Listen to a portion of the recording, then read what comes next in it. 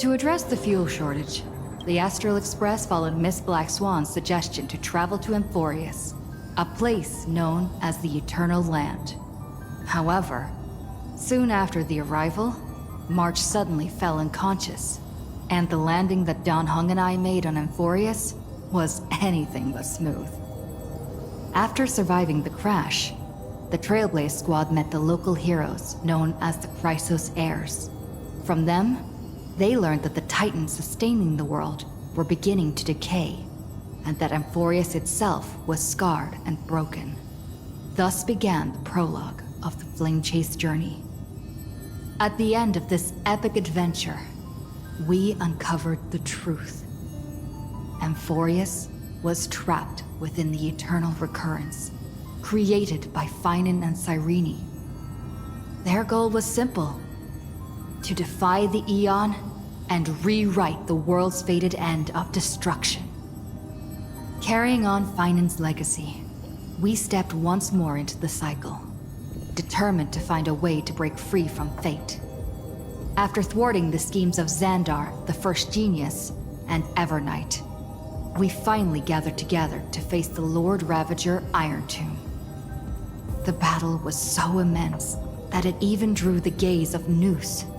Herta took Iron Tomb's place, completing her self-coronation as the Lord Ravager fell.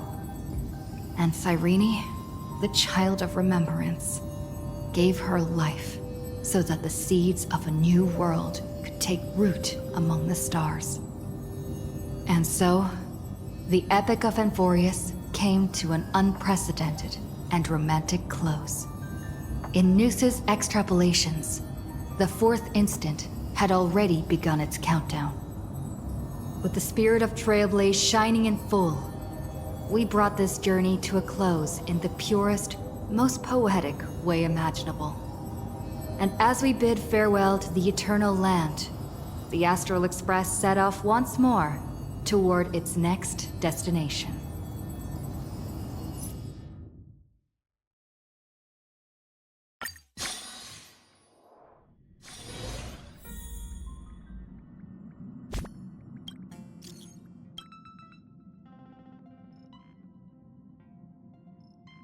A guest? Wonder who it could be.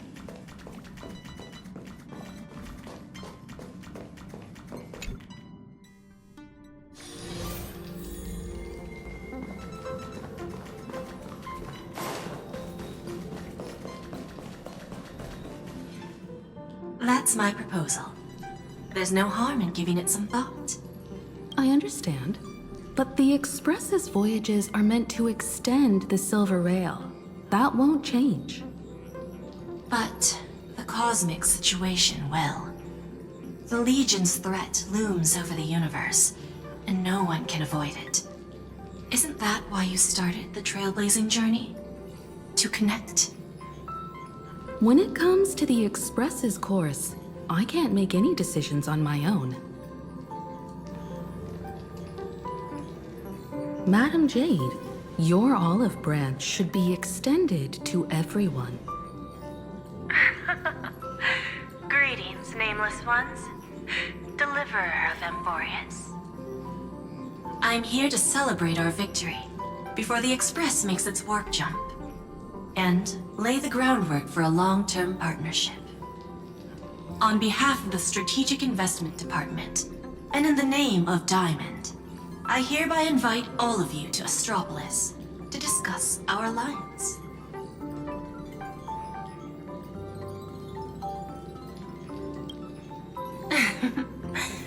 Might as well think of it as a gift. A celebration feast for allies, and a well-deserved vacation.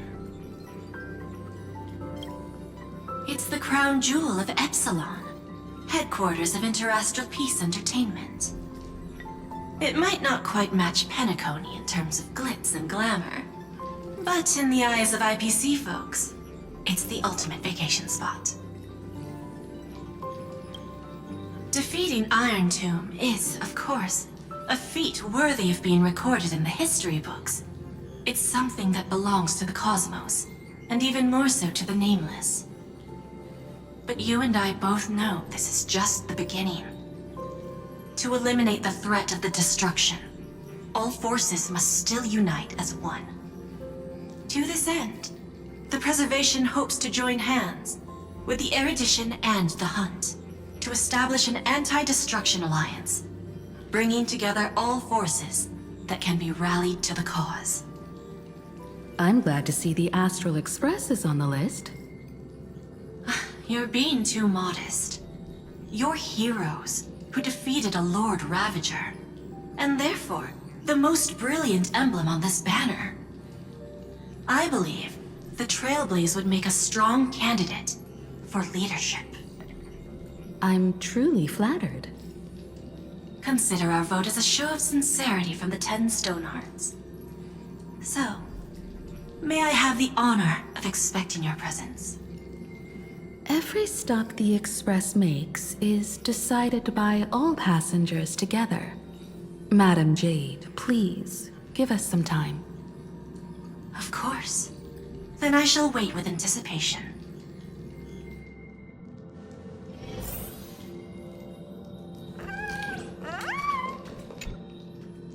Getting to visit the Interastral Peace Entertainment headquarters and become the leaders of the Anti-Destruction Alliance?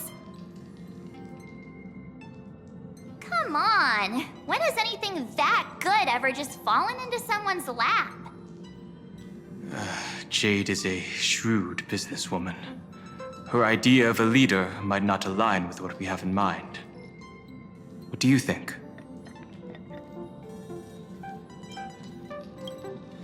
Why? Mind telling us your reasons? We should agree for now, and take things one step at a time. Well, you're not exactly wrong if you put it that way. But it's still better not to take any risks. This responsibility is too heavy to bear. Even if it makes sense, we must proceed with caution. Besides, it goes against our identity as free people of the Express. Once we accept, the nature of the Trailblaze would completely change. Anyway, we should politely decline for now.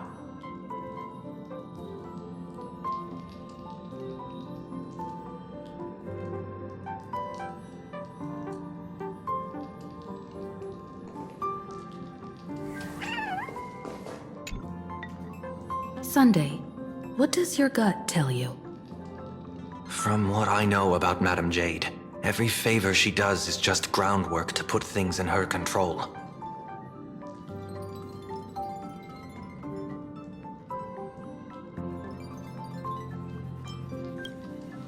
I assume there's more to it than that. According to her, the IPC sees the Trailblaze as something to rally behind.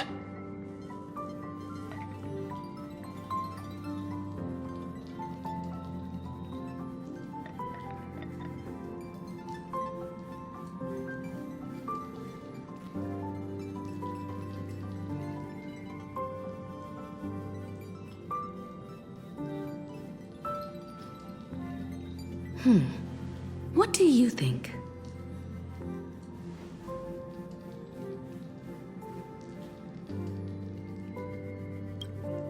Your misgivings are valid. The Express has its own path to follow. It's not the right time to be getting involved in political games.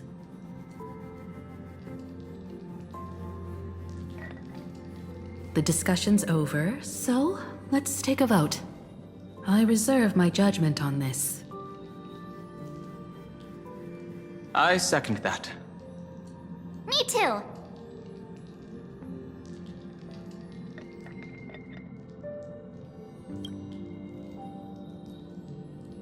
I abstain.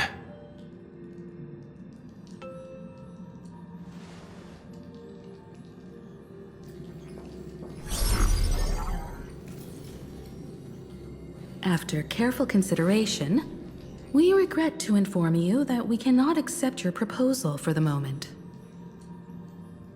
I don't suppose Mr. Sunday put in a good word for me, did he? As you can see, the Astral Express has made its choice. But somehow, you don't seem surprised. Change takes time. I understand. As Miss Himiko said, it's just for the moment. There's no need to give me an immediate answer. Patience is one of my strengths. After leaving Amphorius, the Express will seek out a developed world to restock our supplies. When that time comes, our allies from the Strategic Investment Department are welcome to visit us aboard the Express. In that case, I have another proposal. One that might be more familiar to Miss Himiko. I hear the moon of Planarcadia is full again.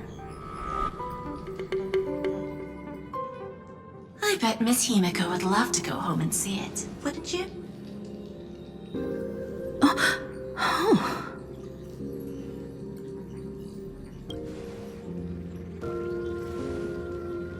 So the moon is full once again.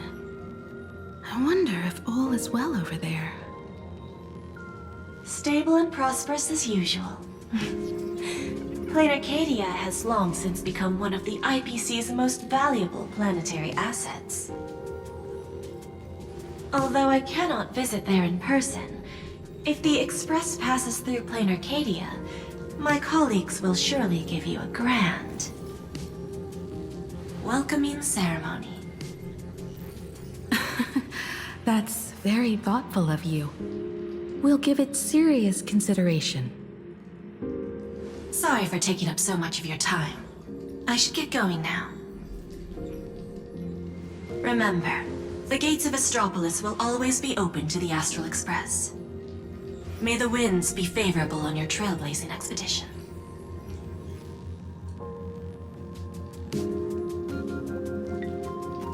Planarcadia? It's been 15 years since I last heard that name. It's clear she came prepared. Astropolis was probably just a cover. Jade's real objective was to let us know about the IPC's movements in my homeland. Are you planning to go back and check it out? Why don't we first explain things to these confused kids? The civilization of Planarcadia on Ahatopia is my homeland. And it's also where the Astral Express once crashed and set off again.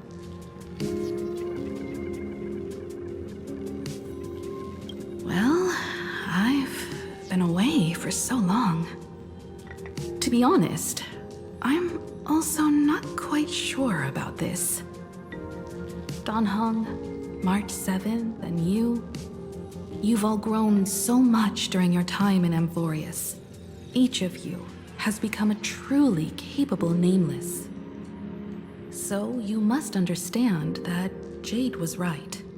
The Trailblaze no longer means what it once did for the cosmos. Do we keep wandering through space? Or, as she suggested, do we become a core force against the destruction?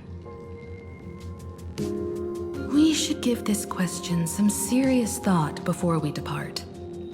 Going back to where the Trailblaze began again could be a way to reconnect with our original purpose. More importantly, our last stop was really exhausting, so we need to take a proper break. Ahatopia is an Arcadian world steeped in the elation, making it the perfect vacation spot. So, what do you think? That's my suggestion. Give it some thought. Oh, right. Black Swan wasn't part of our discussion earlier. Would you mind passing the message on to her?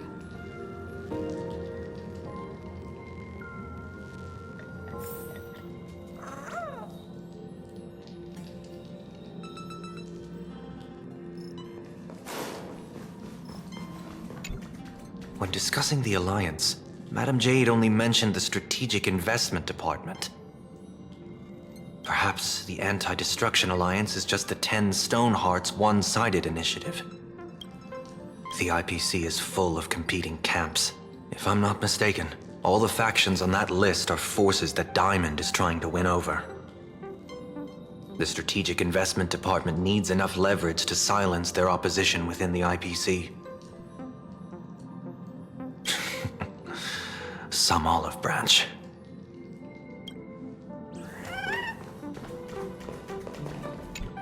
Have you noticed how Himeko gets lost in thought whenever we talk about her homeland? I'm like the Express's gossip queen, but when it comes to Himeko's past, I'm totally in the dark. I even asked Mr. Yang about it, but all he said was, "I don't know anything about this either." So I snuck a peek at the navigation log and found...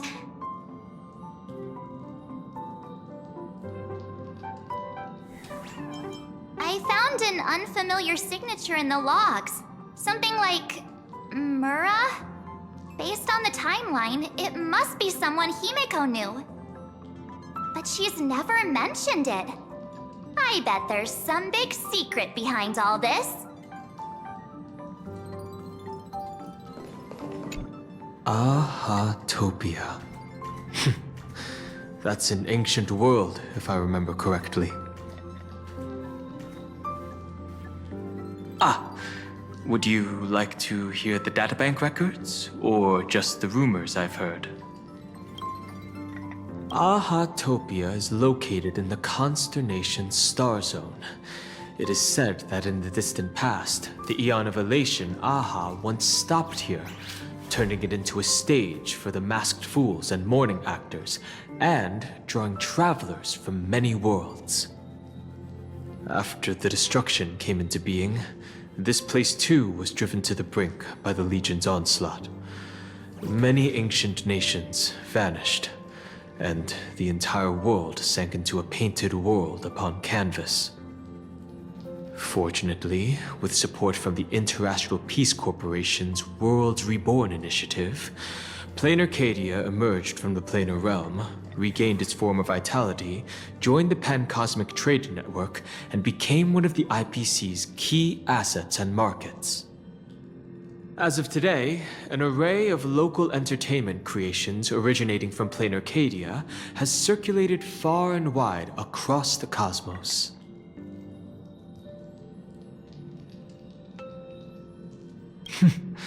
This information is pulled from the IPC's open source databank, for reference only.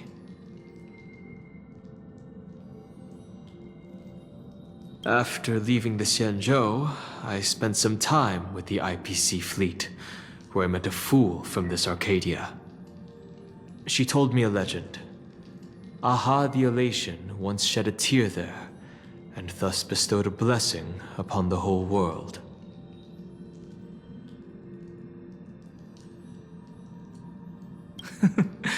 Hard to imagine, right? I can't wrap my head around it either. But the fool's tales have always been absurd. Seeing is believing. The best way to understand this peculiar world is to visit it ourselves.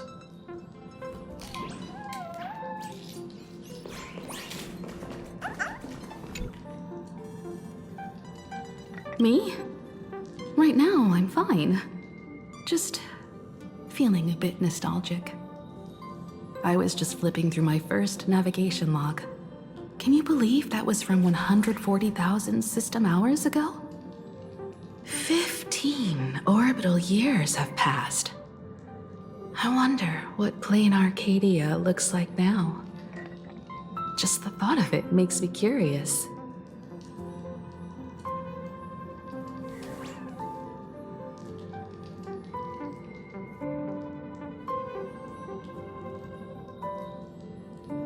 Before Pom-Pom knew it, there were more and more passengers on board.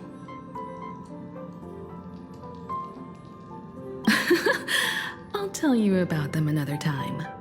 For now, let's prepare for the warp jump.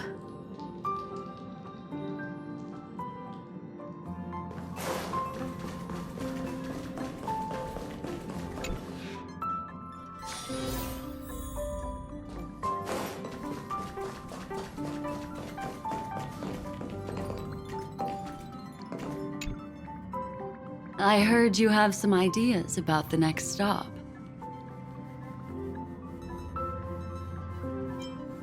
Sorry, but I'm afraid my journey with the Express has come to an end. The Memo Keepers have received summons from the Garden of Recollection, so I must return to report. But this journey through Amphorius has given me many unforgettable memories. Your trust, and my small act of rebellion against the Garden of Recollection. Covering up these traces won't be easy, so I need to leave quietly. Fortunately, a cremator has agreed to help me out, and she's waiting for me. Of course not. The time I've spent with all of you is a treasure I couldn't find anywhere else. When you miss me, gently call out to me in your thoughts. If needed, the lady slumbering within March 7th knows how to find me. If I need help from the Nameless, I will reach out to all of you. Please convey my apologies to everyone for not being able to say goodbye in person. Farewell, sleepyhead.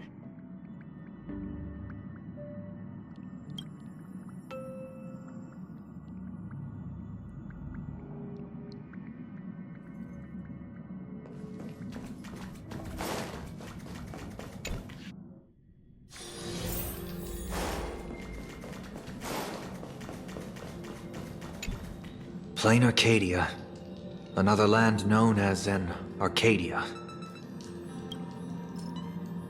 Clearly, the fall of Iron Tomb has sent shockwaves across the universe.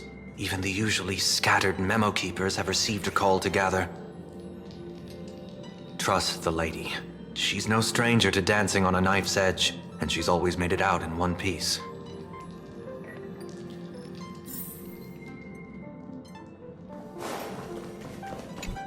Still thinking about the next stop?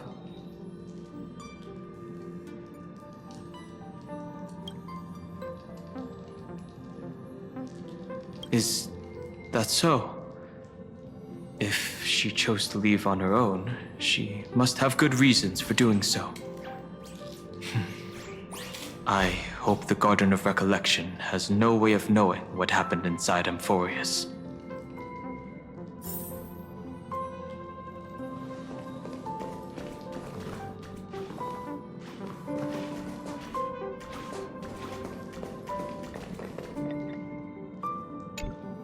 I wonder what interesting sights await us in Planarcadia. What? She just left like that? Without even saying goodbye? Oh, I was thinking of throwing her a proper farewell party. Black Swan went against the laws of the Garden of Recollection to help us. I wonder if the Memo Keepers will give her a hard time at this gathering. Yeah, Pathstriders of Remembrance are all really resourceful. I hope her path ahead is smooth.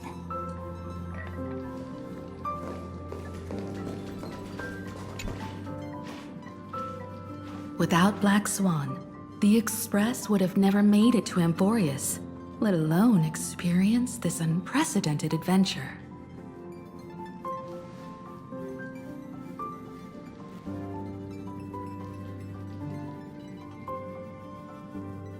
Let the conductor sound a whistle for her, and wish her smooth sailing ahead. So, what have you all decided? I'm on board. Let's head to Planarcadia. After such a tough battle, we all deserve a good rest. I have no objections.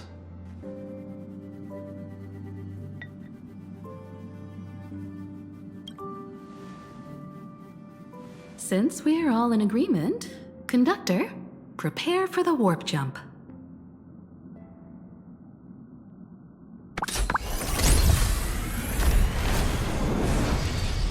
Attention passengers! The Express is about to make the jump. Please be seated and hold on.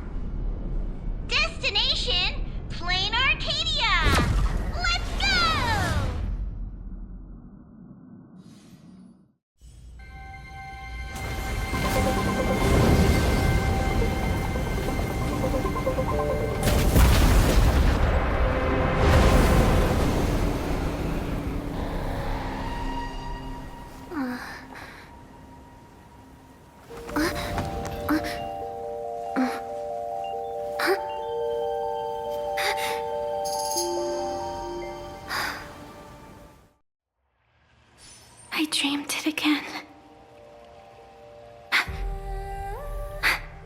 What a ridiculous dream. Even more over the top than what that guy promised.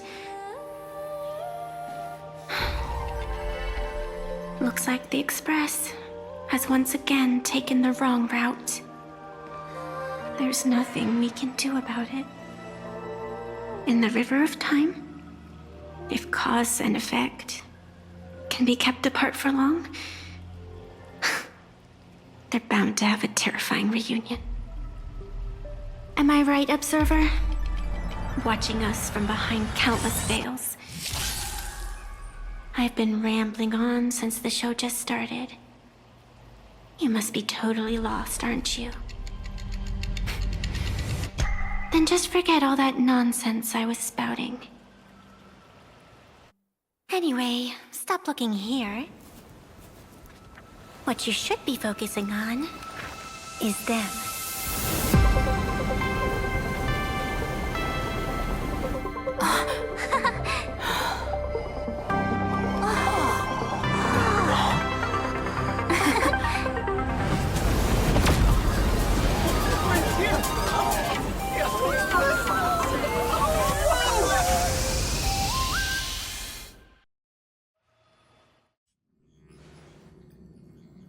So we're not just stopping in low orbit this time, but making a direct landing? According to the comms, the officials have prepared a dedicated platform for the Astral Express to dock. A whole platform? Just for us? Is this some kind of VIP treatment for coming home? Oh, talk about rolling out the red carpet! The Express has arrived at the station, connecting to local communications.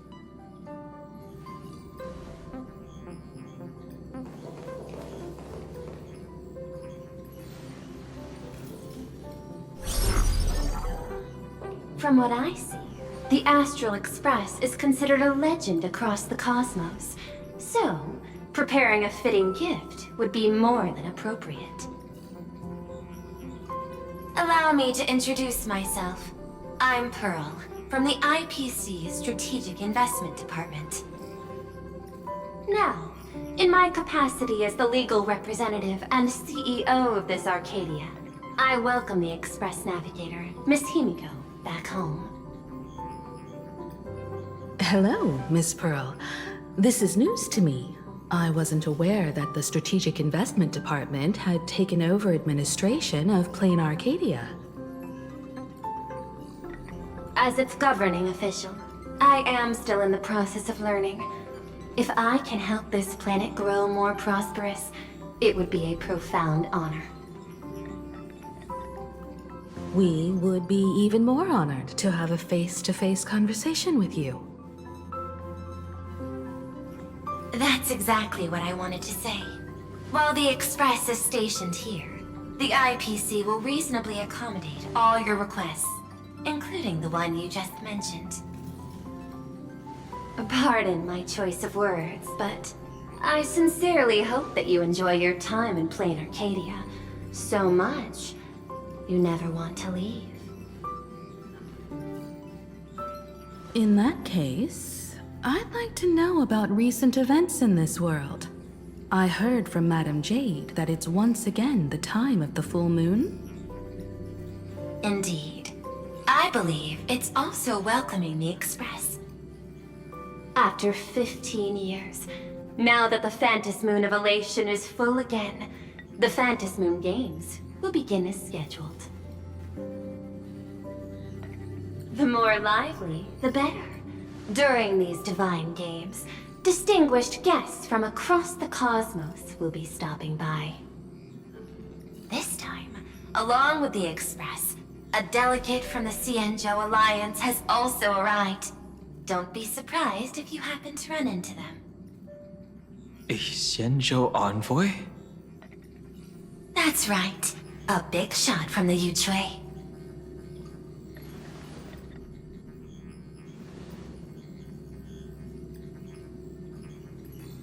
Since you've just arrived, I won't keep you any longer. I've arranged for staff to wait for you at the platform. Feel free to ask them for anything you need. All of this is a token of appreciation from the Strategic Investment Department to our friends. We hope you'll enjoy yourselves to the fullest.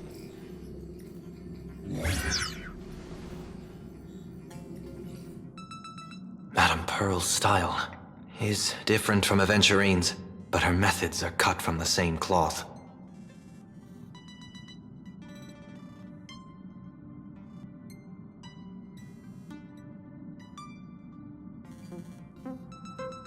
This could go on forever. They're really pulling out all the stops to form this anti-destruction alliance. Looks like we need to pay them a visit. Whether to understand the CEO's intentions, or to firmly reject their proposal. At least in my homeland, we have more room to maneuver. Welt, care to join me? As for everyone else, you're free to do as you please. My suggestion is, why not take a look around and get to know this world better?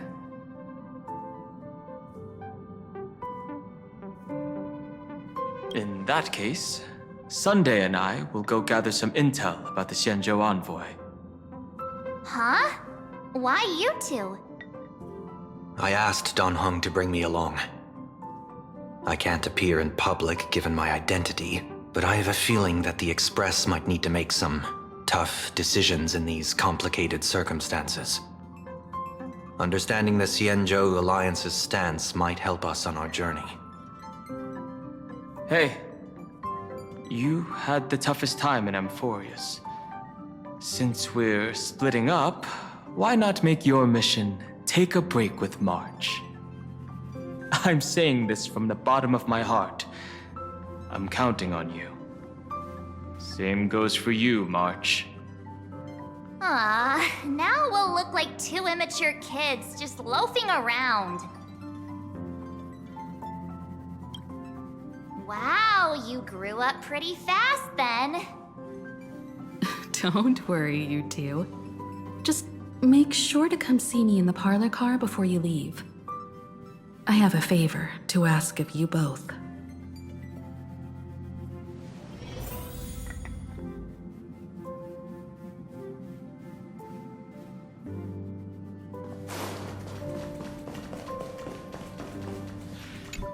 I've made contact with the Xianzhou delegation.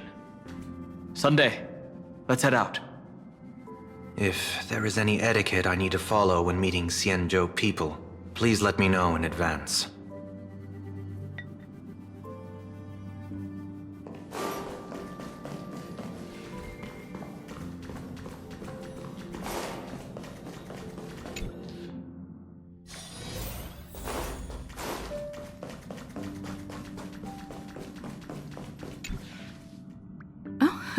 Marge, you're here. So, what kind of mission do you have for us? It's a long story, but what if I told you there was a game being played in a corner of the cosmos? And the winner might become a neon. Would that pique your interest?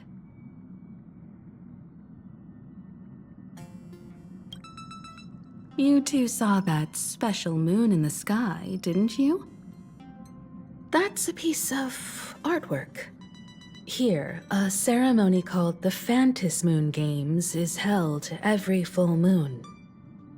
And that's what I was talking about. The game where the winner becomes an eon. Pearl mentioned that name too. Just what kind of ceremony could be so mystical? Historically, the origin of the Phantom Moon Games is tied to a group of mourning actors. Legend has it that they offered heartfelt stories to the moon, hoping for a chance to have an audience with an eon.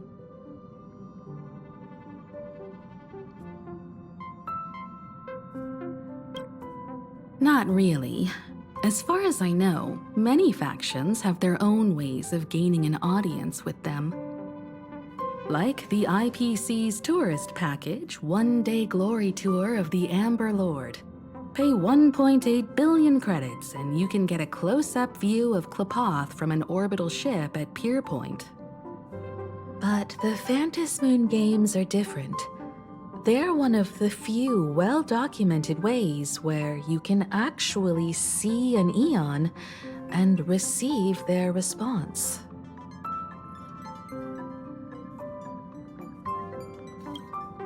Aha, the Elation. Legend has it that they personally started the Phantom Moon games, though their motives remain a subject of much speculation.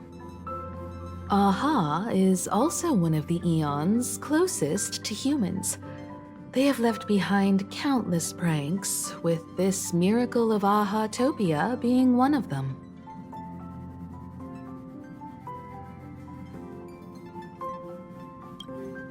According to historical records, when a supplicant rises above the rest, the elation will manifest, listen to the victor's wishes, and share their authority for 1 minute. Considering this Eon once injected all their power into a noblesse worm, it's not surprising they would do something like this. What does it mean to become an Eon for a minute? Among past winners, some sought ultimate power, some yearned to erase their past regrets, and someone even stored this planet within a scroll painting. But how their wishes were granted and what became of them, only rumors remain, and no one knows the truth.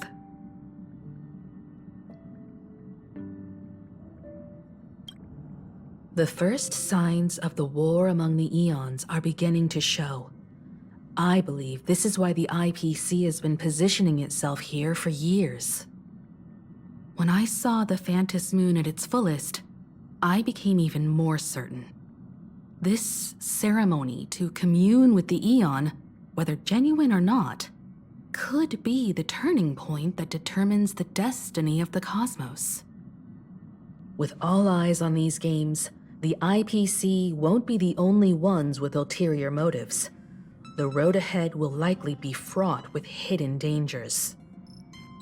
But what's important is that you make your own decisions, such as whether you'll take part in these grand games, and if so, how. I have only one mission for you both. Explore and understand this world in your own way, as the place where the Trailblaze began anew, and my homeland. You might hear completely different versions of what I just said from others. Trust what you see with your own eyes, and believe in what you choose to believe.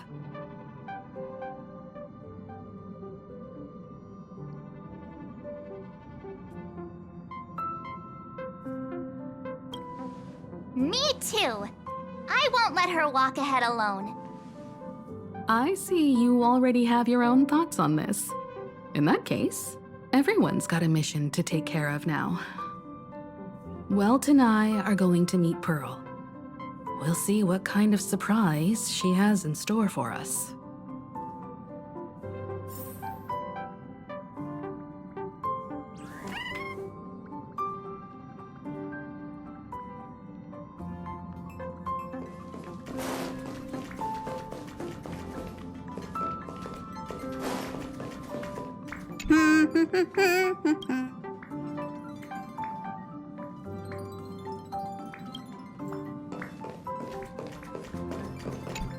Ready to head out? Have fun out there.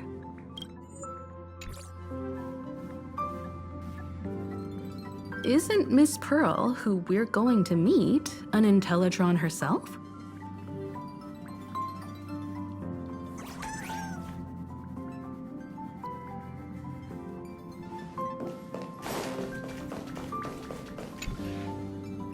The Astral Express has arrived. Welcome.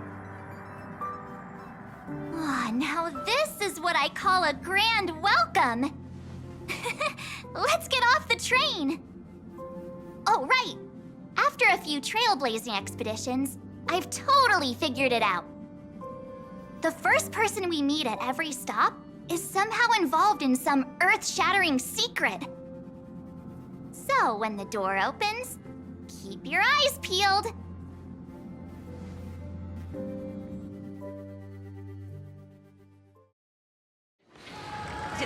Please use your tickets to pass through the gates in an orderly manner. Please be mindful of your personal belongings. Thank you. In the name of erudition, traverse the cosmos. We meet again, deliverer from beyond the sky.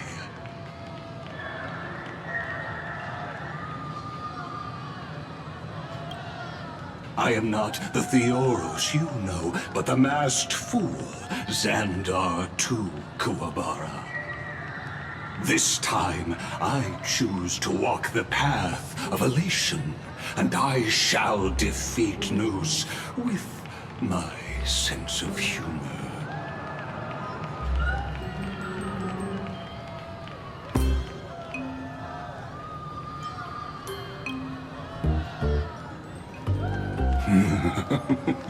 After all, I did say before.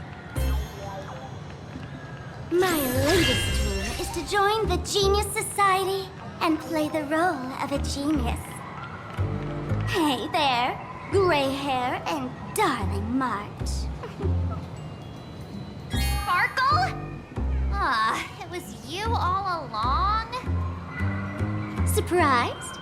Well, this time, I'm here as Planarcadia's cultural advisor, specially appointed to be the tour director for the Express crew.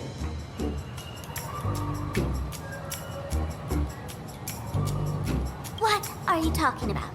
I am your director, Director Sparkle. I know we had some minor entanglements in Planarcadia, but you all had fun there, didn't you? Now, the Astral Express has become quite the hero. Her Excellency, the CEO, wanted to find someone who got along with you to show you around this place. So I took on that job. What kind of misunderstanding does she have about the phrase got along? Time's ticking away. Thankfully, there's no bomb here. So are you coming with me or what?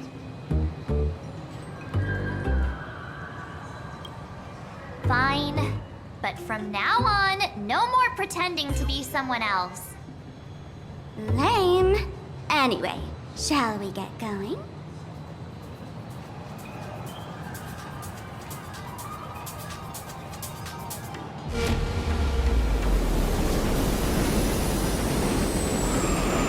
Whoa! Pretty please?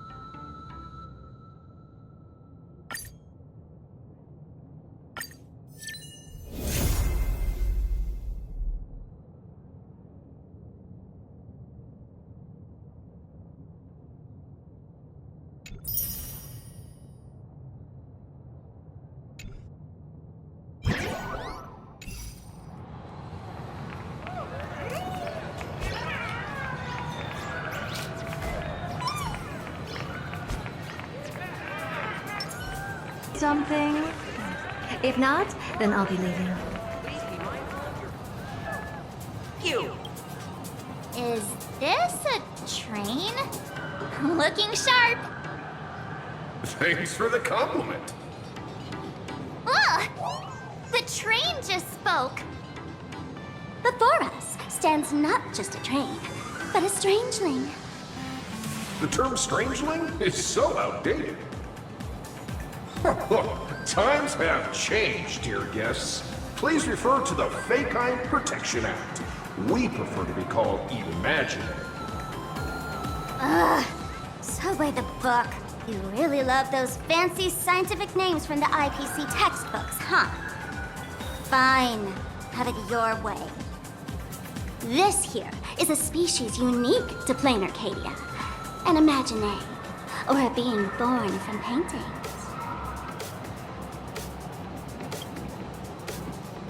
Once upon a time, the artists here discovered that by sketching creatures from their imagination and giving them names, they could bring their creations into reality.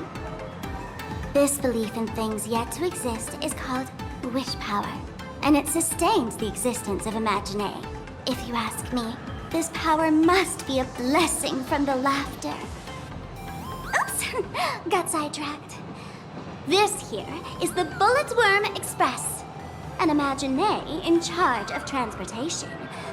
You could say they're in the same line of work as you folks. Oh, so you two must be the Nameless from the Astral Express. The passengers in my stomach are always gossiping about you. When you get a chance, hop aboard and give me a try. Let's see who's faster, me or the Astral Express. Thanks. We'll definitely do that when we get the chance. But, man, who would have thought that the Express here is actually a living being? An Imaginary. That's absolutely mind-blowing. Hello, everyone. Welcome to Duo-Mention City. Holy smokes, there are cops at the station? Sparkle, don't tell me you're about to get arrested on the spot. Having heard about the Astral Express's visit, many citizens got up early just to catch a glimpse of the Nameless.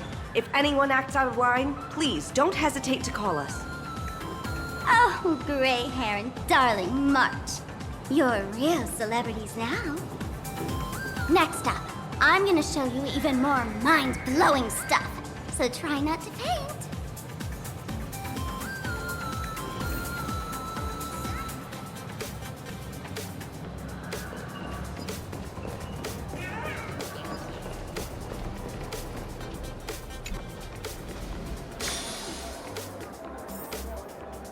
Holy cow, it's packed in here.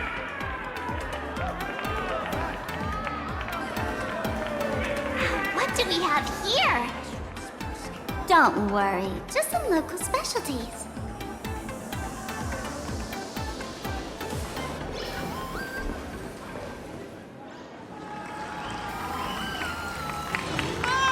Look!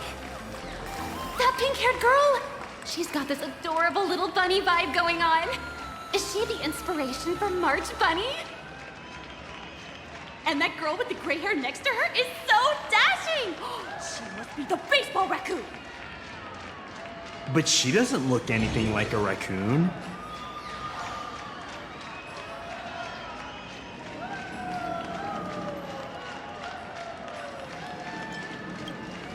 Hey, you!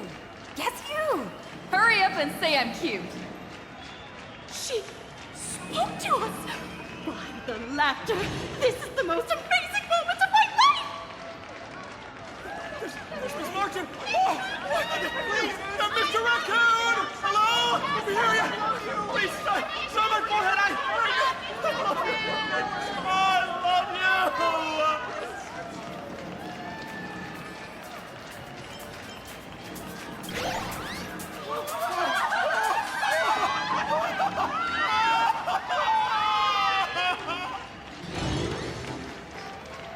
Everyone, please maintain order. The people here are way too passionate. I've never experienced anything like this before. So, this is what having rabid fans feels like? Feels intoxicating to be the center of attention, doesn't it? Just don't get too caught up in it. You might not find your way out. Excuse me, bosses! Stop getting caught up in fan interactions. Today's schedule is really packed. Hey, you up there, Mr. Noodle-looking cat! Could you tell me how to get these two out of here? Excuse me, that's quite hurtful. I am Station Master Meowton, responsible for overseeing Perdido Station. Whoa, cats really are liquid. Wait a sec, this kitty is the station master? This world is so weird. The station's completely surrounded. If any of our esteemed guests get so much as a scratch or loses a few strands of hair to these rabid fans today, my measly pension will go right down the drain.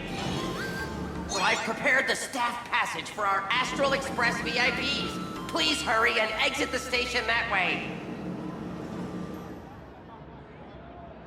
Perdido Station! Please, passengers exiting, please use your tickets to pass through the gates in an orderly manner. Please be mindful of your personal belongings. Thank you.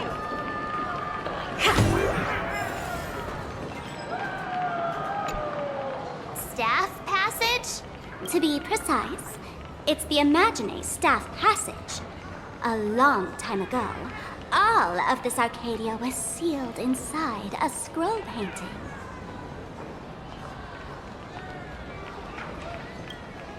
For people inside the painting, they just entered another dimension. It was completely safe.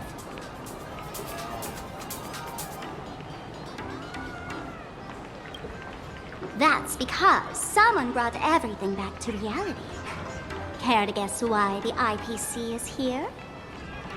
This nation that was once lost in a painting was salvaged by the IPC. That's right. It's Planarcadia's must-see attraction. The portal entrance known as the Interplanar Jump. Though civilization has moved beyond the canvas, the world within the painting wasn't abandoned. Instead, it became part of life for both humans and strange things. Come on, you two. Follow my lead and let's dive into the... Interplanar!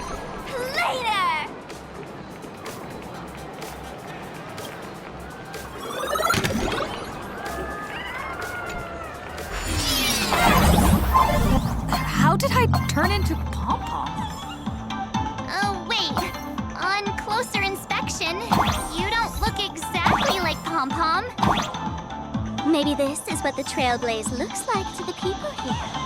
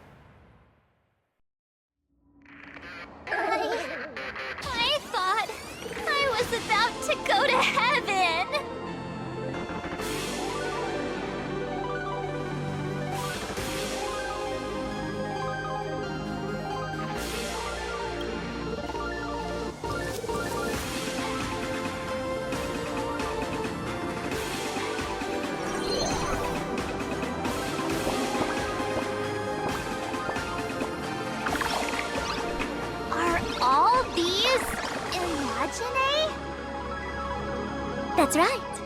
This is Planarcadia, a world where strangelings roam freely, and a paradise woven from elation and wild imagination.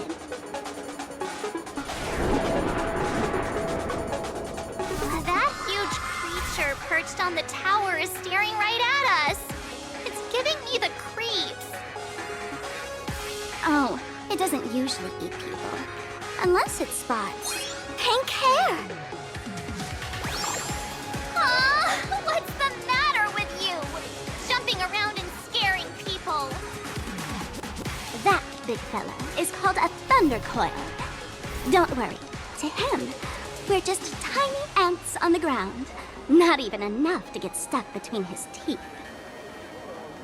Thunder coil? With a name like that, shouldn't he be flying around making thunder and rain? Why is he just wrapped around that pillar without moving an inch? Times have changed. The IPC issued a decree requiring Imagine to integrate into civilized society. Legally, they have the same rights as humans, which means they have to work too. What? Strangelings have to work too? That's life under IPC management. Who'd dare deny an Imagine their right to work? Now, the Thunder Coil amplifies TV tower signals, ensuring users worldwide can watch the station's broadcasts without interruption. Boring live streams, lame prank shows, and blah. Oh, and there's the big news about the Express arriving. Look! What's up with that billboard?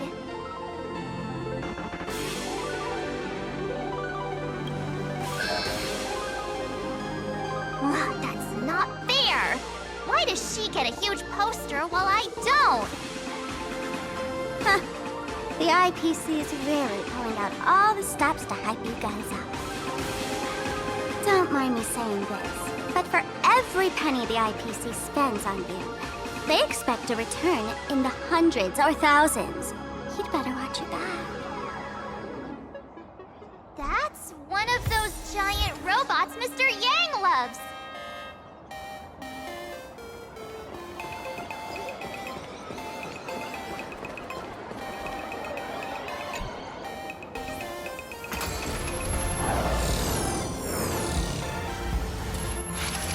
What is that? A decapitated Intellitron? This is a new life form that was born after the last Phantom Moon Games. An Imagine called a Mechatron, created by the IPC. Technically speaking, it was drawn by IPC machines. Even though in Planarcadia, the creation of Imagine has always been the artist's responsibility. For the IPC, well, they always want to improve everything with their industrial mindset. This thing is also an Imagine? Doesn't look that different from a mech to me. Young lady, I must correct your cognitive bias. We are absolutely not the same as mechs. Ugh! The Mechatron spoke! Our creation isn't as complicated as mechs, and we're not as fragile as Intellitrons when we're born. That's because we don't need to install an Intellitron's logic center, nor do we require a mech's power reactor. Pour materials into the mold channels, die-cast the parts, assemble them together. And just like that, we Mechatron are complete. We can fly, run, and jump, second to none among technological marvels. I get it. So you move with wish power, I suppose. Oh, seems someone knows their stuff.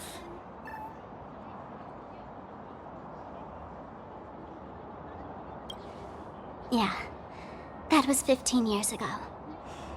Wish power reaches its peak during the full moon, and so Imagine take this chance to multiply and thrive.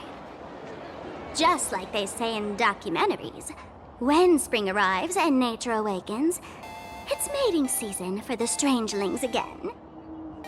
The novelty's probably worn off by now. Let's keep moving.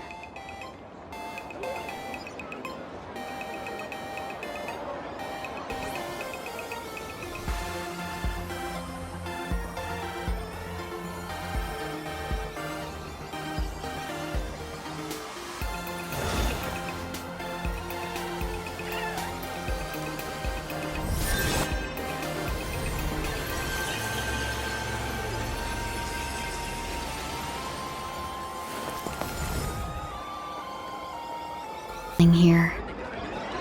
Good.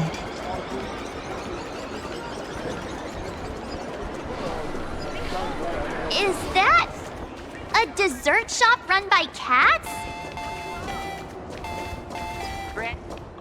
Dreamless Coffee is a chain store owned by Cat Imaginé.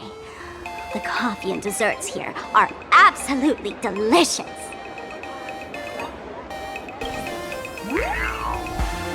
Stop talking. I'll buy you a coffee if you just shush it. Let me have a taste. Are you two travelers from outer space? Welcome to Planarcadia. How's the situation in the cosmos these days?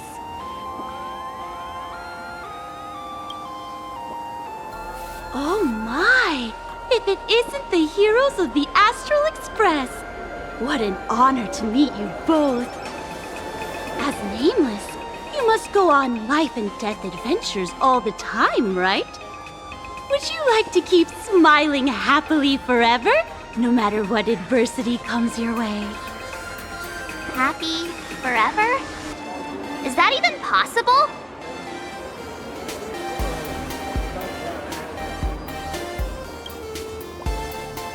If you're interested in learning more, I'll be around here. Feel free to come find me anytime.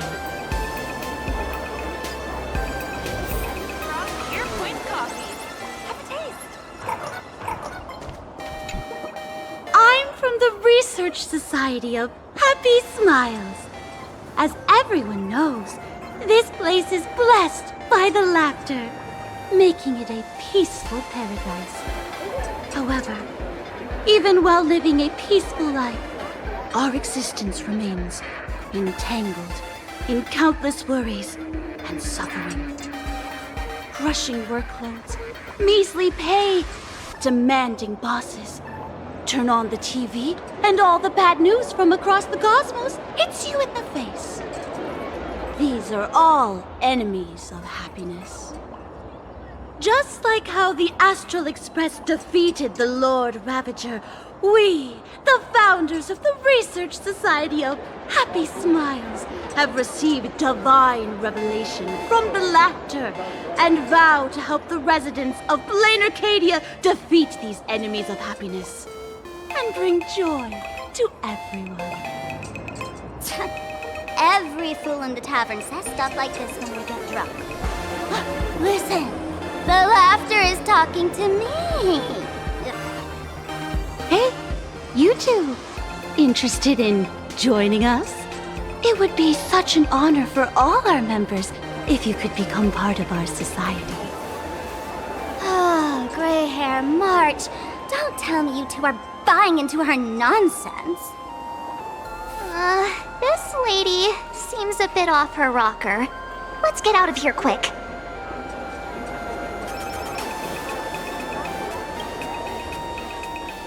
Oh, is that so? That's a shame.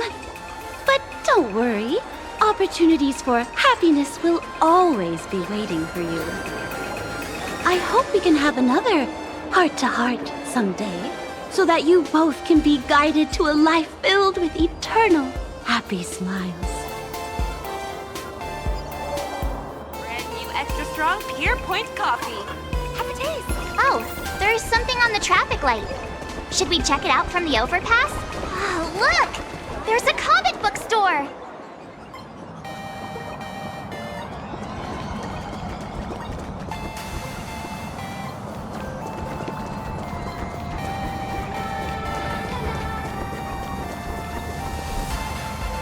When the express passed through the skies, I saw it. That's the Phantus Moon, right? Legend has it the Laughter themselves painted it. But who knows what's true and what's not? So, does Aha really watch over those who attend the Phantom Moon Games through this moon? Well, well. Didn't expect darling March and little gray hair to be interested in this Eonic game too. Gray hair, you've come to the right person. Who could understand the elation better than masked fools? So, what aspect of the Phantom Moon Games would you like to know about? You must have heard the legend of the 8 morning actors who offered their stories to the moon in order to try to move Aha. The masks that were worn by these 8 people are the tickets to joining the games. Under the full Phantom Moon, choose one of the masks and become a supplicant. Then you can compete with the other 7 for the chance to meet the Eon. Looks like we'll need to get a mask first if we want to join the games. In modern terms, it's all about getting views and clicks. Views and clicks? Are you kidding me? They didn't have that kind of stuff in, mythological times. That's how the legend goes. The morning actors offered up their stories, but the Laughter didn't even spare them a glance. And so, to catch the Eon's eye, the Phantom Moon Games ended up leaving behind incredible feats each time. From forging swords that could cleave mountains in half, to transforming snowy peaks into floating jellies of sugary frost. It's still the same today. The supplicants must give it their all to capture the attention of the people of this Arcadia and accumulate wish power. And the Laughter will only reward the most thrilling miracles. Oh? Don't tell me our little drama in Penacony wasn't entertaining enough for you. Gray hair, let's drop it this time. I've been dealing with some minor issues lately. Oh, what kind of issues could possibly be bothering you? Don't tell me you're cooking up another crazy scheme. I'll keep you in suspense for now. So, where do you want to hang out next? Let's head this way. We can turn into the food street. They've got all sorts of goodies there.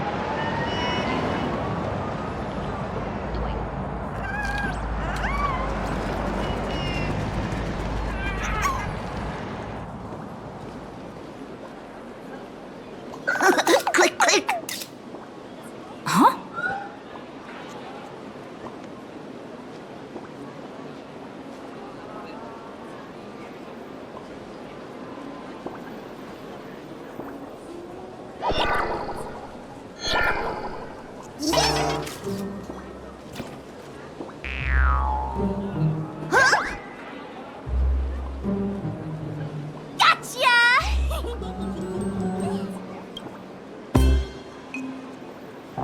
I felt like someone was sneakily following us around for a while now.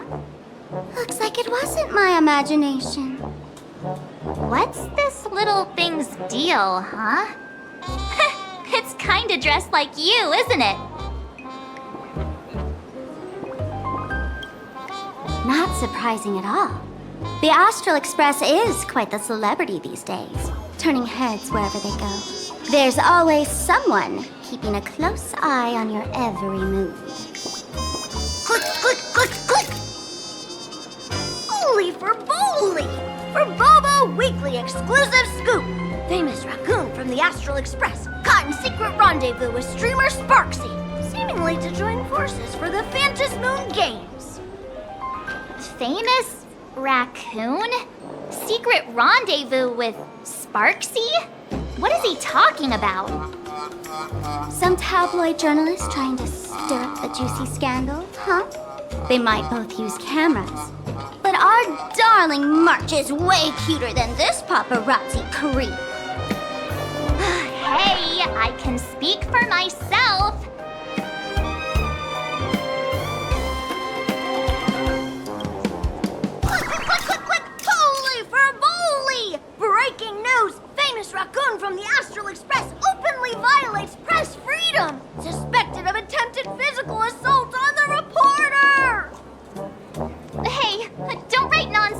report? Why are you just standing there? Hurry up and catch that thing! Can't catch me! Boom, boom, boom, boom, boom! I'm out of here! So, are we gonna kill the Furbo to silence it? We would never... Furbo! Transform!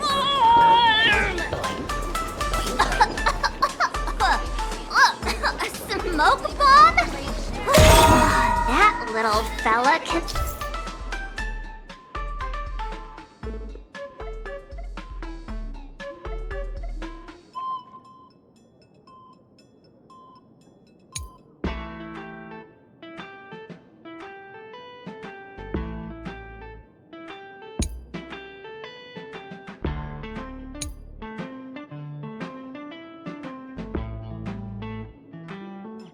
transform into different things.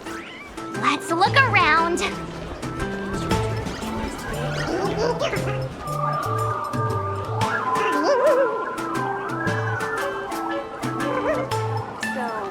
Megatron's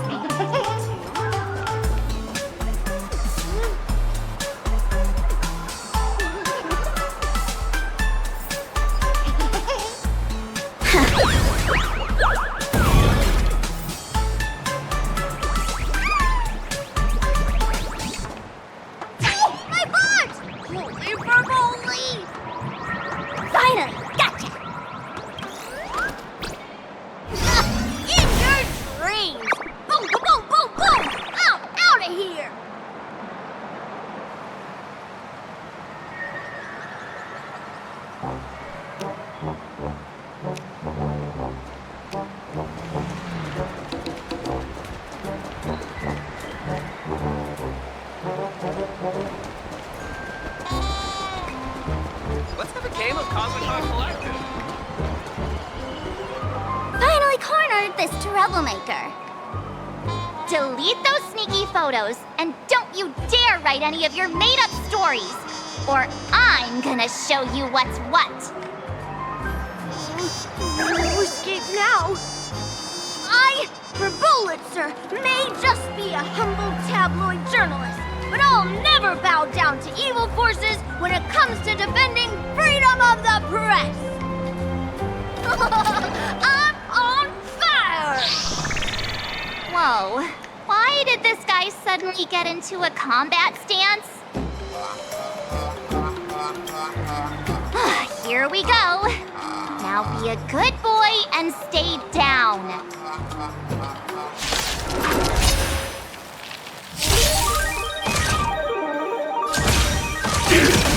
You want to betray me? Share good fortunes. That's in your bones! Like fire until everything burns to ashes! I'd like to set the sea aflame!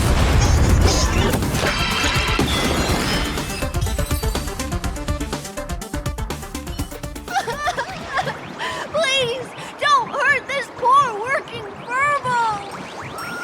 Weren't you acting all tough just now? You've got some nerve, sneaky photos of Miss Sparkle and the Astral Express. I mistook you for someone else. I thought you were that famous streamer. As for the Express's Great Raccoon, we're all huge fans of the Great Raccoon. You see, I've even styled my whole outfit after your look. Now, let's talk about compensation. Adding up emotional distress, lost wages, nutrition fees, and whatnot. 1 million credits per person should do it. 1 million? President Nihilux has already been behind on behind on everyone's wages for months.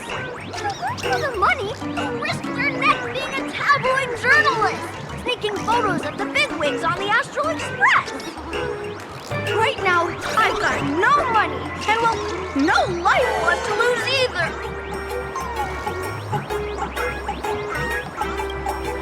Oh, this camera is my trusty companion, carrying my journalistic dreams. Please, I'm begging you, don't take it away. Since I offended offended the Great Raccoon of the Express, I suppose we could settle this with some compensation. Huh? Didn't you just say you had no money? What's with the sudden change of heart? This seems fishy. My pockets are truly empty. However, regarding compensation, I implore the Great Raccoon to visit our Furbobo Weekly magazine office. Here's my business card right here. It has the magazine's address and contact details.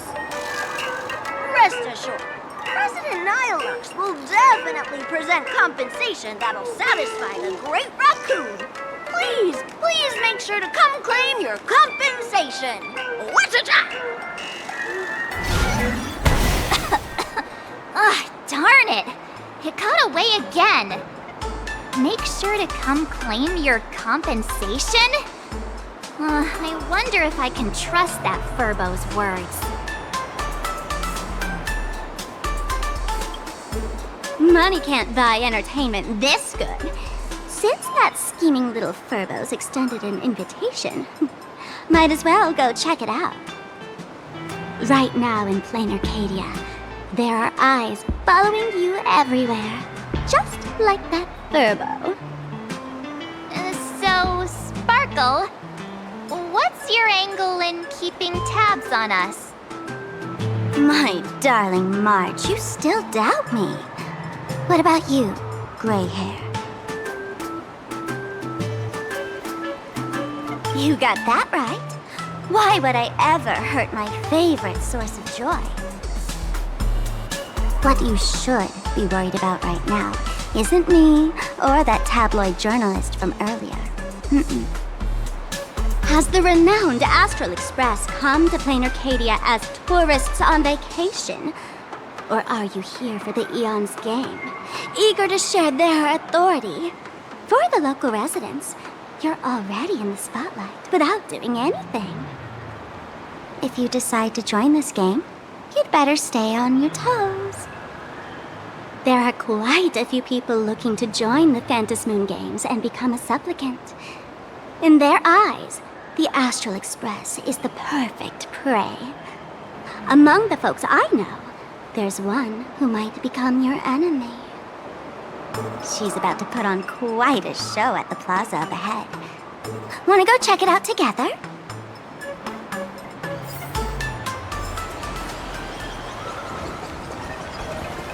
What's in the game of Comic-Con Collective?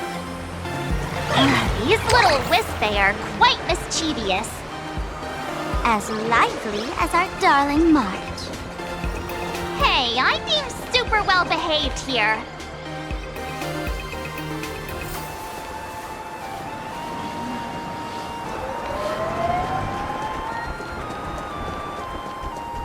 Wow, so many gold coins! Just some unclaimed wish power fragments. Pick them up when you find them.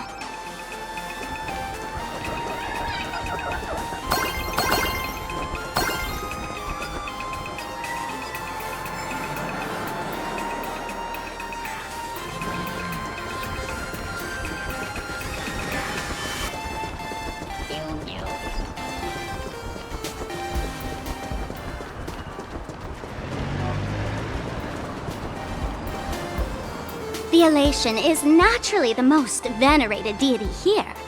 However, people have their own different ways of practicing elation. You've noticed those massive @ signs floating over there, haven't you? The IPC has built a comprehensive network in Planarcadia, letting people soak up entertainment around the clock. Word from the tavern is that the IPC wants to control this year's Phantasmoon Games. Though, they've been itching to do that for 15 years already.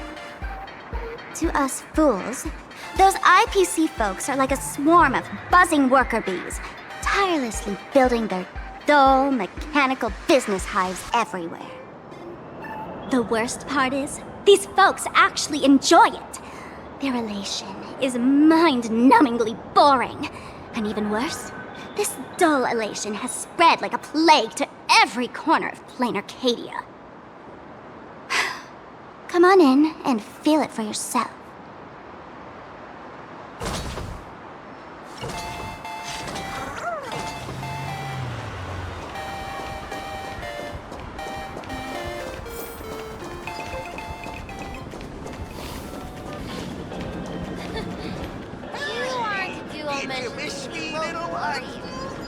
70s of the heroes.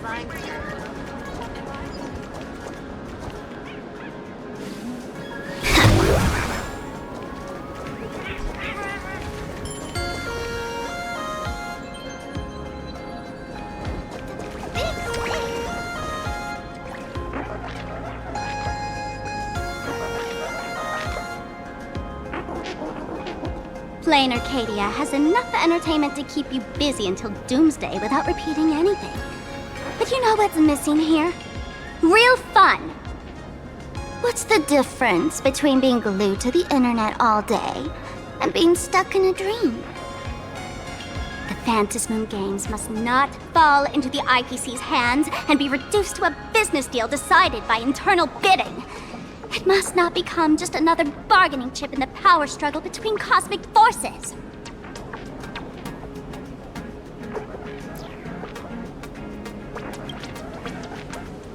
You know, the laughter and Akavili go way back.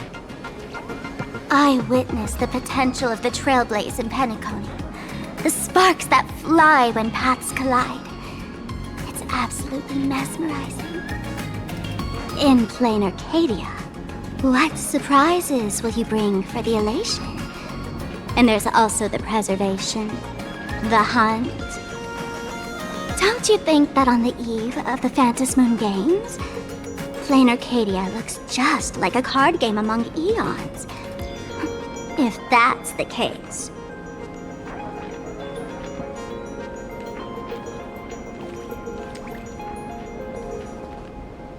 Friends, have you ever heard of Cosmicon Collective?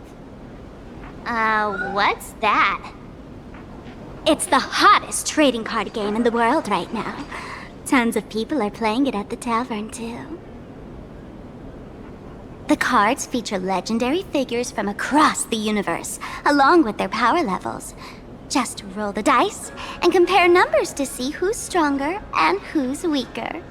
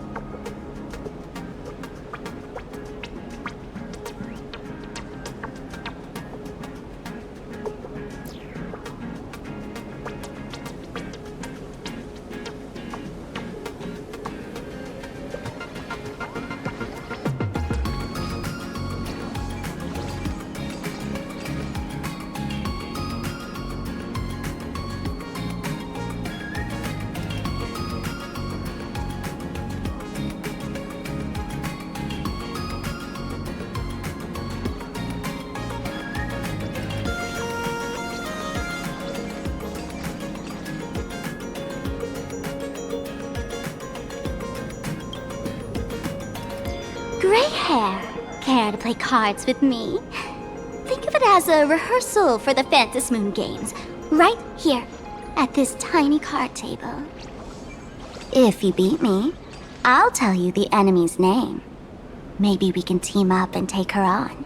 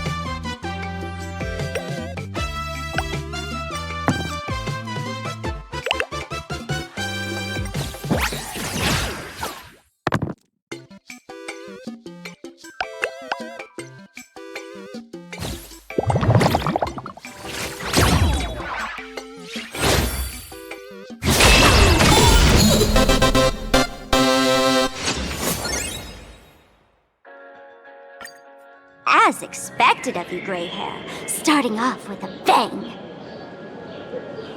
Since you won, this card is yours. If you want more cards, go chat with the card masters at the plaza. A streamer who's about to go live at the plaza. She calls herself Sparksy.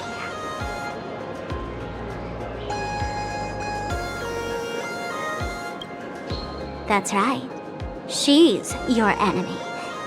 This streamer, just like you, has been seeking a chance to join the Phantasmoon Games. It won't be long before she shows up at the plaza. That little trouble you've gotten yourself into. It's her, isn't it? Darling March, I just can't escape your sixth sense, huh? She's our common enemy. If you need my help... There she is! That woman who stuffed me in the trash can! Ah, she's right there! Get her! Everything we leave behind in life has a way of coming back to us in unexpected ways. Now that the IPC guide is here, the tavern guide will be on her way. So, you really weren't sent by the IPC to welcome us. Quality time together is always so short. Before I take my leave, allow me to give you a friendly hint. Remember this well. For all supplicants who join the Phantom Moon Games, whether they look up or down, the moon that humanity gazes upon in the sky is always the same Phantom Moon. Is this some kind of riddle? Remember this little riddle? You might need it when we meet again.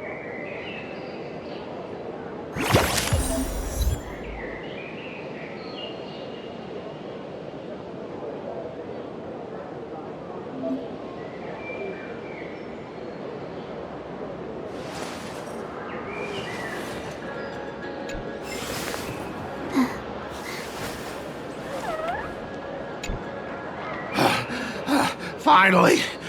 Found you guys. You wouldn't happen to be the guide the IPC assigned to us, would you, Mr. Scott? That's exactly right. We meet again, bosses.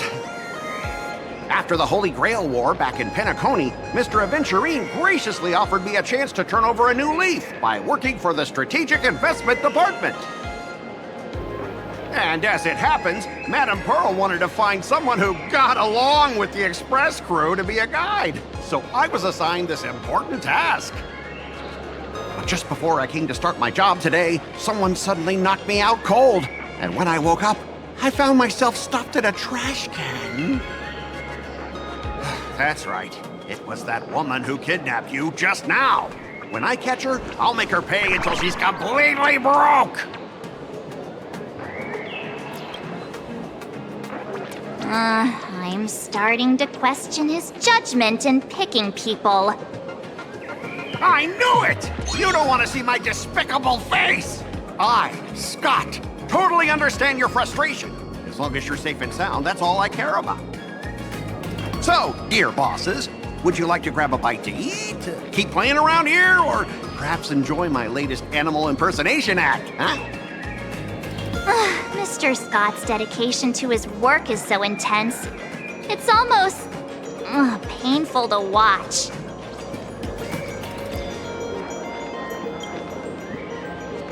Enemy? Not on my watch. Anyone who wants to harm my esteemed bosses will have to first step over my dead body.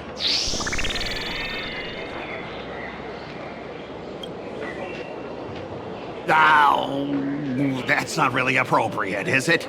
Not that I'm refusing your request. I can play too. I mean, I'm quite a card player myself. But I'm on duty right now, and I was assigned to be your guide, not your card buddy. I need to take my work seriously. Can't be splitting my attention like that. Now, you see that card player over there? You can go chat with him instead.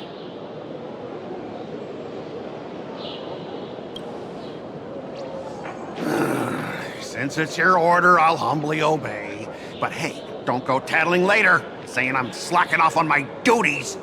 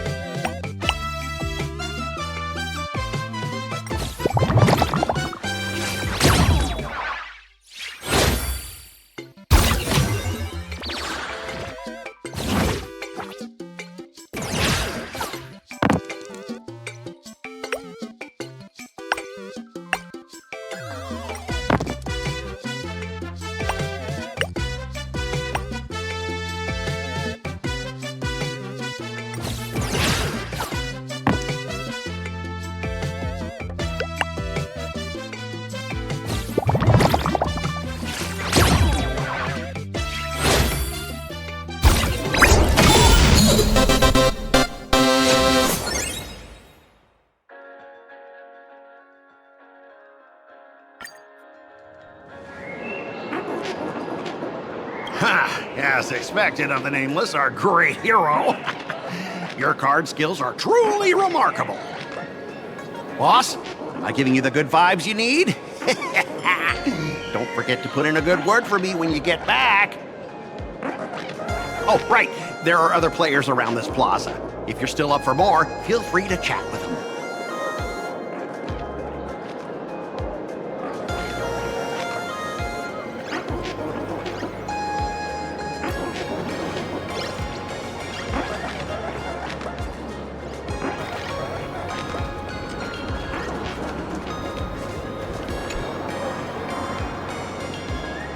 Hello, how can I help you?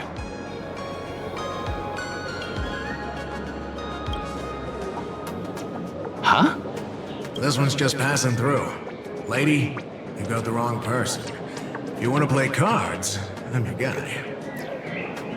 Hit me up anytime you're in the mood for a game. Or, want to trade some cards.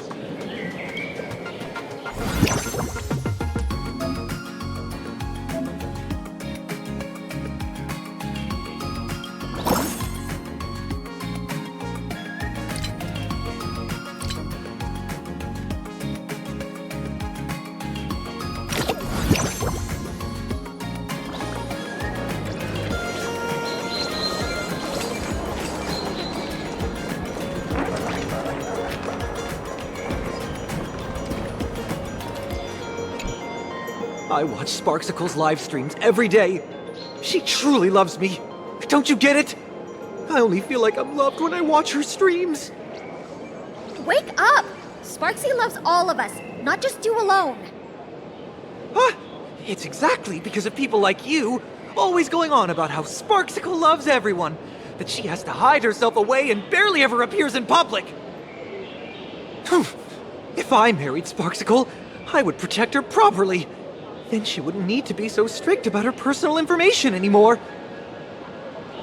You're exactly the kind of person she's trying to protect herself from. These people don't look like they're up for a normal conversation. Let's keep our distance.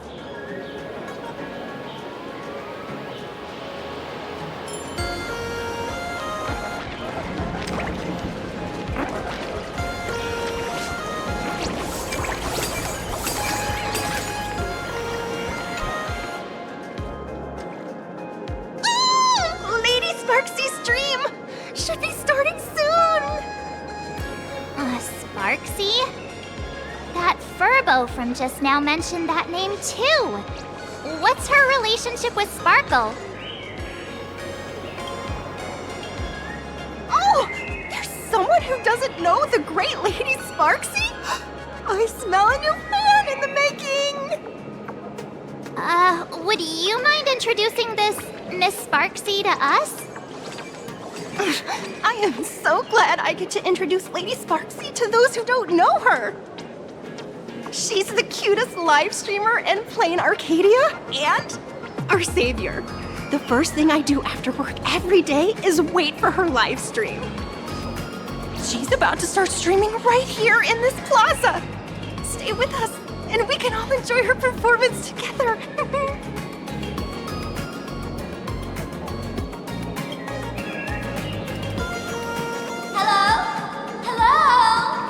All my lovely fans, sorry to keep you waiting. Can you hear me? We can hear you, Sparksicle! Has everyone been working hard today? Did everyone eat properly? A full belly makes a happy heart! Let's watch Sparksicle till it gets dark! Has everyone been treating me with lots of love today? Forever devoted to Lady Sparksy! If ever not, may lightning strike me! Something's off. Why do I sense my old model's aura on some people in the audience today? Oh boy. She must be talking about us. Let's see. Which naughty ones went to meet someone they shouldn't have?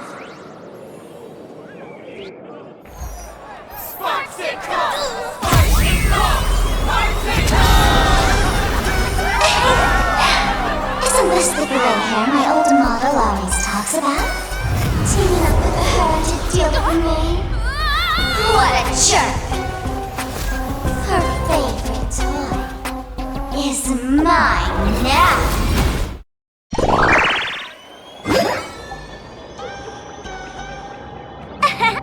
Let's Sparksicle give you a proper makeover.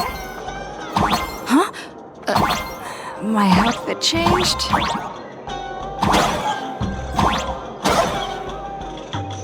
Are you the enemy that Sparkle mentioned? What exactly is your relationship with Sparkle?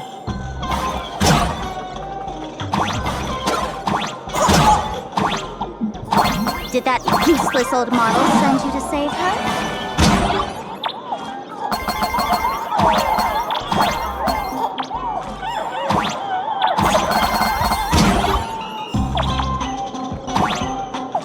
Or is she hoping that you join the Fantasy Games?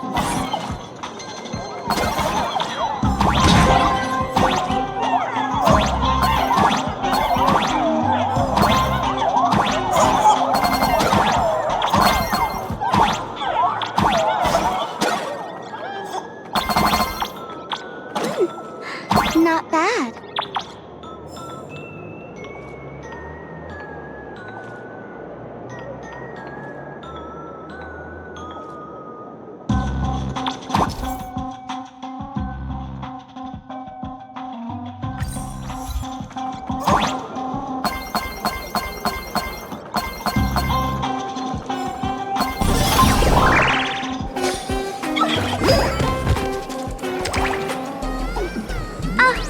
My little pets managed to escape from their electronic cage. Looks like I'll have to use the power of love to catch you and bring you back. My dear, lovely fans, those two bullies want to hurt me. Please, everyone, protect your beloved Sparksicle, won't you? Get those baddies! Get those baddies! Get those baddies! Hey! We mean no harm! Can't we just talk this out? No harm. Talk this out! Isn't that exactly what the IPC loved to say when they took over Planarcadia? You're all cut from the same cloth. You want to control the game that the Laughter left for this world, just like the IPC, don't you? The ceremony left by the Master of Elation must not be defiled by the likes of you and turned into some boring, pathetic, dull, tedious, profit-driven social mixer. You've got us all wrong! Bringing the fun back to the Phantasmoon Games, that's the Masked Fool's unequivocal duty. My dearest, cutest fans, let's get this party started! In the name of Sparksicle, we hereby declare you are guilty! Arrest them immediately! Arrest them immediately! Arrest! Arrest! Set the scene ablaze! Just do your thing, Sparksicle! Look for cultivators for you! Oh, darn it! She's rallying her fans to attack us!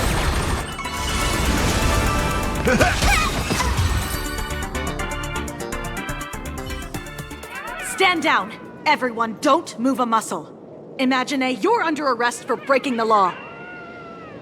Passengers of the Astral Express, I'm an officer from the Department of Aberration Defense. Don't worry, she won't be able to harm you as long as I'm here. You meddlesome fool! Officials have no right to interfere with the supplicant's actions during the Phantasmoon Games, do they? Only those who possess a mask can be called supplicants. You're just one of thousands of troublemakers in this land who claim to be joining the Phantasmoon Games while actually causing chaos. Planarcadia is a society governed by law. Any act that violates the law, even if done in the name of the Phantasmoon Games, will be severely punished by the Department of Aberration Defense. Severely punished? You're just a lapdog of the IPC. Yet you're still so full of pride. That's very funny. That's exactly what I'm saying. Planarcadia under the IPC's rule is boring as hell. Even the Phantasmoon games have turned into some kiddie playdate for all the goody two-shoes. Nameless, you're free to go for now. But I'll be keeping my eyes on you. Next time we meet, I'll turn you into devoted fans. I'll make you mine. Escaped, huh? Excuse me. I'd like to have a word with you two. Thank goodness we made it in time. Otherwise, things could have turned out pretty badly. Don't worry. March and I don't get hurt that easily. By saying things could have turned out pretty badly, I meant you and Miss March knocking out all of her fans.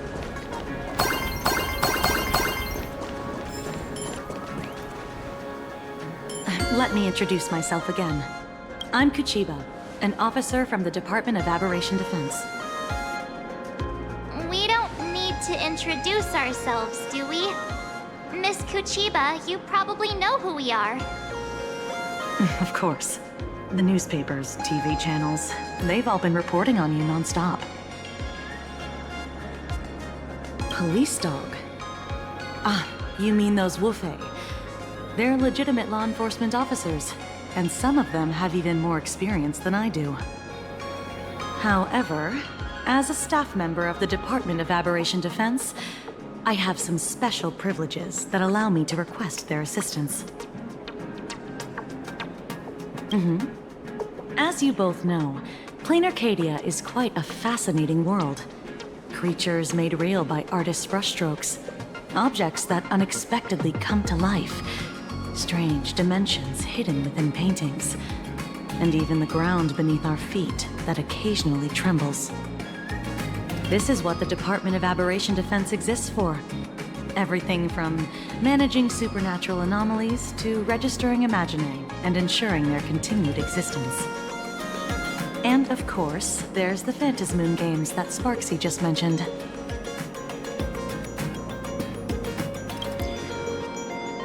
If I'm not mistaken, was it Mr. Scott who sent you here? So that's the name of that high and mighty IPC specialist. This Mr. Scott believed he wasn't dealing with ordinary criminals, but with masked fools, which required decisive action. So, a phone call was immediately made to the Department of Aberration Defense. Well, it's not surprising. But what do we do now? Our guide ran off, and we got into a fight with Sparksy's fans.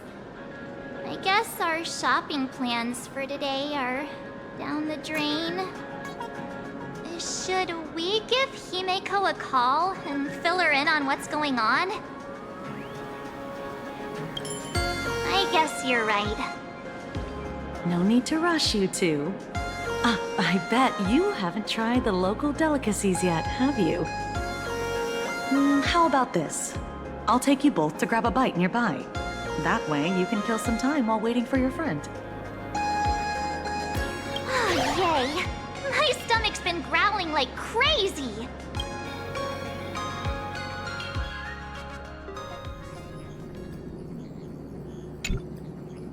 Color reproduction, 96.2%. Brushstroke reproduction, 93.6%. Conclusion. On the physical level, my reproduction has reached the appraisal threshold. This forgery can now be considered the authentic piece. Yet you still seem dissatisfied. Tell me, what troubles you? Is it that less than 4% margin of error? Or something beyond the numbers? I'm grappling with a quality that defies measurement. Artistry. It is the prerequisite for becoming the steward of this Arcadia. But you already are its steward. Diamond will remember that you only took 6 months to claim that title. It was 5 months and 15 days. Empty titles mean nothing. In plain Arcadia, political influence carries limited weight. To add a stroke to this artwork, one must first understand art. I know you. This is the conclusion, not the cause. The piece before you, Worldbreaker Waves, is a relic from one of the civilizations in Ahatopia's history. The final work left behind by Graphia, the ancestral painter of ancient Benzai Tengoku. Legend says she performed a miracle, conjuring an entire plane of existence and sealing the whole world within her scroll. Do you want to know how she did it? I will not deny it. People call her achievements a miracle, meaning its true nature remains unknown. In other words, it is an unexplored market. Understanding comes first, then investment. That is the natural order. Perhaps this is why Diamond chose you. An Intellitron devoted to results and efficiency. Cast into a realm sustained by imagination. The 10 Stonehearts await a metamorphosis. May you find your own pearl in this strange and dazzling sea. Thank you, but my mission is to oversee the progress of the Phantasmoon Games. Personal growth is not part of the task. Jade, allow me to point this out. The 10 Stonehearts are 10 independent decision-makers. Your attempts to bind people together will only prove counterproductive and bring needless loss. As always, I follow the optimal choice. Neutrality. That is also my answer to Obsidian. A flawless reply. Your cool logic is always captivating. Lady Pearl, that Express Navigator has come to see you. It seems we no longer have the leisure to speak of art. This is all I have to say. Tell Diamond, I will fulfill my duty of strategic investment. Send the guests in.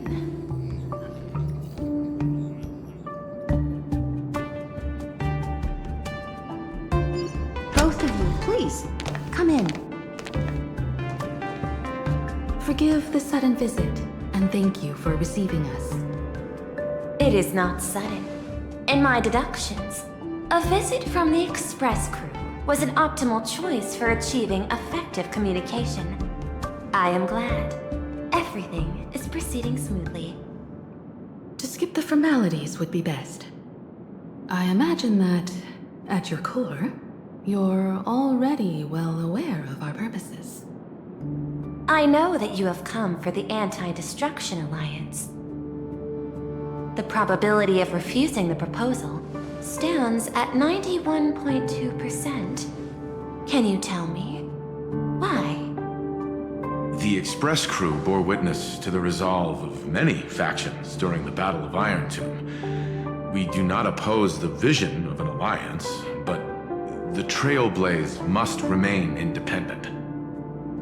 From our perspective, the IPC already has the Marketing Development Department, and every world it drew into the Cosmic Trade Map eventually became a cornerstone for the preservation. That is a reasonable concern. Allow me to present data that is often overlooked. In the past 2 eras, 1,263 planets have joined the Pan-Cosmic Trade System, and 63% of them have preserved their native civilizations. This is the result of the Strategic Investment Department's work. Planarcadia is one such world. On this land, the preservation and the elation coexist in harmony. That remains open to debate. I recognize that throughout this war against the destruction, every participant may experience moments of doubt or retreat.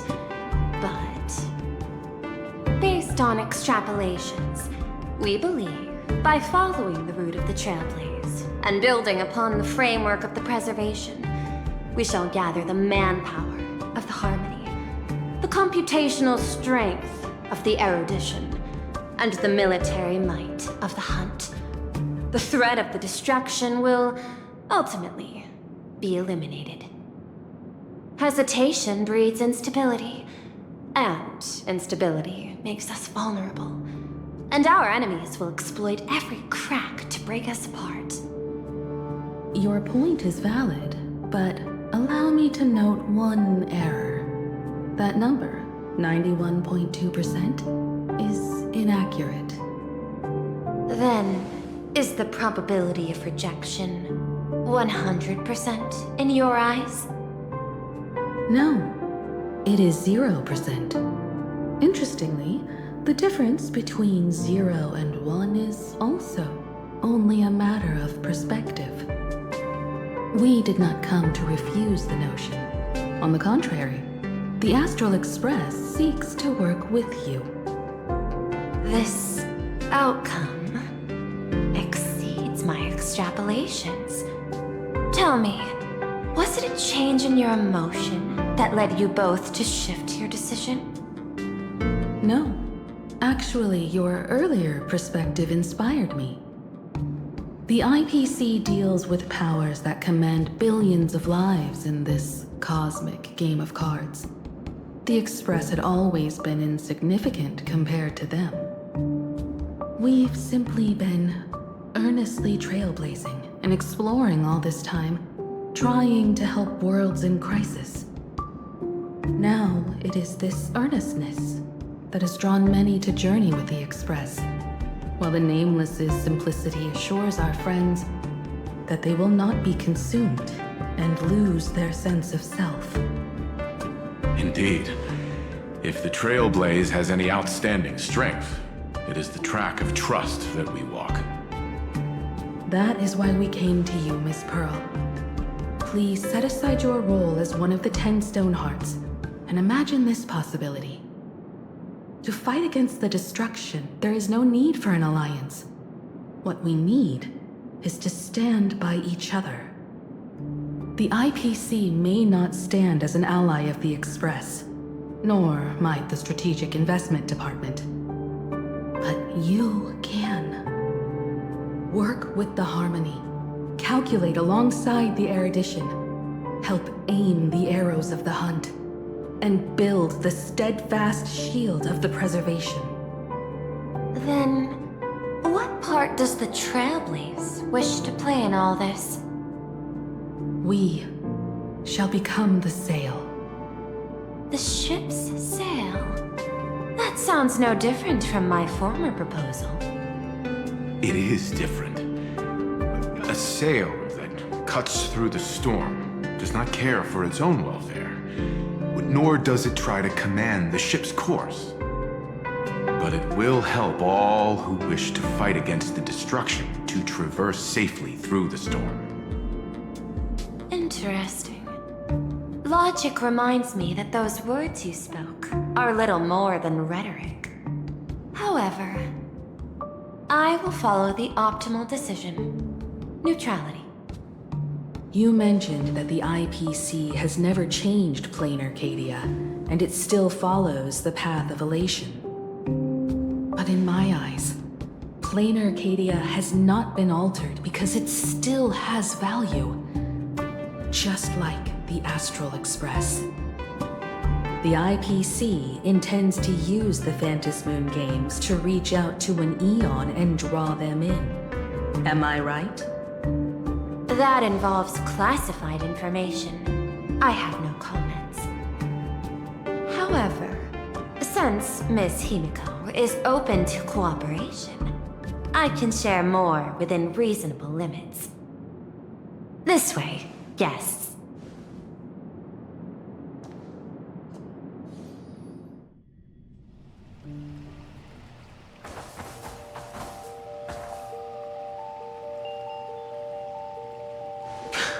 Where's this?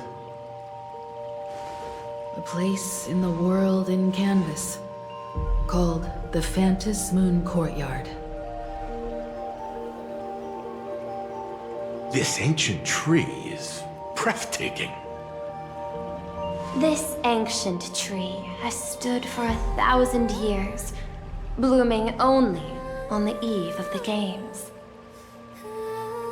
According to ancient texts, this is the heart of the Phantasmoon Games ceremony. 8 masks, 8 supplicants. When people don the ancient masks in the near future, the altar will also reveal the masks' forms.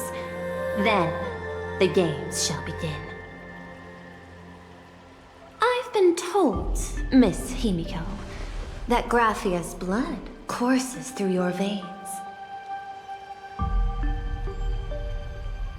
The messenger of the hunt is here as well at this moment. This ceremony, to compete for the elation, is but a reflection of cosmic politics. In that case, why not use the result of the Phantasmoon Games to decide whether the Express will become a sail or a banner? We'll consider your proposal.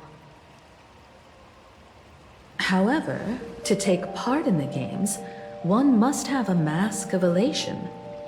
I assume the IPC has prepared for that. As of now, the number of masks I possess is 3. With more time, I could obtain even more. In all of history, no one has conceived of a unified command of all supplicants and masks, let alone accomplished that feat. But this time, the IPC intends to regulate the games with our resources and influence. It is not unusual for visitors from beyond the sky to join the Phantasmoon Games, but the IPC actually seeks to control the entire thing? The Eon of Elation is famed for unpredictability. Miss Pearl, you must take care.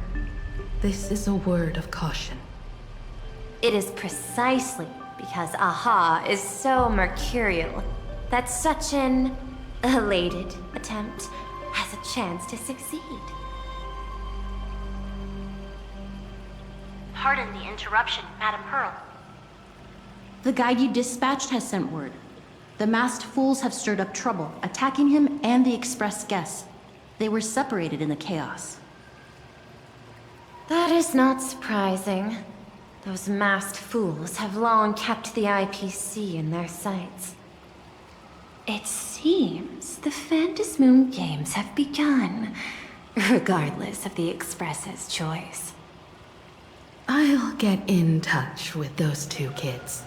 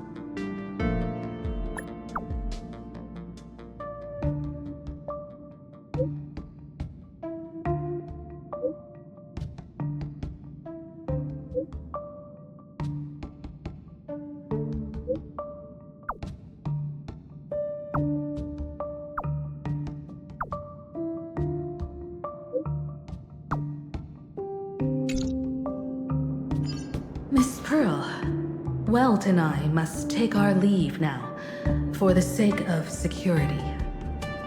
Are you both leaving already?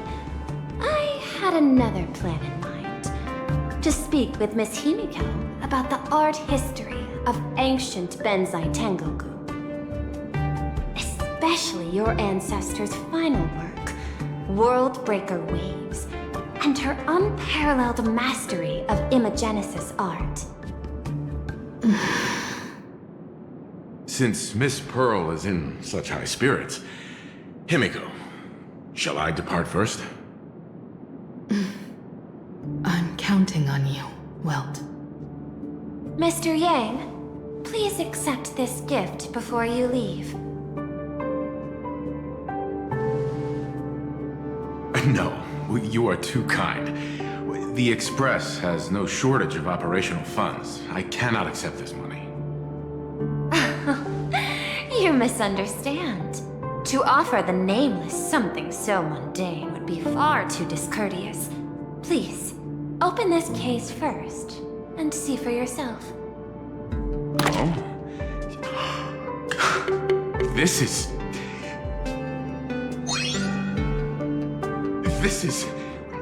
the movable Magico Mechatron model from Perlux Corp. It's not even been released to the market yet. I am aware.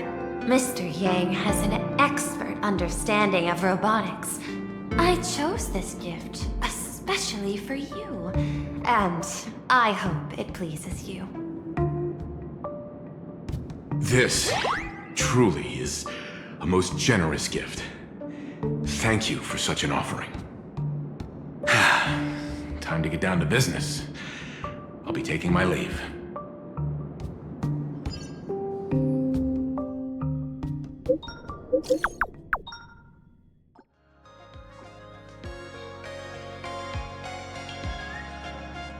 Graphia Academy? What kind of place is that? It is a school that trains artists, and it's quite well known in this world. Oh, we need to wait for someone there?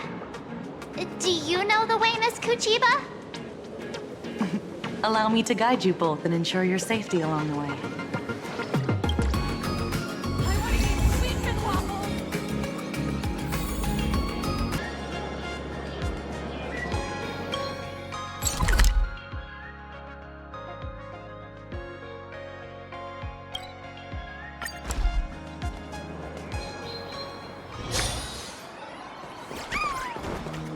Wow. This path to school, lined with falling blossoms? It's such a youthful feeling. Definitely worth a photo. Yes, quite a few TV dramas have been filmed here. I imagine it is perfect for those classic series, where couples part ways.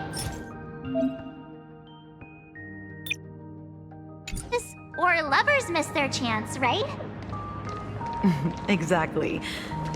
Follow this road straight ahead for a while, and you will arrive at Graphia Academy.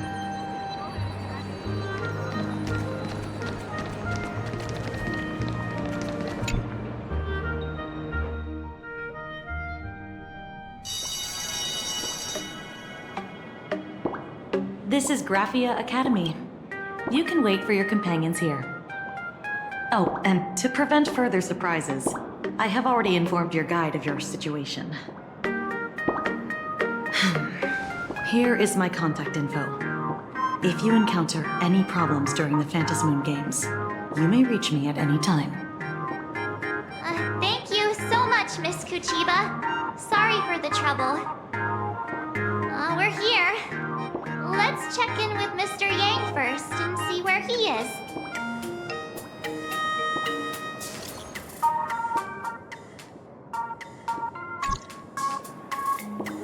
Mr. Yang still hasn't replied? Shall we find a place with better reception? How about heading inside the school to take a look? No way. I was just thinking, isn't this Big Sis Himiko's alma mater? The school lobby. It looks exactly like what I've seen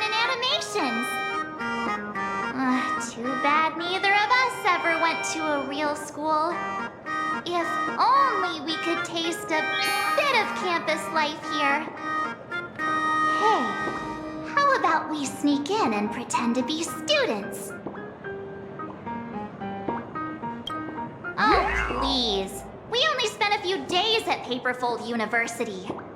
Where did you even buy that diploma? Well, since we can't contact Mr. Yang yet, why don't we stroll around and keep an eye out for him? Maybe he's already here somewhere.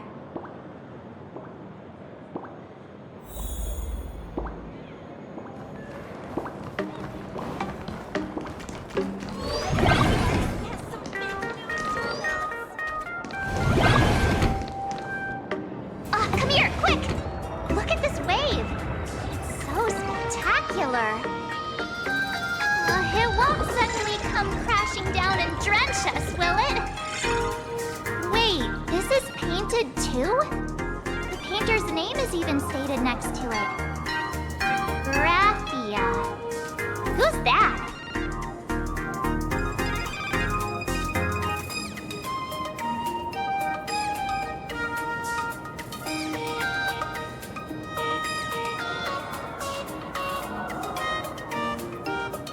Mark 7 and Company, your transfer procedures have been completed. Please proceed to the dean's office and... Transfer procedures? What's going on here? Let's go take a look, shall we?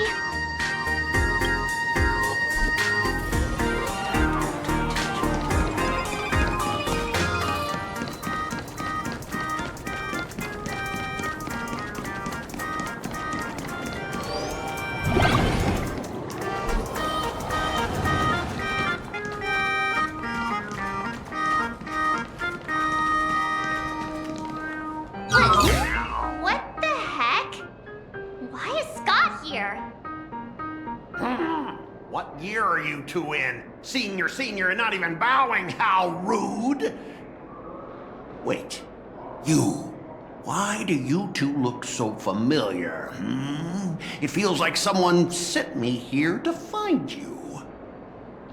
Now I know it's definitely the real Scott. Where did we get teleported to?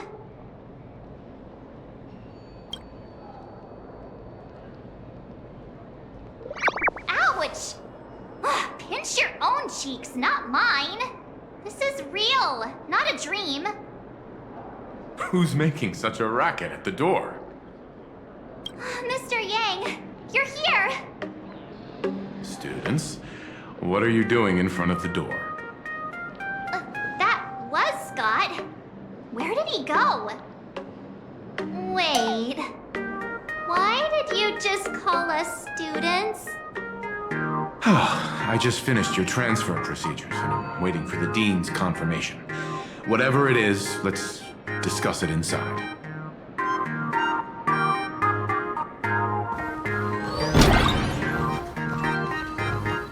What's this transfer business all about? Well, starting from today, you two are officially transferring to this academy to begin your brand new school life.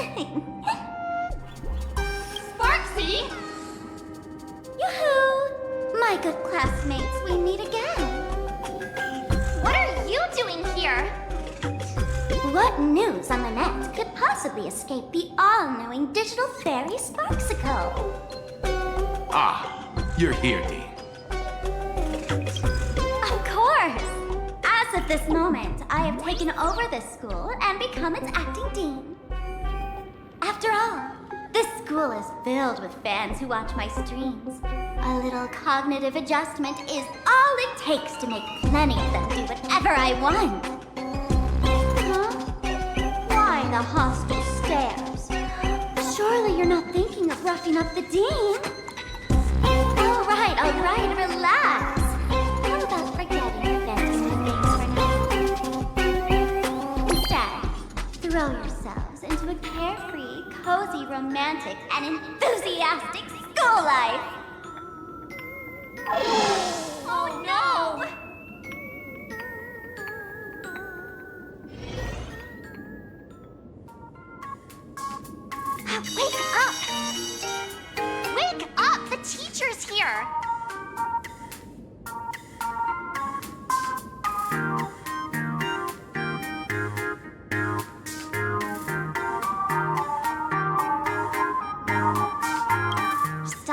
sleeping. Your fleeting youth is slipping away. The artist qualification exam is right around the corner, and some students are still dozing off in class. Silence! How dare you call the dean by name? Do you have no respect for her at all? Before you stands an online streamer, a singer-songwriter, a trendsetter of internet culture, a rising star in education, and the masked fool among masked fools. Show some respect and address her as Dean. Thank you. It's fine, Scott. Thank you for standing up for the teacher. Such strong willpower. No wonder that outdated model wanted you in the Phantasmoon games. Too bad you crossed paths with me. Soon you will be just like these students. All of you will be turned into my little toys. Students, today is campus cleanup day, so help Dean Sparksy find that thing. Search places like the archive room from top to bottom. And teachers are all required to pitch in as well. If anyone spots that truant teacher, be sure to tell me. I will reward obedient students handsomely.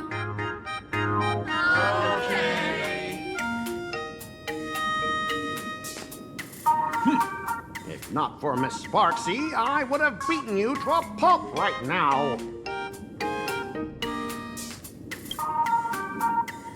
Scott, it has been 2 years since that baseball club incident. Are you still holding a grudge against her? Ha! Easy for you to say. If it weren't for this one, I would already have made my mark at the school sports meet. That jerk crushed my baseball dreams!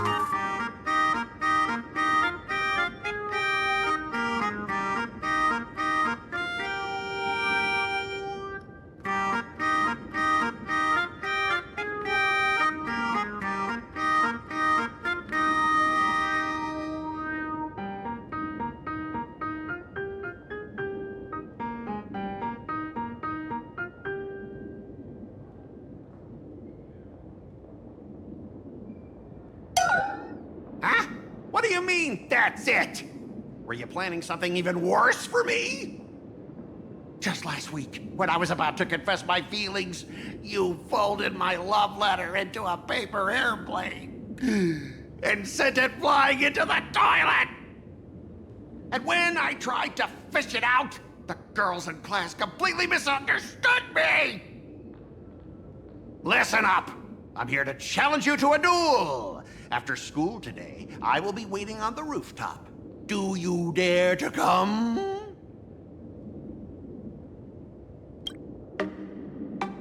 You two, out of my way! I'm done with class! School students? What in the world is going on here? My dear classmate, you're acting kinda strange today. Is it because graduation's near? She has always been our dean, hasn't she?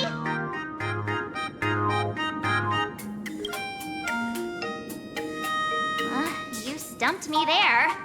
At our age, what else could we be but students here? Don't tell me. Did the pressure of school make you lose your memory? You can't fall apart now. Actually, we just got our class photo developed. Let's use it to jog your memory. Look, this is our class photo. Does it bring anything back to you?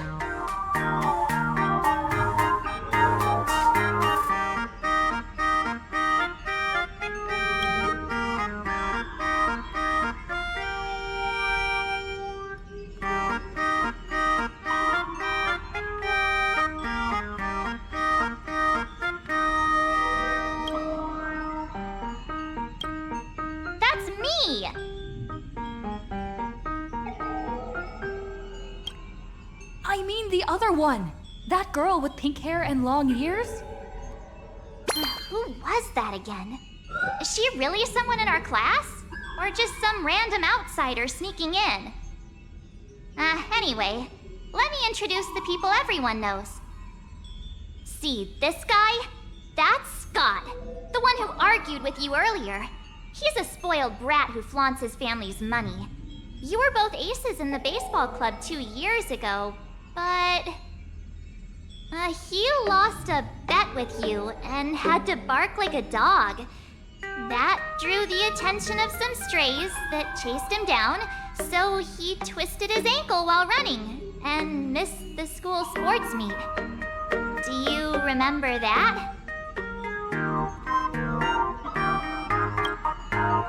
Look, the dean is in this photo too, and so is Mr. Yang, our homeroom and history teacher.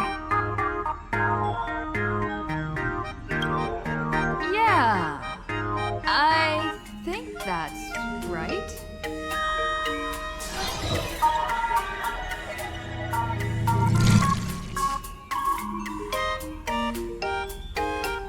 Remember that night we snuck into the archive room to retrieve the camera we left behind? And that time you bravely stopped Scott from bullying the underclassmen.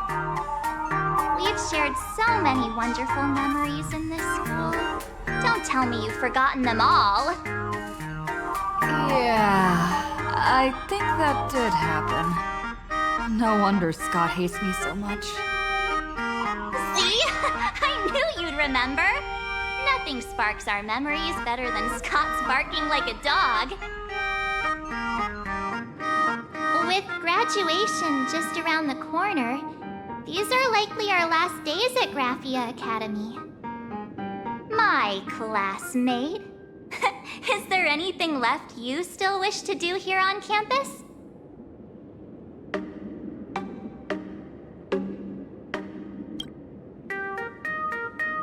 Why bring that up all of a sudden? Anyway, even though our time at school is running out, we still have the chance to do something now, don't we? Many adults only start to regret once they step into society, longing to return to those carefree school days. But time does not go backwards, and life gives no second chances. How does the saying go? Youth is fleeting, and time waits for no one. So, let's seize the fleeting moments of elation before they slip away. Let's spend these last days of youth together.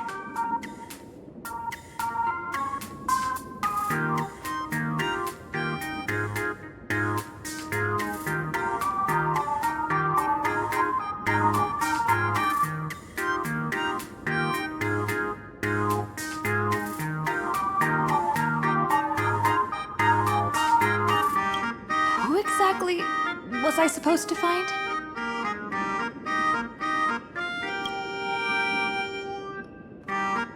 Yeah! Waste your youth with me.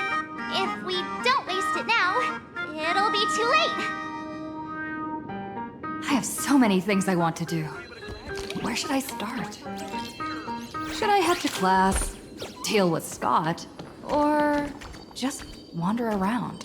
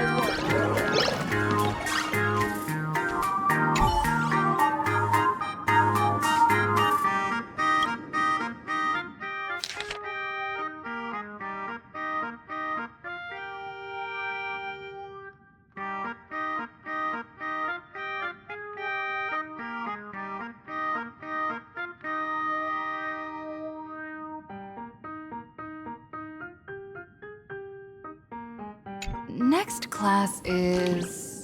history? Should I go? Or check out another classroom instead?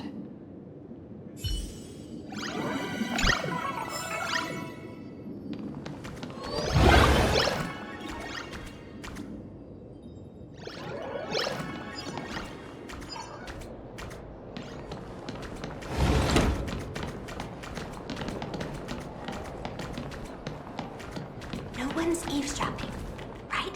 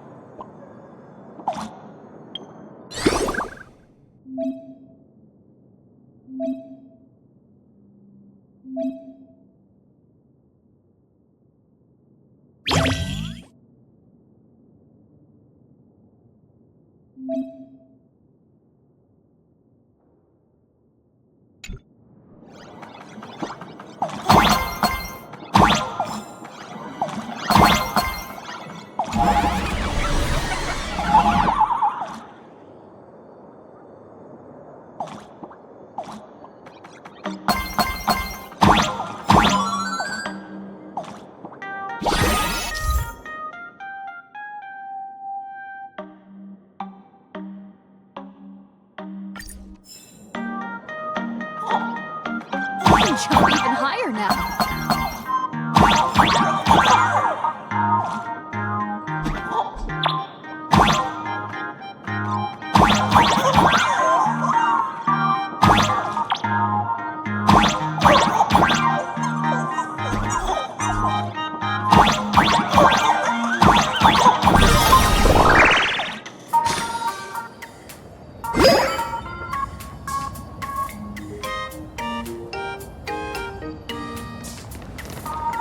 I've explained it to you so many times already. They're jealous of me, jealous of my passion for you, blazing as bright as the sun. She set me up on purpose, making me into what you girls call the maniac of the swirling waters. You have to believe me, Lakshmi. I'm innocent. This can't be the same Lakshmi Mr. Tail said was into Scott. Did she put on a few pounds or something? Wait, who's Mr. Tail supposed to be?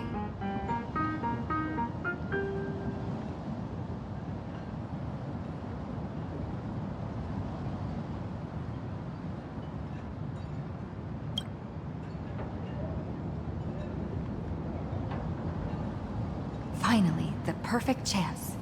Come on, hurry and confess!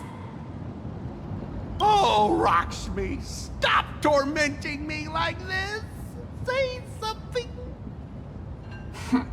Scott, did it ever occur to you that the gray-haired human you say is so jealous of you might actually want to possess you? After all, we girls know these little schemes best.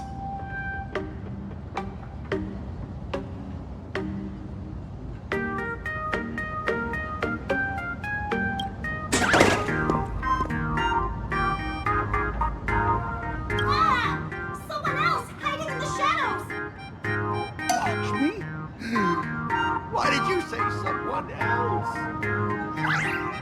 And you, Ash Hair, every single time!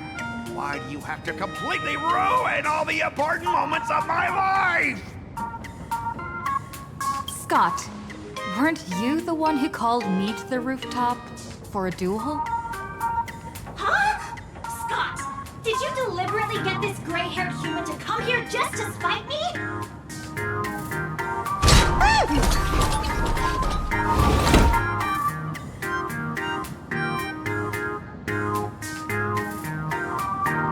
No! I challenge you to a duel.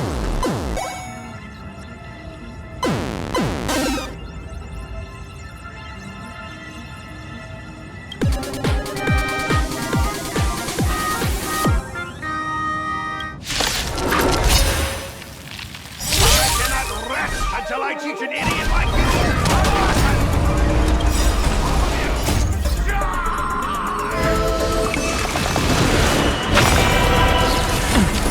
Curiosity. Endless riddle. Nothing but a boy. Open sesame. Glimpse the unknown. Aren't you getting in on this yourself, Scott? This is my number!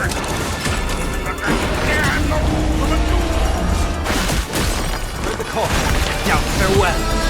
Santa thinking. To the soul.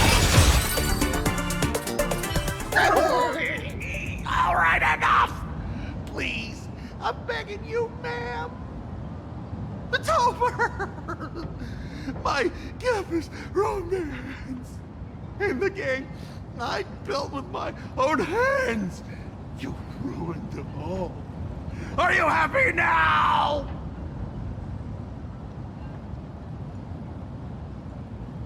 Quiet!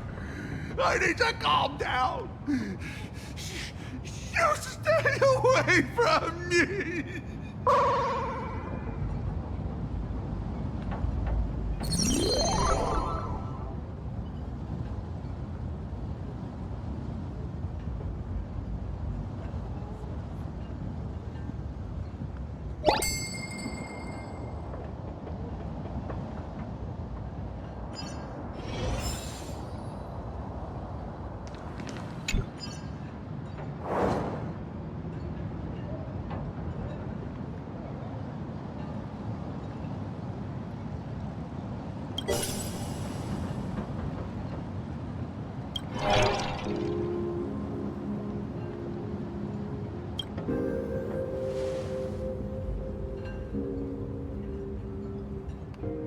That's Scott. No, wait. I remember now. We found Mr. Yang in the dean's office, but Sparksy suddenly popped out. We were actually here to find Miss Dolly. But why did we come to see Miss Dolly in the first place? Yeah. What exactly did we come here for? Remember how Sparksy kept ordering students to rummage through every corner of the school? Students, today is campus cleanup day, so help Dean Sparksy find that thing. Search places like the archive room from top to bottom. Maybe we should check out the archive room she mentioned.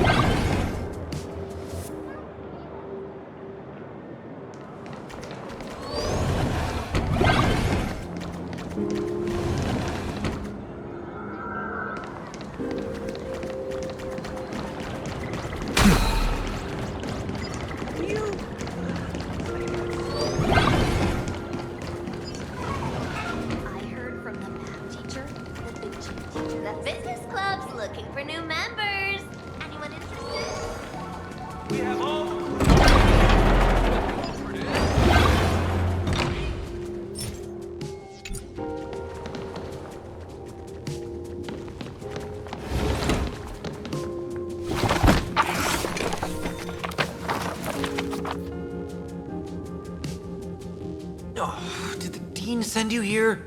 Seriously, leaving us here to do all the work is just too much.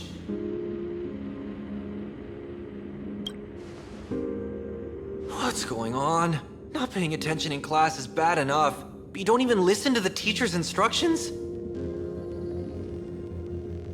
Have you seen a mask with a smile on it? The teacher told us to find it. A mask? Now I remember.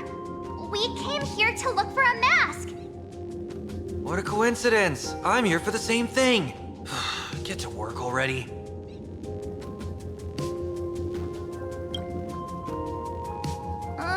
Do you know which teacher is Miss Dolly? How should I put this? She is such a unique woman. Super unique. Once you meet her, you will never forget what she looks like. Whoa. How beautiful is this Miss Dolly? Huh? Beauty and Miss Dolly have nothing to do with each other. If you have any group photos or faculty event pictures, I can point her out to you. But seriously, are you going to help me with this work or not? March, didn't you show me a group photo earlier? I have a class photo right here. But it only shows 2 teachers. Seriously? There are 3 teachers in this photo. Isn't Miss Dolly right here? Wait, that's Miss Dolly? She's a charm doll? Probably the teacher who's worked the longest out of the entire staff. Wait, don't tell me you've never taken her Imagenesis class. I finally remember it. Himeko told us we must find Miss Dolly and take the mask back from her. Darn it. That wretched Sparksy had us running in circles.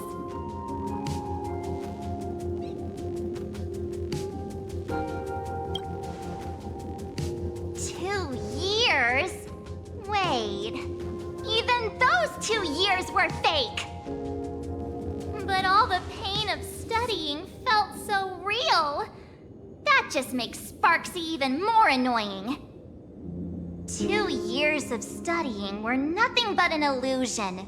At most, we've only been trapped here for 2 hours. It's not too late to act now. Now that we know what Miss Dolly looks like, it's time for me to step up.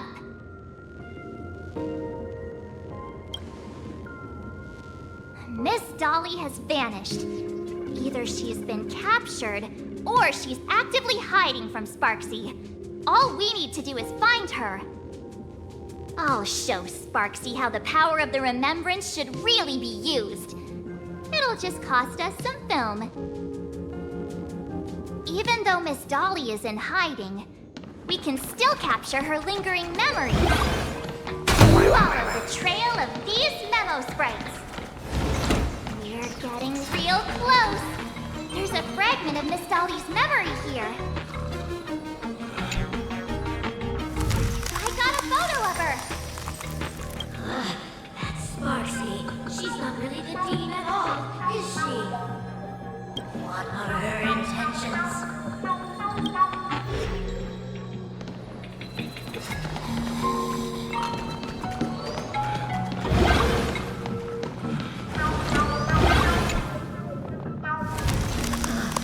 He is searching for me.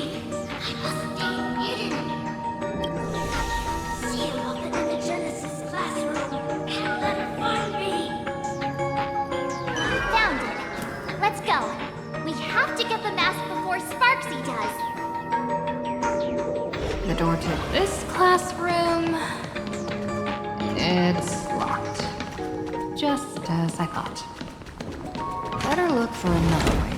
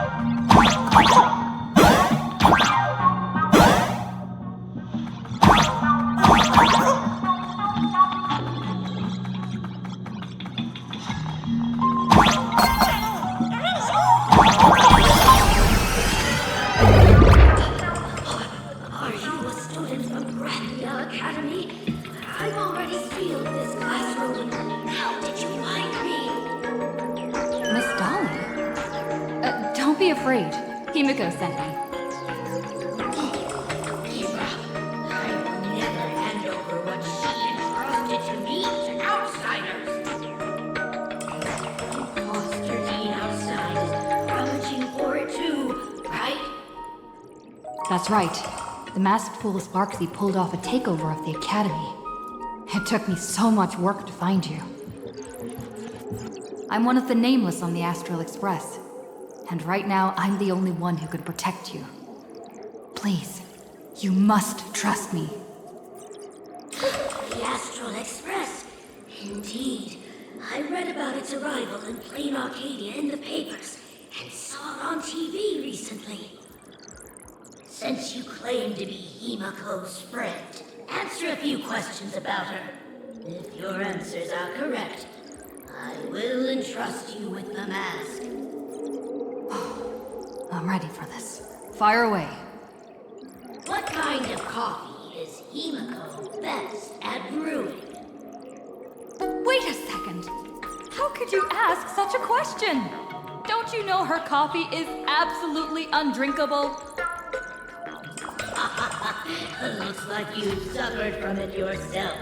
Then here's the second question. What kind of people does Himiko hate the most? A real chatterbox with a silver tongue. Word is, she even managed to kick a nameless off the Express because of that. I may not know much about her time on the Express, but that does sound just like the bossy vibe she had back in school. Very well, I can almost trust you. The final question. Himiko experienced the greatest regret of her life during her time at this school. What was that? Who knows? Could it be about that time she got a stylish short haircut to keep up with the trends? She actually told you that story. Seems you really are her friend. But that's not the answer. Huh? Did I really get played by that guy? It isn't that you were wrong. Perhaps Himiko never told you. Now that I think about it, she might never bring herself to share such a burden.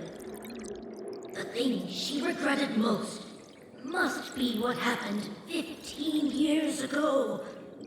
No, better not bring that up. I believe you. You truly are Himiko's friend. Then... Since you've proved that you're Himiko's friend, I will give it to you.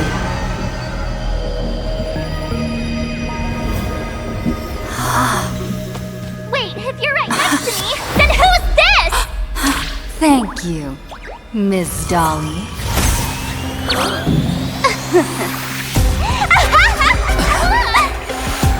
The mask is mine now! What? I actually let myself be fooled by such a cheap trick. You two came much too late. Sorry, Miss Dolly. Darn it! Sparksy got ahead of us again! But how could she know so much about Himiko? That man with glasses seems to have no issues with becoming a teacher. Once I took your forms and chatted with him, I got everything I wanted to know.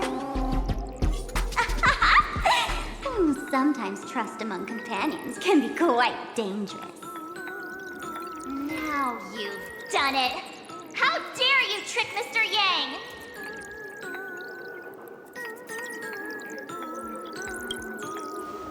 Swapping avatars is as easy as slipping on a shirt for a streamer.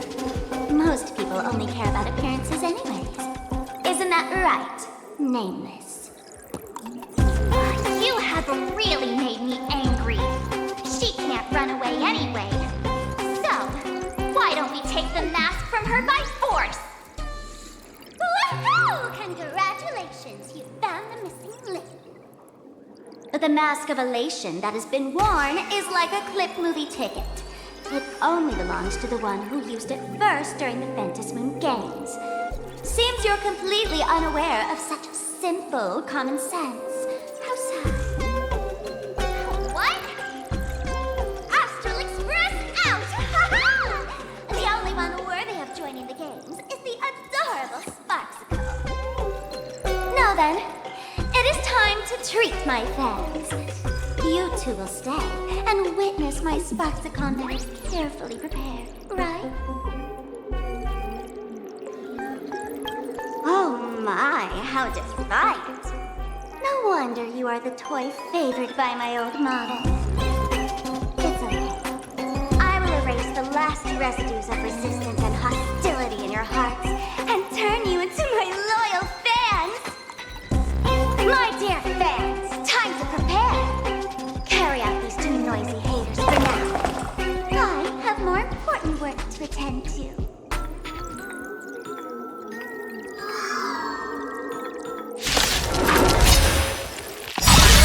Dear fans, be charmed by me. Fight for me. Give me all of an obsession. Give me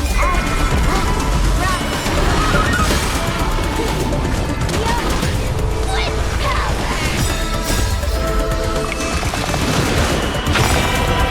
Endless riddle. Nothing but a force.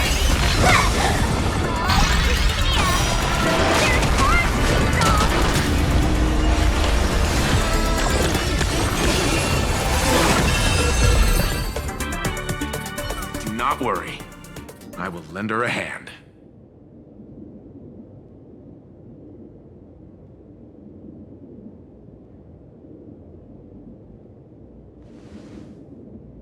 Is this the archive room?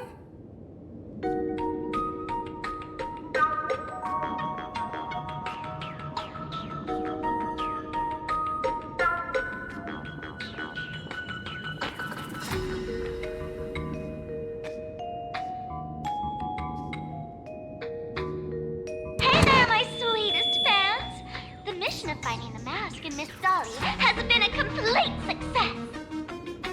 But just moments ago, a gray-haired, black-hearted hater slipped into the academy, plotting something dreadful against Sparksicle. I am so scared. You won't stand by and let the adorable Sparksicle be hurt, right? Where could she be hiding in the school? Please? Let's root out this villain together. Everyone, let us drag that intruder out.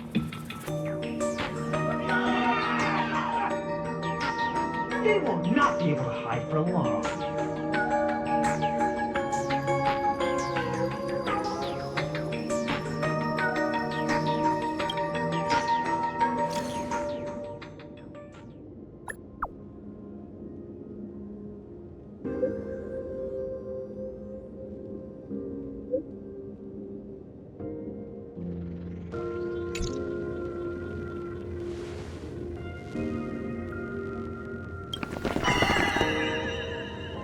Hiding won't save you. We will drag you out soon enough.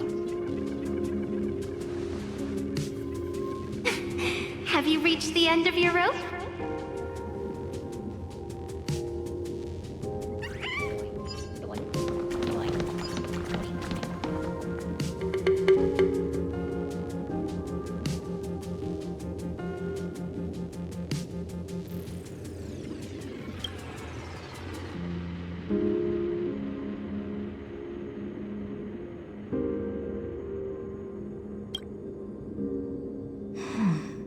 This pink-haired person. Where have I seen this person before?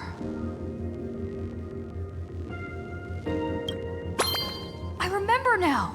She's the fox girl in the class photo! So you actually managed to remember. Seems like this is what they call in comics a fateful encounter. You stumble into a bit of trouble, and I will happen to show up here. Hey, come a little closer, will you?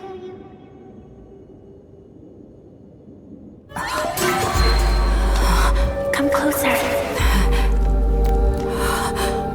Even closer. Don't be so scared. I don't mind. Oh, shoot. I think I'm stuck inside. Give me a hand.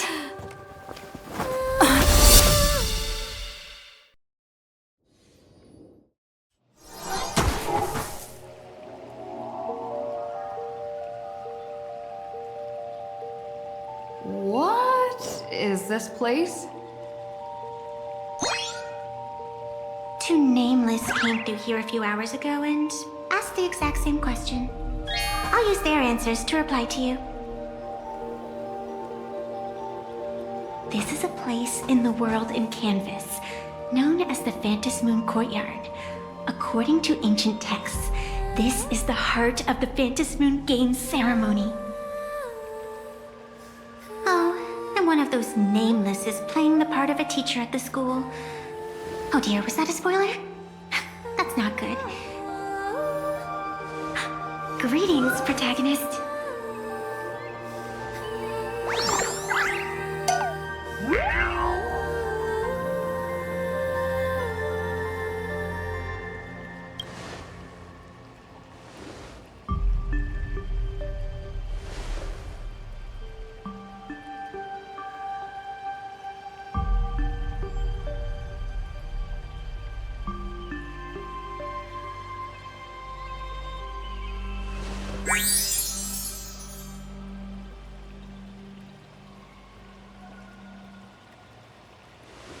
Greetings, Miss Fox.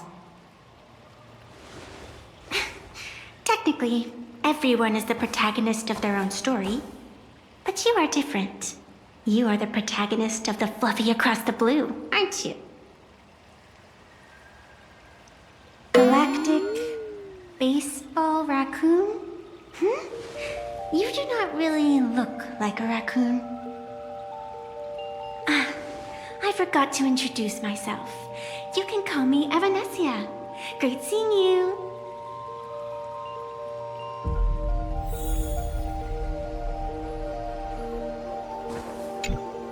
The first supplicant wearing a mask has appeared.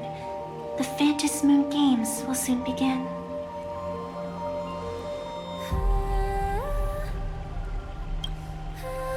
Do not be afraid. Just think of me as part of the audience, like a reader following a comic.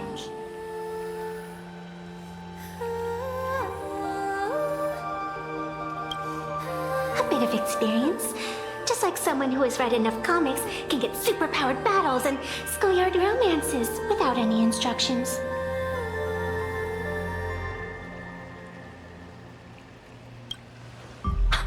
Do you seriously mean you've never read it?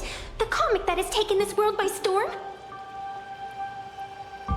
It is inspired by the adventures of the Astral Express, telling the tale of cute little animals riding a train across the cosmos. Fluffy Across the Blue.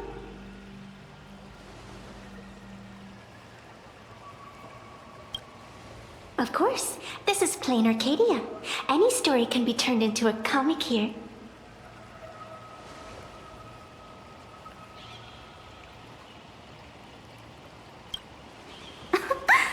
You are such a curious one.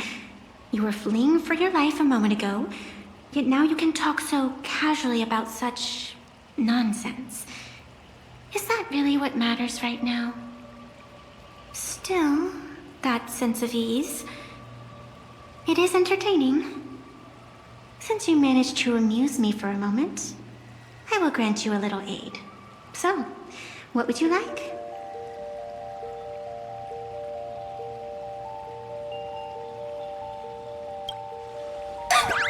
You are hiring a killer? That will not do. The story is meant to stay wholesome. I can see it in your eyes, Miss Raccoon. You will not accept defeat.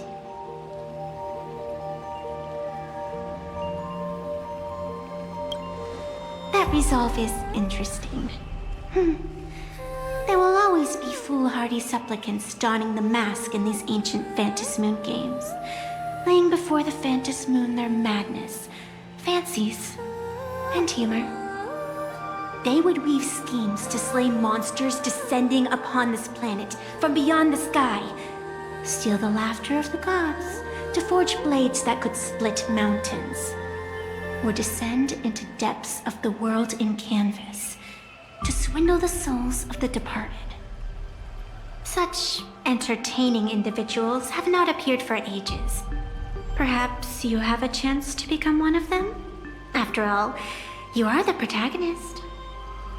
I can lend you a little power, but an equal price is required. Otherwise, it would violate the rules. You must defeat the enemy who pursued you here within the next day and night. If you fail, your soul will be enslaved by her for all eternity. Do you accept? Then it is done. Phantasmoon above and sacred tree below, witness this oath at this moment.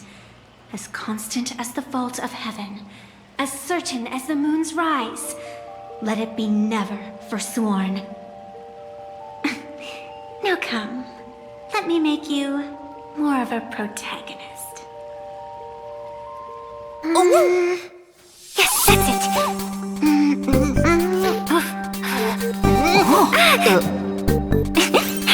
Change!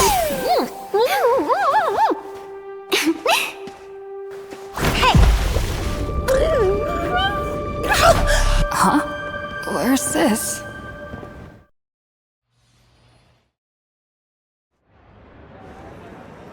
Gray hair, are you alright? Can't say I am surprised.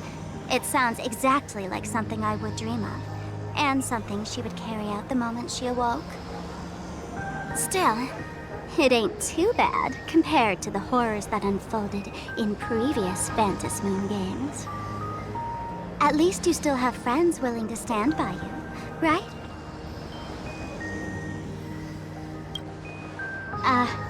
And now and then I do odd jobs here. Live streaming is one of them. Sparksy is the name I use to stream online. An avatar that I personally sketched line by line. To keep the streams running, even when I was absent, I breathed a trace of power into that avatar.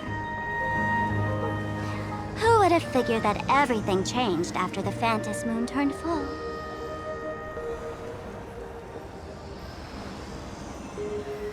She's nothing more than a basic skin that's desperate for online attention. Don't compare her with me. People offload their wishes and desires to her, and in the end, she too got consumed by these emotions. Once a creation gains a will of its own from the attention of the masses, even its creator can no longer restrain it. I've been watching you from the start, waiting for the right moment to step in and help. Sadly, you were either with the IPC's people, or with the Department of Aberration Defense. Then you and Darling March wandered right into that school of bad omens. That was when I realized things had slipped out of my hands. So tell me, what happened in that school?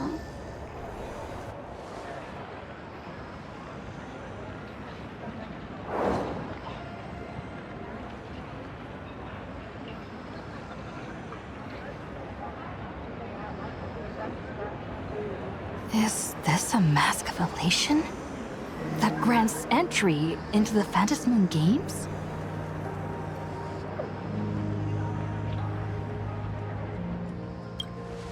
What do you think? Call your companions on the Express ASAP. Or, since this is a civilized society, you could try phoning the Security Bureau.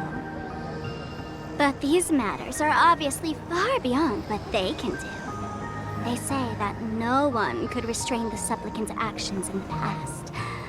Ah, those were the good old days of freedom.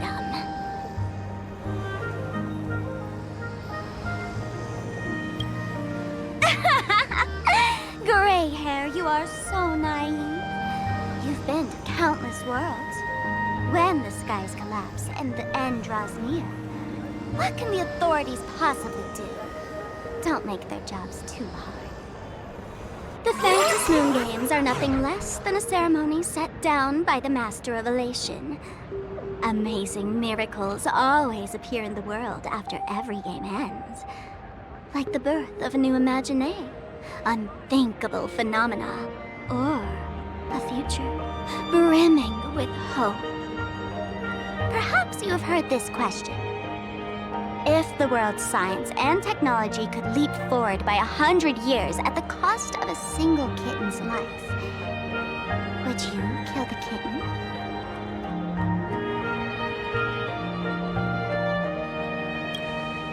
Natural disasters, traffic accidents, sudden illnesses.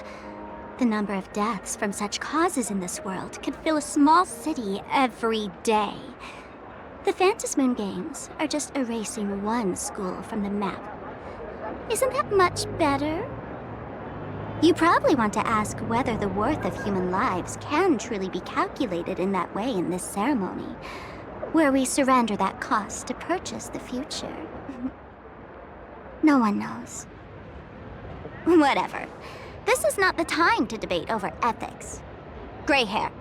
Are you gonna save Darling March and Mr. Yang or not?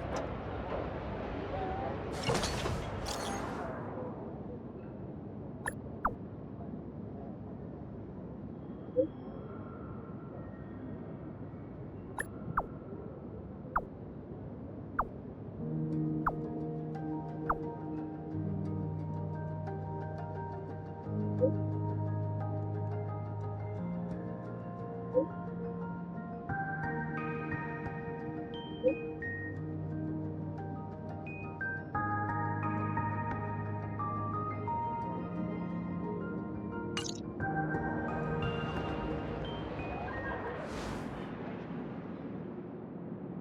hour grows late, Miss Pearl. Matters regarding the Express demand our attention. Be it the Alliance or the Phantasmoon Games, if you seek deeper cooperation, my doors remain open. Then, I shall take my leave.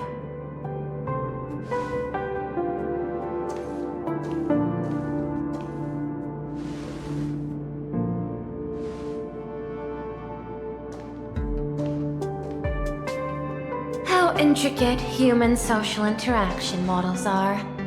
My extrapolations still cannot account for the full strategy tree of the Astral Express.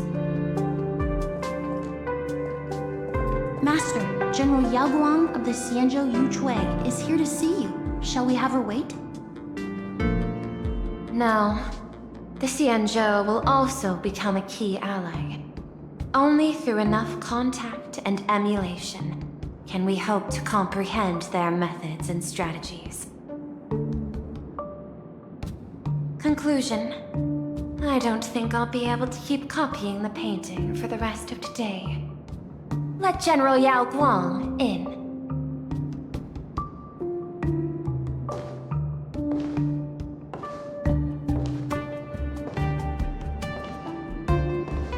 I am the Honorary Dean of the Omniscience Sapientia Academe, Master of the Decalite Reflection Barrier, bearer of the Xianzhou's intangible cultural heritage, the Sparrow-Shaped Fist, and the Seer Strategist, General Yao Guang.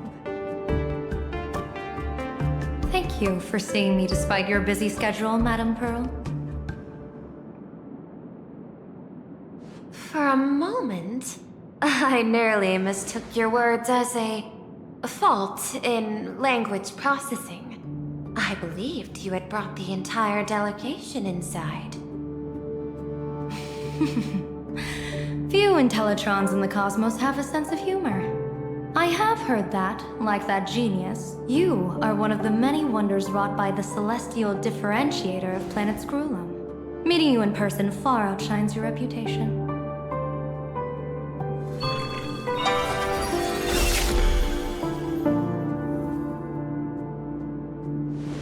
Madame Pearl, seeing how you have a calculating look, and with your heart pristine and your outer form so dazzling, I could not help but cast a divination for you. The hexagram lies between fire and heaven, demonstrating a bountiful harvest with your fortunes lying at the zenith or even beyond.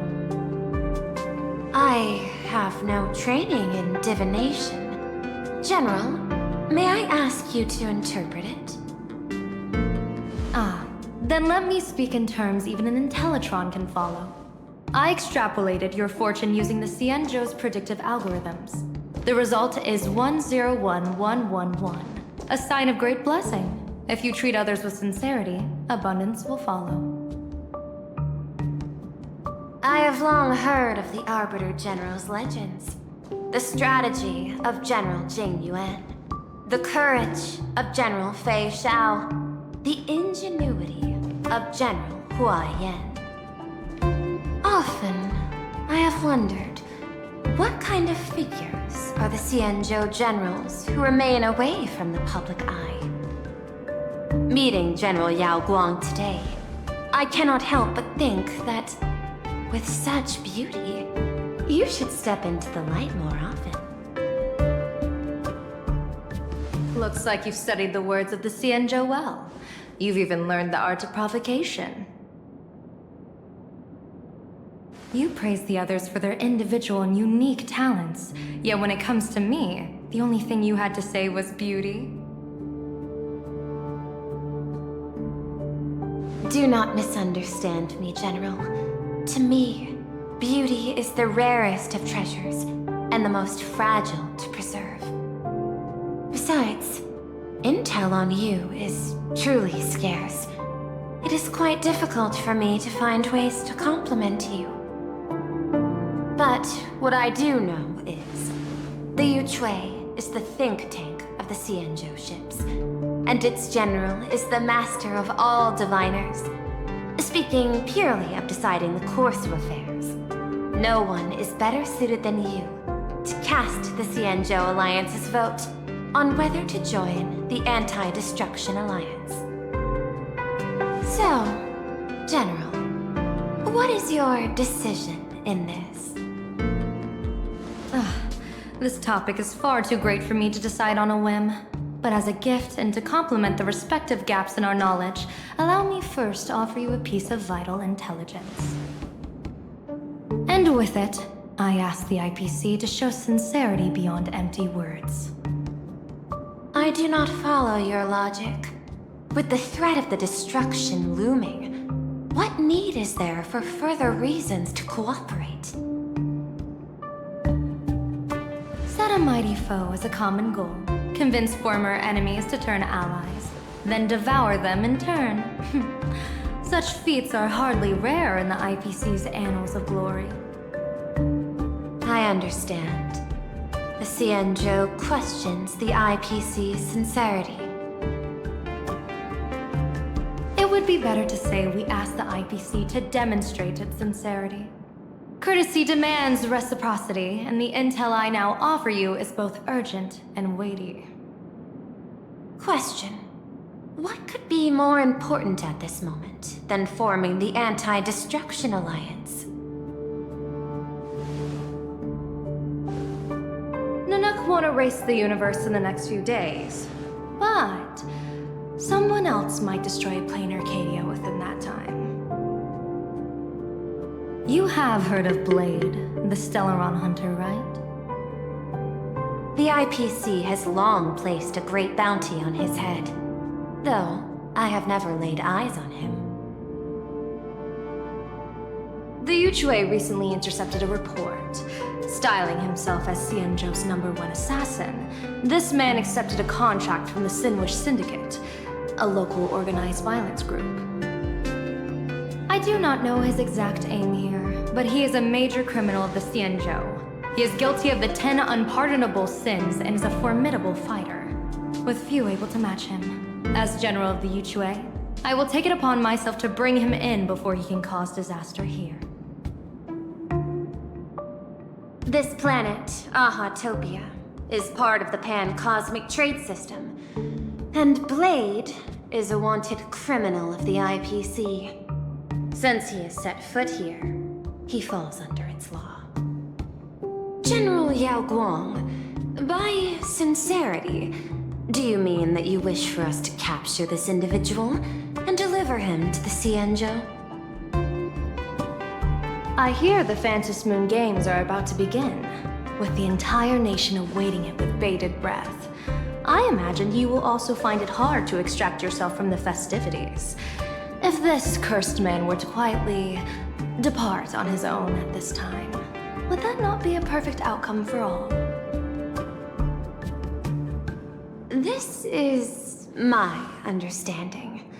You wish for the right to act freely within Planarcadia. Apart from this cooperation, what better proof of sincerity could there be before we join forces against the destruction?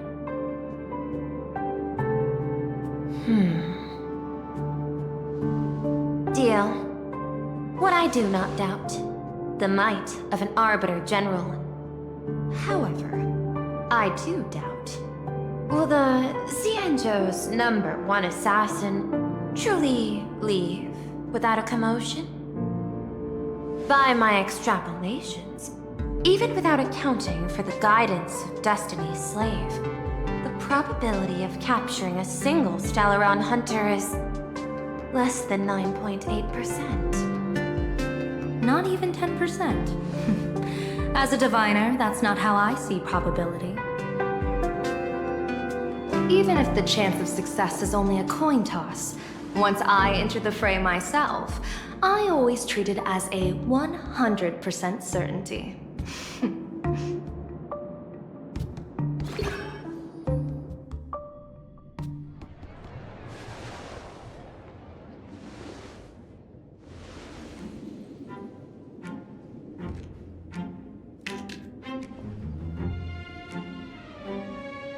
Is that even a question? 100%. Of course. In other words, there will be no survivors. Anyone who recognizes my face, I will not let them off even if they hide at the ends of the world. I was willing to make an exception when I was hired by your gang's leader, but I see you folks are not interested in accepting my goodwill. Not that I don't trust you, but you know the rules of the trade. You hire someone to do a job, you gotta see what they're made of first. People say that the Lords of Hell are easy to deal with, but their underlings are the real trouble.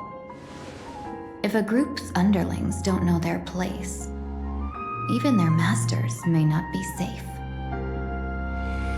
So, since the mighty Sinwish Syndicate gang actually had the guts to hire the Xianzhou's #1 assassin, I guess you are also ready for destruction.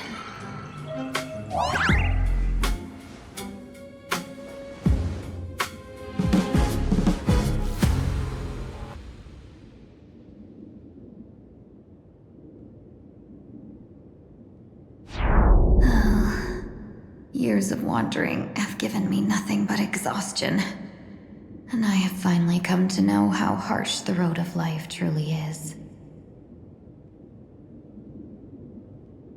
Impersonating the Xianzhou's #1 assassin, Madame Yao, you really stuck me with a wonderful task.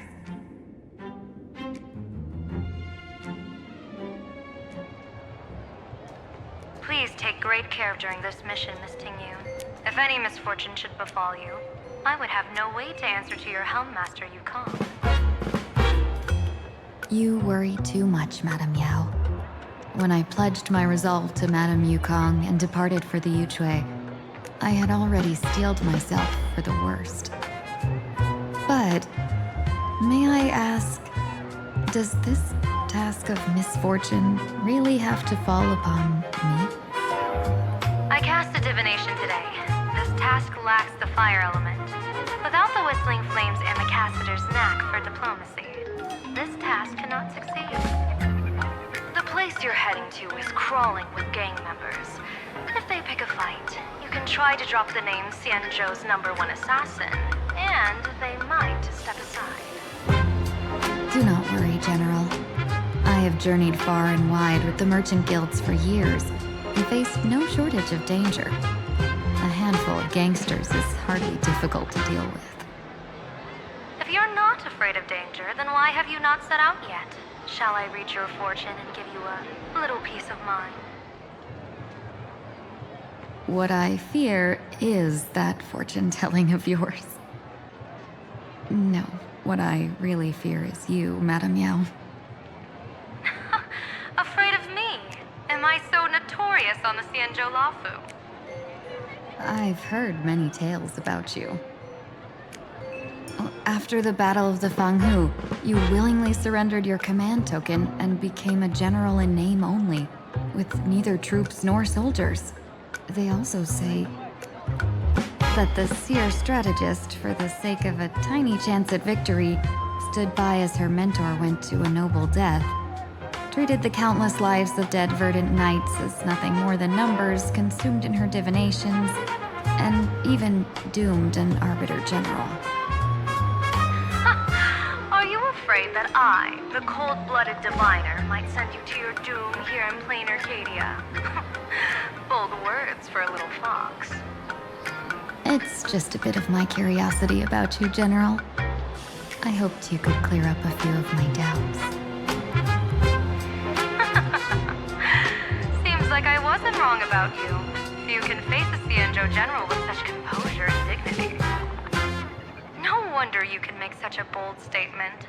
The gods use humans as pawns in their cosmic game, sacrificing countless innocent souls. Have you ever thought about making them pay? They say you survived a Lord Ravager's deadly clutches thanks to luck, but I believe It was your unbreakable resilience that carried you through.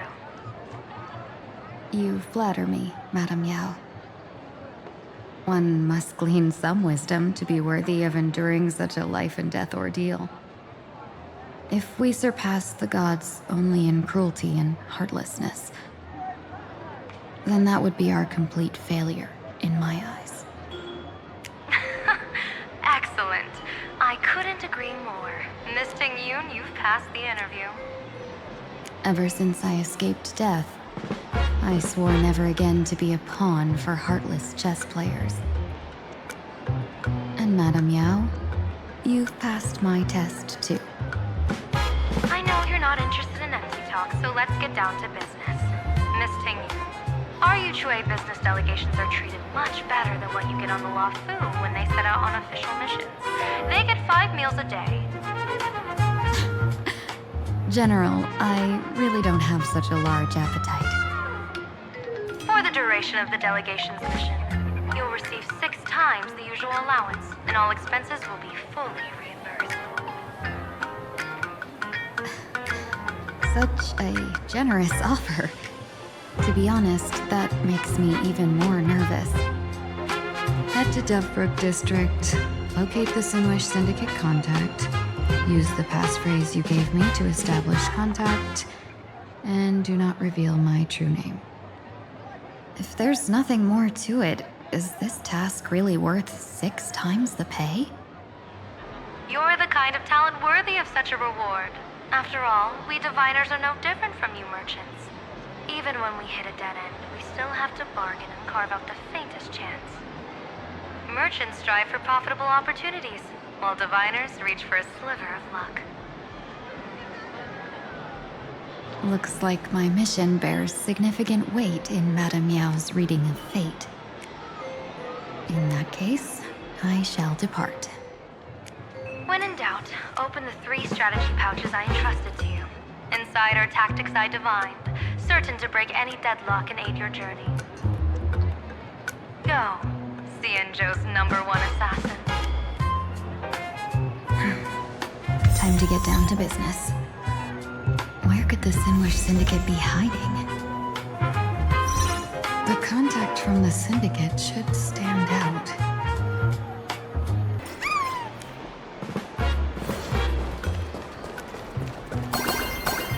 Blazing hot, fiery strong, insanely spicy! Can you really handle the heat? Please, tell the boss I want to return to the Sinwish Syndicate. Ma'am, maybe it's time to rest in peace. Don't you remember dying during that mission a few weeks ago? The you right now is just a lingering obsession left behind after death. According to the provisions of the Fey Kind Protection Act, ghosts are not considered the same as they were while alive. In other words, you are a new Imagine, barely 3 months old. Are you a lawyer or a gangster? I gave my life for the Sinwish Syndicate, and now you mean to shut me out? These two are members of the Sinwish Syndicate? Don't you get it?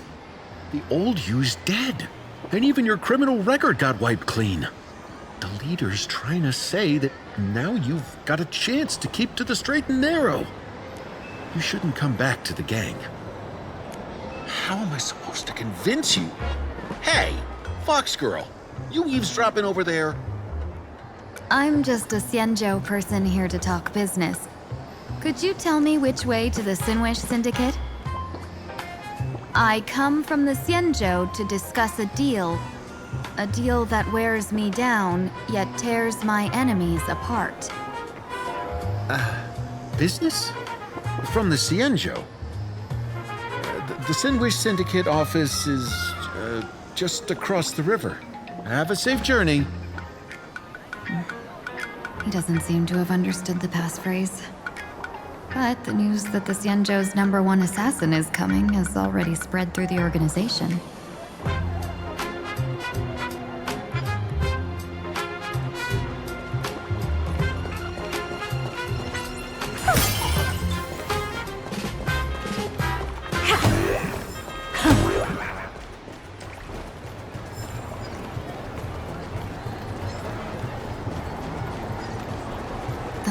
over there. Are they also members of the Sinwish Syndicate?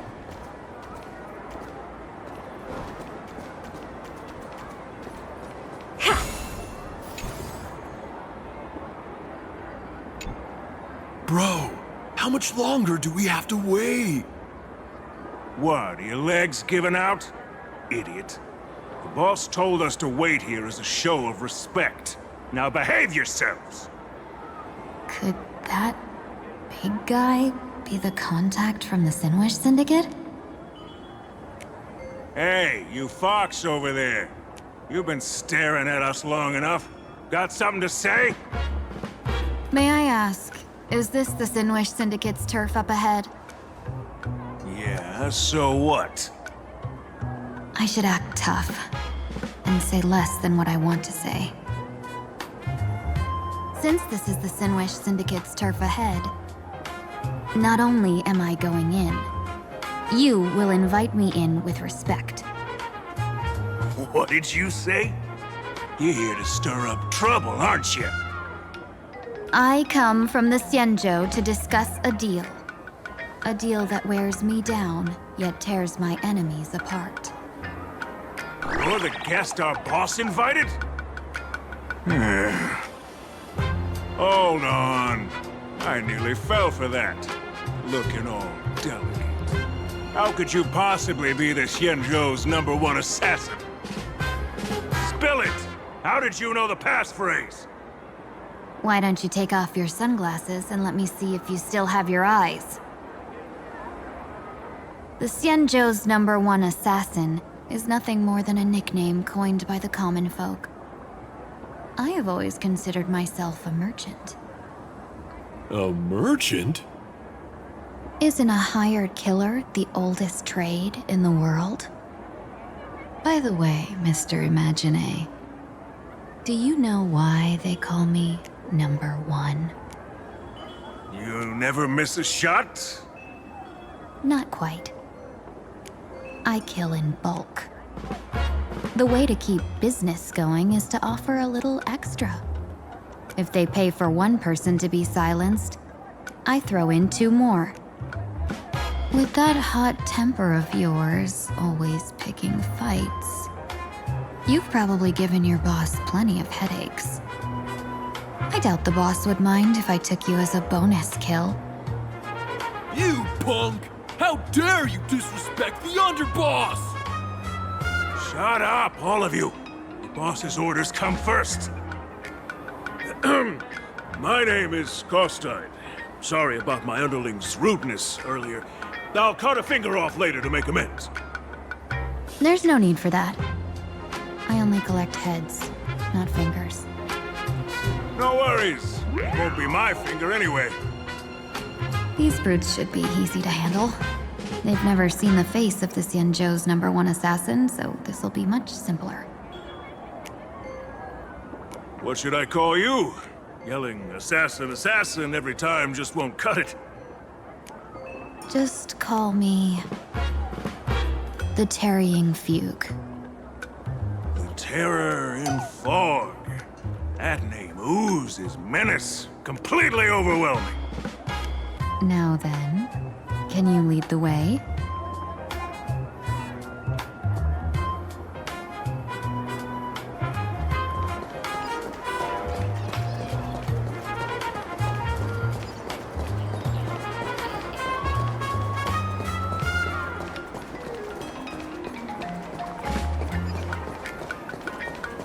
That's the Sinwish Syndicate headquarters across the river.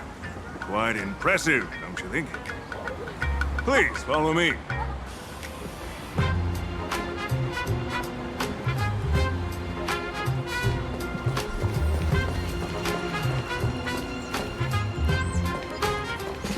Is this the passage in the painting? Of course. The Sinwish Syndicate has it under our command for now.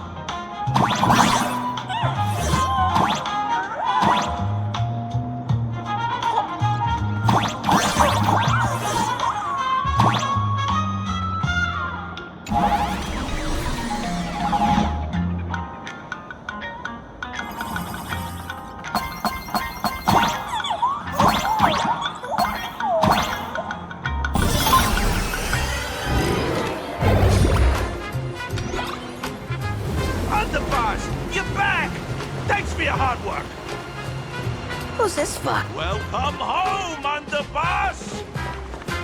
Is this the one the boss brought in?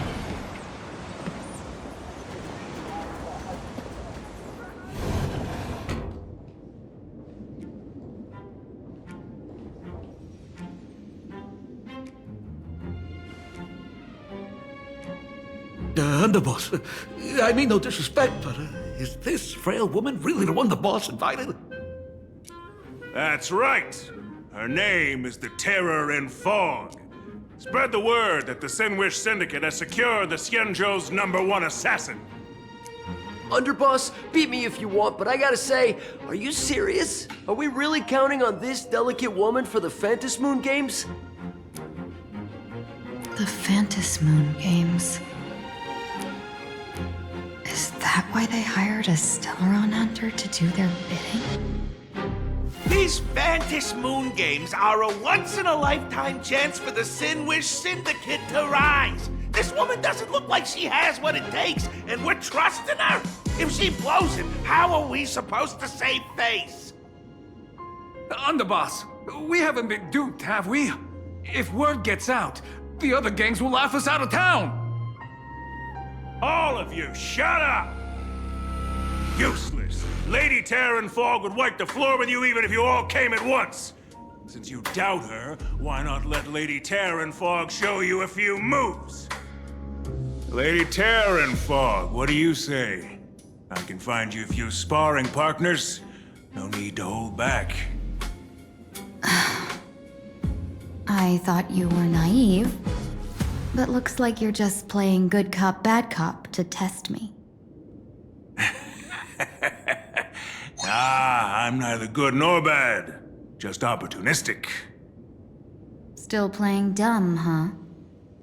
Boss of the Sinwish Syndicate. Your people wouldn't be doing this on their own. I know you can hear me. I came for business. Making friends would be a fine bonus. But if not, that's fine with me. If you still want this deal, cut the tricks. Real expert is something else. You speak with such overwhelming presence, though we barely understand a word. Come on, show us a move. We fight and bleed every day, and that's the only way we'll be convinced. Oh no. These brutes are not interested in a win-win situation at all. When in doubt, open the 3 strategy pouches I entrusted to you. Inside are tactics I divined, certain to break any deadlock and aid your journey. Looks like it's time. Huh? Just keep alive and open the 2nd strategy pouch once you're done. What kind of strategy is this? There's barely anything helpful in here. Looks like Lady Terran Fog isn't impressed with your skills. Out of my way! When I was young, I dreamed of becoming a musician. But fate had other plans, and I was dragged into a world of violence. But even then, I never let go of my love for music and rhythm. Even in battle, I kept honing my singing and instrumental skills. And that's how I forged my one-of-a-kind fighting style. They call me the Roaring Costide! Oh, Prince! The underboss is getting serious! Lady Terran Fog, I humbly challenge you. Show the Sinwish Syndicate the assassination skills you're so proud of.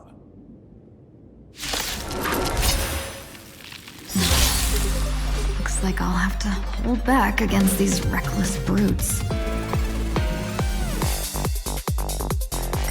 Endless riddle. Nothing but a void. Mountains move, dragons rise! Open sesame. Glimpse the unknown. As expected of the Terran Fog. Such incredible strength!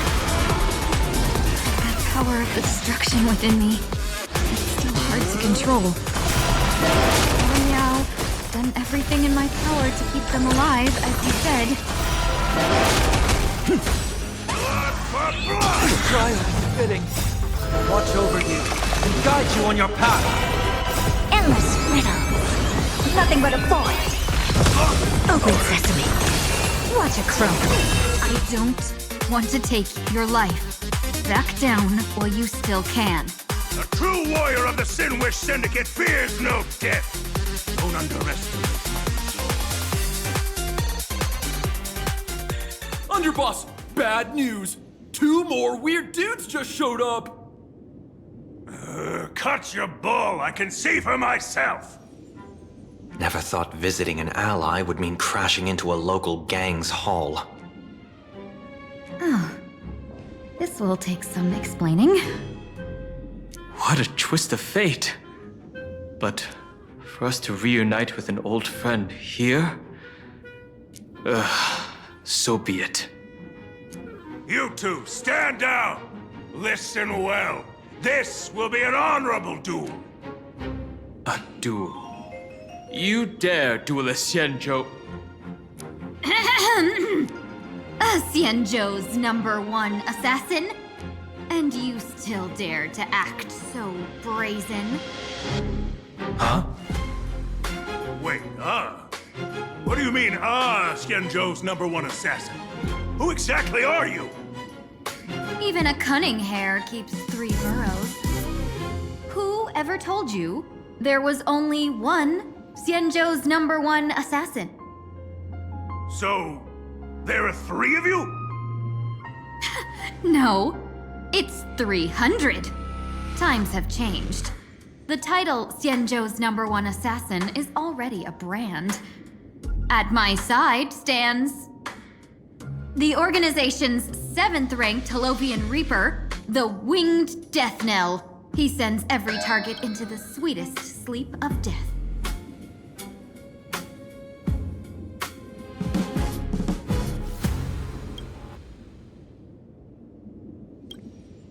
And this one is the 2nd-ranked assassin in the organization.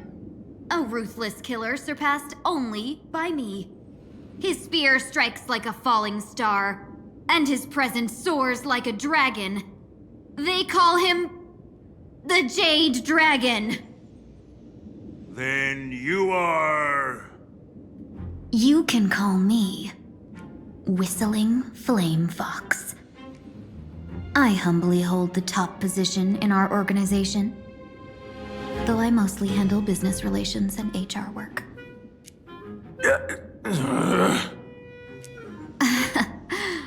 Hard to believe, isn't it? Come on, madam. It's pointless to say anything now. If you want this gentleman to know you speak the truth, let our brother show off a bit of his spear work. That will convince them.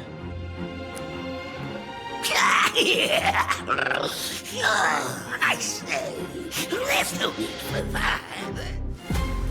Course time. You insisted on testing them and got nothing out of it, didn't you? If you would let them leave me sooner, none of this would have happened. Boss! I cannot hand your grand enterprise over to people we know nothing about. You are the one who hired us? The boss of the Sinwish Syndicate? That's me. I am Polewave, current leader of the Sinwish Syndicate. My apologies. Our gang is full of roughnecks. I will make sure they are disciplined. As for that business, we'll discuss it upstairs. Everyone else, clear out!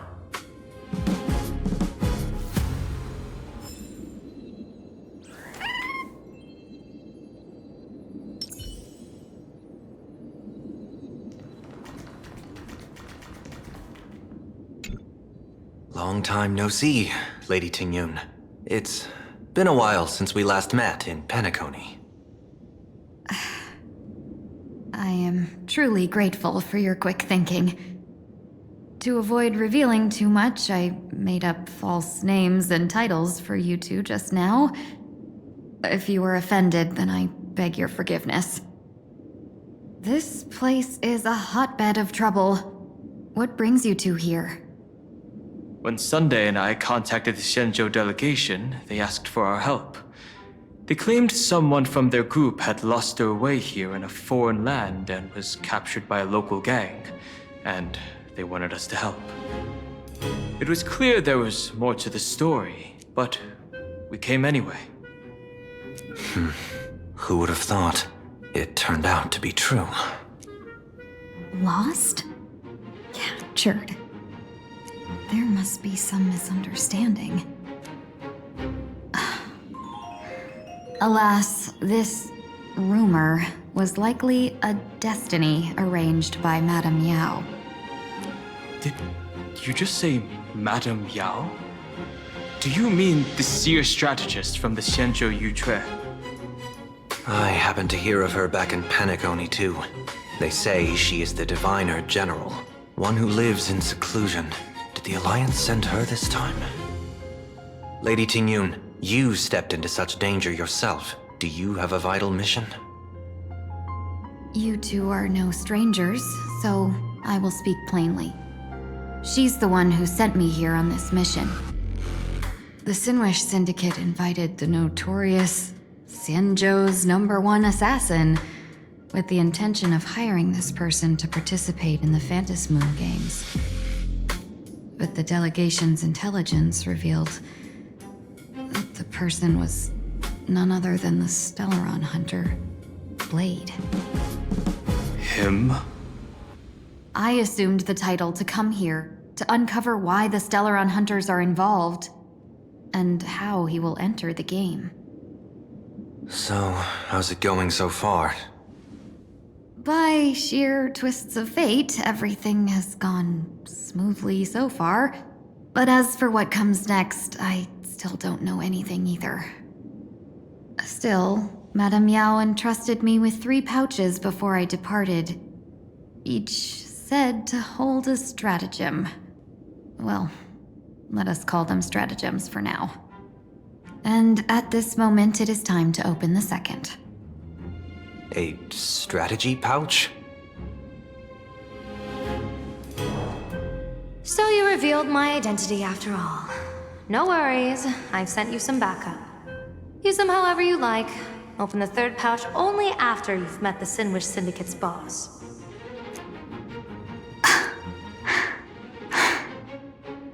No wonder they also call Madame Yao the Crosstalk General. The what, General? It says the 2 of you will help me clear the way, so I can safely meet the Sinwish Syndicate's boss. What do you say?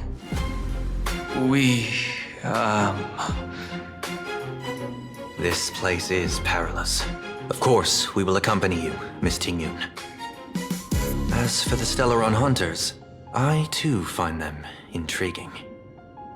Dan Heng, will you help me gather a bit more information? Of course. Thank you, Sunday.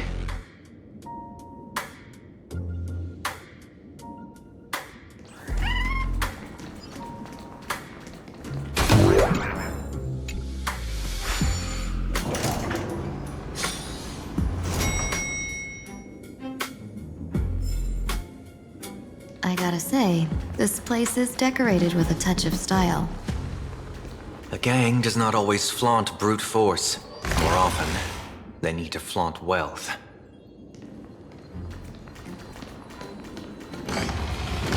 Gee, before I even realized, the scenery of Dovebrook became unrecognizable. Gee, back then, who would have imagined Iron Hulks running wild on the streets? Let alone us gang members being treated like vermin. You didn't call us here just to reminisce, did you? Of course not. Please forgive Course Tide's rude little pest. That narrow-minded fella never understands why young people flock to things that come from other planets. Like Megatron, the Masked Heroes, and the Astral Express. What he does not see is that while cosmic novelties are more enticing, big shots that hail from the cosmos are even more fearsome. Wouldn't you agree? You're a clever one, so there's no point in keeping up this charade. We're not Xianzhou's #1 assassins. You knew that already, didn't you? Yeah, I might not live as long as those Xianzhou folks, but I got a decent eye for sizing people up. You may not be the #1 assassins, right? But your skills surpass even such assassins. So I don't care who you are. I pay good money for a sharp blade. But I don't give a fig about its brand. And where do you intend to use this blade? On the Sinwish Syndicate. What? No, don't get me wrong. I'm not looking for bloodshed. Instead, I intend to perform surgery on the Sinwish Syndicate. Look here. Through certain connections, I secured this mass correlation. The entry pass to the Eonic game. Some covet this treasure, while others fear it as a curse. Now, you claim the name of Xianzhou's #1 assassins, huh? So surely you came for this. You want the god's reward, don't you? You are our employer. Therefore, the festival's prize should rightfully be yours. What do you want from the Eon, Mr. Polwave? Aeon? I harbor no such an unrealistic desire. I'll leave this prize for you to claim as your reward. I'm happy enough to share in a bit of your glory. Whether you win or lose, all I ask is that when the press comes a-knocking, you say this. You were sponsored by the Sandwich Syndicate of Toughbrook. That is enough for me. So this is a sponsorship deal? The Sinwish Syndicate only wants fame? Since we are not truly in your employ, are you not afraid we might break our promise and ignore your request? If you truly cared nothing for what I asked, why even raise the question, huh?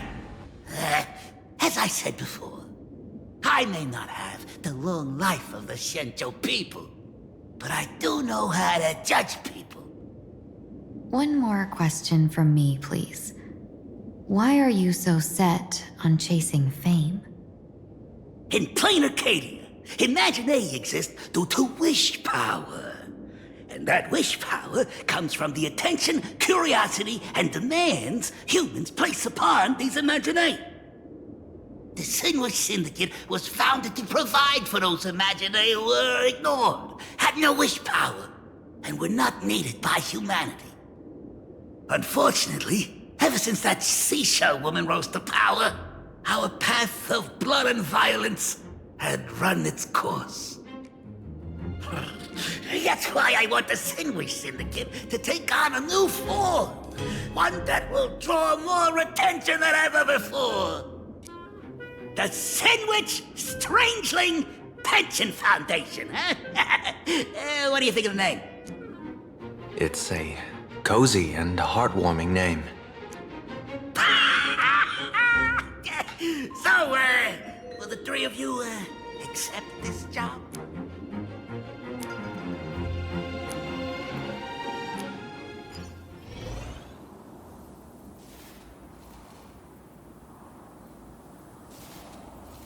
Mr. Polwave's goal is surprisingly grounded. A gang leader won't survive this long by relying on bodyguards. It's about having a sharp instinct for survival. He wants to launder his gang clean, but that will not be easy. In my view, the underboss may not see eye to eye with his boss. My thanks to you both. With your protection, I managed to leave without harm. Yet, we carried off the mask meant for the so-called Xianzhou's #1 assassin. When I think of it that way, this mask feels thorny in my hands. That man. He seeks to enter the Phantom Moon Games?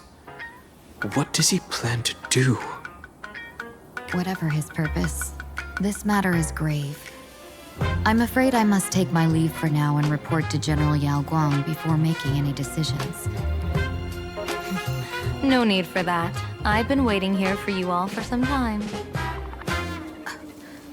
Madam Yao, you came in person? Well, you see, I must admit I passed false information to the two behind you, sending them on a wild goose chase. I should personally ask for their forgiveness. As for why I am here, Miss Tingyun, you still have not opened the third pouch, have you? That's true. Whatever they give you, just take it all and bring them to me. What kind of after-the-fact strategy is this? General, had you spoken plainly, Sunday and I would never have refused you. Why did you lie to us and claim that someone was lost and captured? I didn't lie. If not for the appearance of the former Vidyadhara High Elder and the runaway Master of Penacony, Miss Tingyun would still be trapped in those brutes' endless probing. Her being lost and captured was exactly the future I divined. I also foresaw bloodshed awaiting the Sinwish Syndicate. Had it come true, it would have been because Miss Tingyun failed to restrain her strength during the clash. Yet, with you two here, the gangsters' lives were spared. You even foresaw the anomaly with my body. Sometimes even when fate is foreseen, it cannot be changed. Fortunately, things did not come to the worst. As for Mr. Sunday, I've heard so much about you. With my 1,000 feathered eyes, I had the privilege of watching the broadcast of your entire god-ascending feat in Penacony from far away. Truly magnificent. Let's not speak of that misstep anymore, General. Rather, we have brought back the mask, as you asked. How do you intend to use it? Surely not just to hold it and block the Stellaron Hunter's entry. That was the plan, but from one cause spring 100 outcomes. Now that the mask is in my hands, there are many possibilities. What do you say about using it to lure Blade here and strike him down together? Or perhaps I could wear the mask myself and personally compete in the Phantom Moon Games. That'd be interesting, right? Each mask used is gone for good. The Stellaron hunters will be left with a real headache. That'd be truly killing two birds with one stone. Madam Yao, this is deadly business. It's no laughing matter. Deadly? Miss Tingyun, that is exactly why I am here. Not to put Blade in his grave, that is. His ties to the Xianzhou have long since frayed. There was no need for me to snatch someone else's assignment and come here only for his sake. Snatch someone else's assignment? So the Xianzhou envoy was supposed to be someone else? To be frank, this journey to Planarcadia was meant for Jingyuan, the divine foresight. The Luofu Cloud Knights recently returned from the great battle against Iron Tomb, and the honor should have been his. Yet, before his departure, I cast several divinations on all parties involved and received this result.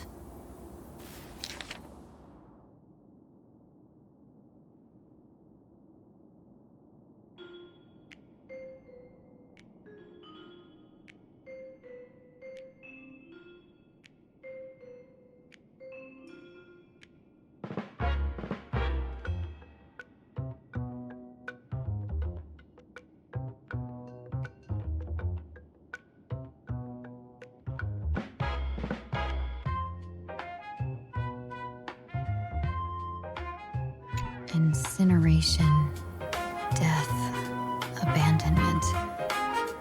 I may not know divination, but even I can tell that there is no good omen. Unfortunately, the two top diviners of the Yuchui and the Luofu In other words, my junior sorer, Fu Xuan, and I cross-checked each other's extrapolations and came to the same astonishing conclusion. An Arbiter General will fall in this Arcadia of elation. Even so, you're still taking the mission meant for Jingyan? Yes, I contacted the Marshal and took over the task. I've simply never seen such a bizarre fate and wanted to witness it. Even if it means your death? It's only death. If I can die in these Phantasmoon games to achieve a moment of godhood, then my death won't have sullied the Xianzhou's honor. Miss Tingyun, hand me the mask.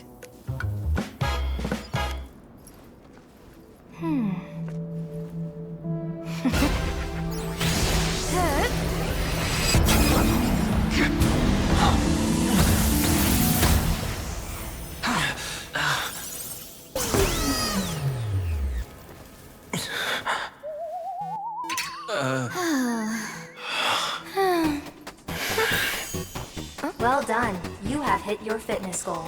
Another active and fulfilling day. Sorry, Sunday. My body instinctively sensed danger.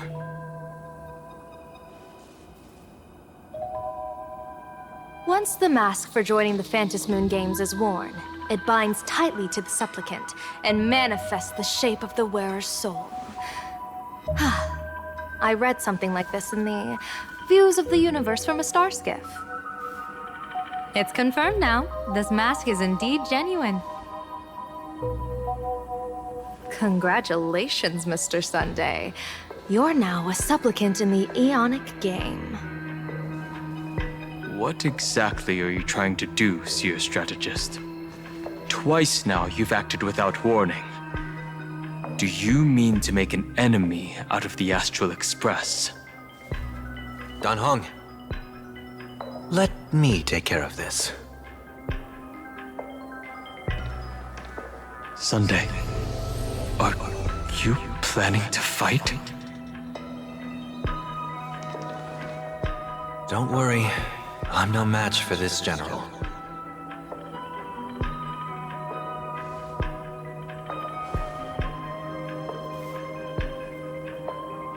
General Yao Guang, how do you pierce my thoughts? I ran a check with my tuning, and there were no signs of any outside intrusion. They say a diviner can't read hearts. I call that the excuse of mediocrity. Mr. Sunday, you're fascinated by the Phantasmoon games. You even wondered, what if I wore this mask, didn't you? You can even divine thoughts like that? No, I'm simply good at seeing using my eyes. Though Mr. Sunday never asked to examine the mask, he's glanced at it at least 3 times since we started the conversation. Given the character and manners of someone as noble as him, I can't think of any motive for this action but genuine interest. Sunday? Yes, I did think of it. For a moment, I even considered putting it on. So, I merely gave you what you desired. This is no trap. It's just an unexpected gift. During the Phantasmoon games, I'll give every ounce of aid I can to help you seize your chance to have an audience with the Eon. General Yao Guang, as far as I know, throwing out heavy profits first is usually a lure to make others lose. We've only just met. I don't understand why you'd go this far.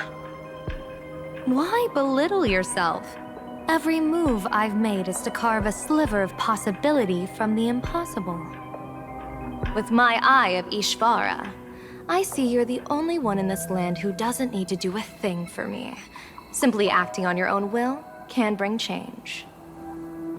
Your own will? Indeed. Dan Heng, I do want to learn more about this world. Because this world of elation fascinates me. Is Planarcadia truly a paradise?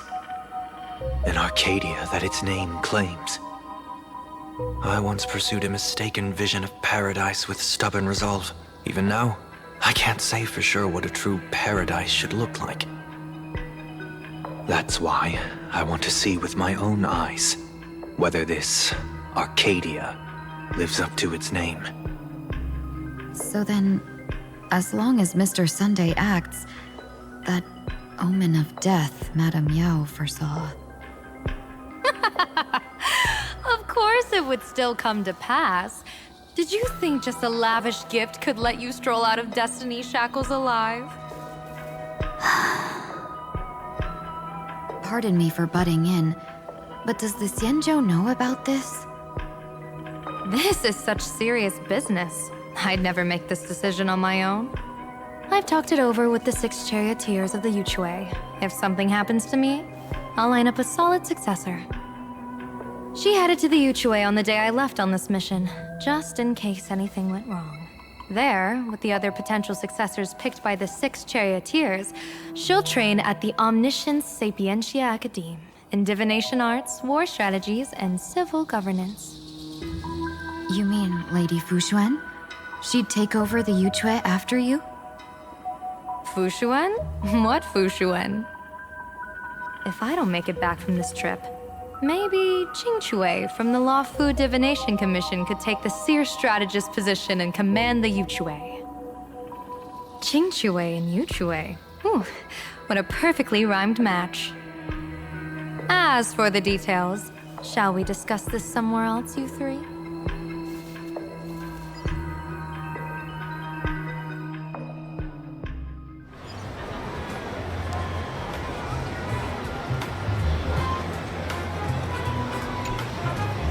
Map says the Ashen Detective Agency should be right here.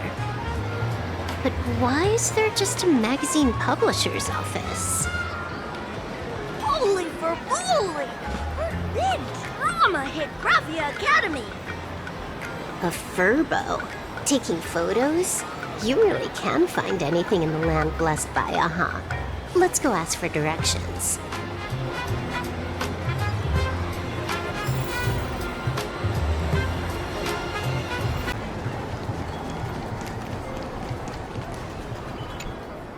Hey, little furbo. Know if there's an Ashen Detective Agency nearby? Beats me! But if I find 10,000 credits on the ground, I might recall the spot. 10,000 for directions? Fine. Job first. Oh, wow. Looks like 10,000 credits from my account just hopped to end up in yours for no reason. Now, spill. Whoa! Generous, miss! The place you're looking for is upstairs. That detective's renting my boss's space for his agency. But he's zonked out in the day, and his doors are locked at night. No clue how he earns any money. Maybe he's a vampire? So they're closed? Then how do I meet this Ashen Detective? Beats me. But if I find 50,000 credits on the ground, I might recall that too. You stinky furbo! Begging for a smack! Scamming our guest! Oh, time to go!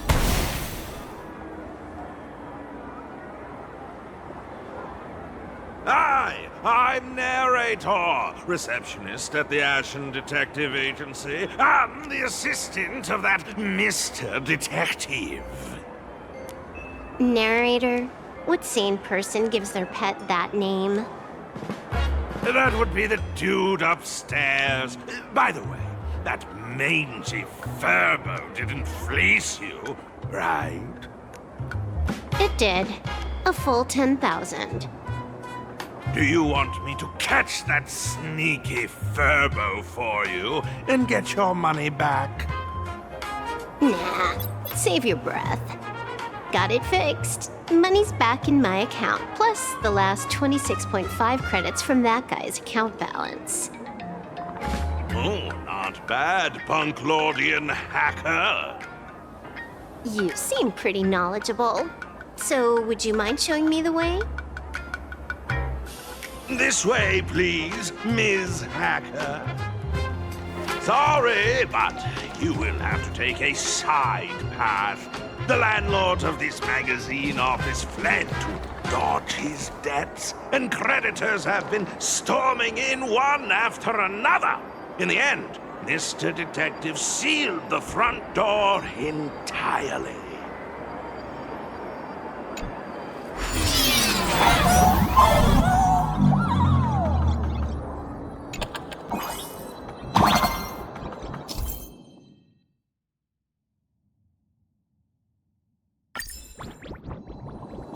So, there's even a shooting button.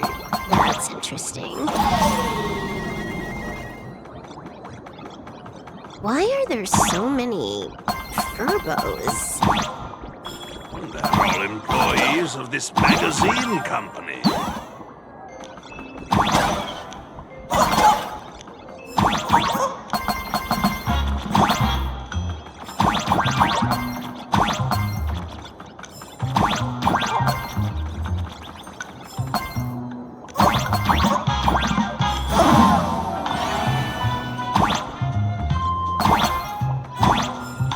Why does this scene feel like a punishment round from a game? Office survival's way more brutal than any game.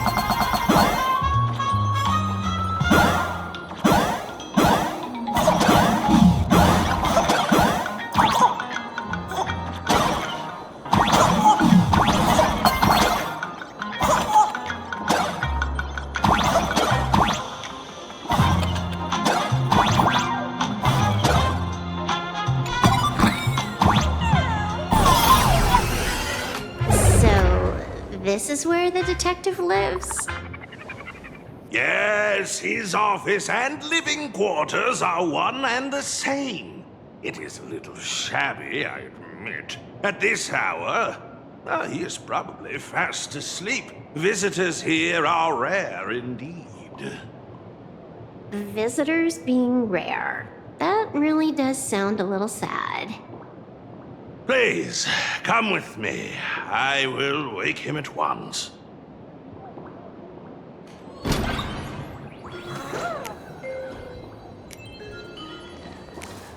Time to get up, Mr. Ashvale.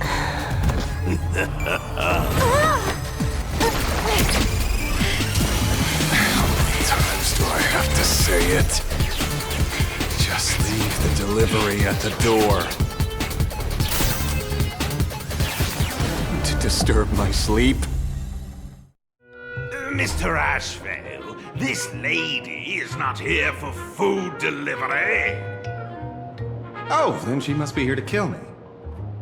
Sadly, not that either. What do you mean, sadly?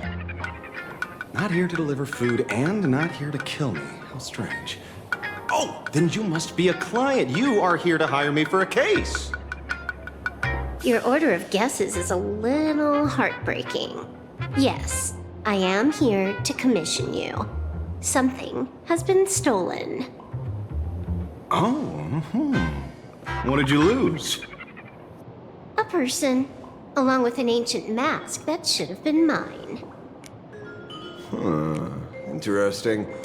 Are you here to join the Phantasmoon Games? At that moment, a cloud of suspicion rises in the detective's mind. Who exactly is this girl? Mr. N, stop the voiceover when we're talking business. Oh, stop! You pay me 900 credits an hour plus 2 bananas just for this, don't you? Yes, but at least throw me a few clues while you work. Between the detective and their assistant, at least one of them should know a thing or two about deduction, right? A name flashed through the otherwise empty mind of the detective. This unremarkable-looking girl was, in fact, one of the top 10 most wanted terrorists on the IPC's bounty list, a Stellaron hunter. Kafka! It's Silverwolf! She's Silverwolf! Mr. Ashrail, did you get your head caught in the fridge door or something? I feel like I need to wipe my personal data again. One of the Interastral Peace Corporation's most wanted fugitives with the highest bounties comes to commission a broke detective. Oh. I have seen plenty of stories like this. So, the next thing would be me getting dragged into a massive conspiracy and forced to run for my life, right? Drop the paranoia. I came to you because I hacked into the Security Bureau's criminal record system. What I found was shocking. In all those bizarre police cases, you were hired again and again. The curious case of the Harmony Sect Communion, the mystery of the Ghost Bullet Worm Express, the serial ghost resurrection incident, the super non-serial locked room murders at Kooky House, you helped solve them all. You may not be the most famous, but you're probably the most capable detective around here, right? Is nothing private anymore. Whatever, tell me, how did you lose your mask? Today was supposed to be our meeting with the Sinwish Syndicate. All right, now let's talk about the commission fee. Excuse me, I haven't even finished my sentence yet. A true great detective can know a case without ever leaving the room. While he sleeps, I gather the intel. We already have the basics about today's fiasco with the Sinwish Syndicate, and those 3 Xianzhou #1 assassins who scammed the mask. Can you handle it? Money is not a problem. Do you take dirty money? Sorry, no dirty money. And please do not withdraw your payment plus the account balance after paying. Oh, then how about this? This is the IPC's turf, right? Turn me in for the bounty. You take the reward, and I bolt afterward. We Stellaron hunters sometimes use that trick to raise funds. Or maybe we could discuss the possibility of taking dirty money? 30 million credits? Pay us after the work's done. Deal. I'll try to get that money over the next few days. Here's my contact info. Update me the moment you have any news. Pay us after the work? When did our office have a rule like that? That rule got made just now. Oh, my dear Mr. M, did you truly want to take dirty money? I have come up with another way to make money. Let me reach out to a certain big shot first. Madam Pearl, I've obtained solid intel. Mr. Ashvale, the chance of you initiating a call at this hour is under 5%. Let me guess. Perhaps you are finally ready to consider my offer. No, I found the trail of the Stellaron hunters. They are here in Planarcadia, and they even plan to crash the Phantom Moon Games. I can send you her coordinates quietly, without anyone noticing. Quietly, without anyone noticing. The Phantom Moon Games? Well, when your IPC chose to speedrun it, it was fated to be more than just a game of fun. And you want me to take part? That is asking a bit much of an old man. We should have taken that hacker's deal earlier and turned her in for the bounty. An unexpected bonus. So Pearl still has other masks hidden away. That makes things much easier. Seems that listening in on one's partners after wrapping up business is a habit worth keeping.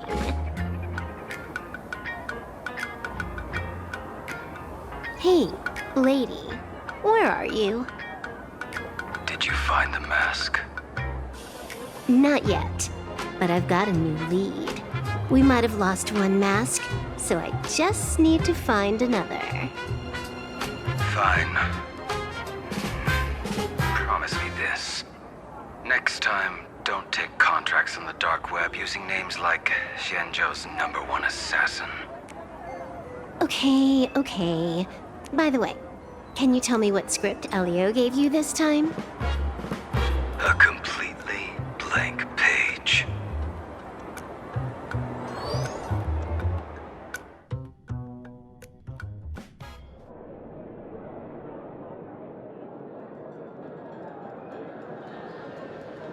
So, what you're saying is that this Miss Sparksy, who was originally just a virtual avatar, has now crossed into reality and taken entire school staff and students hostage. I get it. So, it's just a typical case of the idiogenerative imagine phenomenon. Yeah, you could say that, according to the old superstition. Modern science believes that when something receives excessive attention, it would suddenly gain life and becomes an imagine due to the accumulation of too much wish power. What kind of modern science is that supposed to be? Planarcadia is modern science, of course. Outworld visitors might find this kind of thing strange, but it's not exactly rare around here. Certain historical eras had imagine popping up non-stop like mushrooms after a shower. Things are different now, but if you're not careful, you might still find characters from popular comics suddenly show up in the flesh.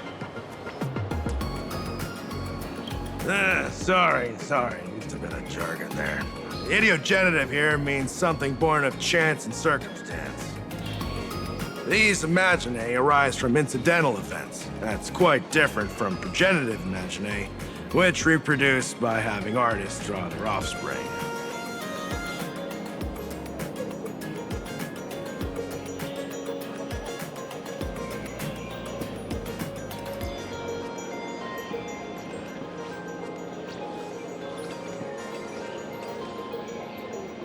Heading out?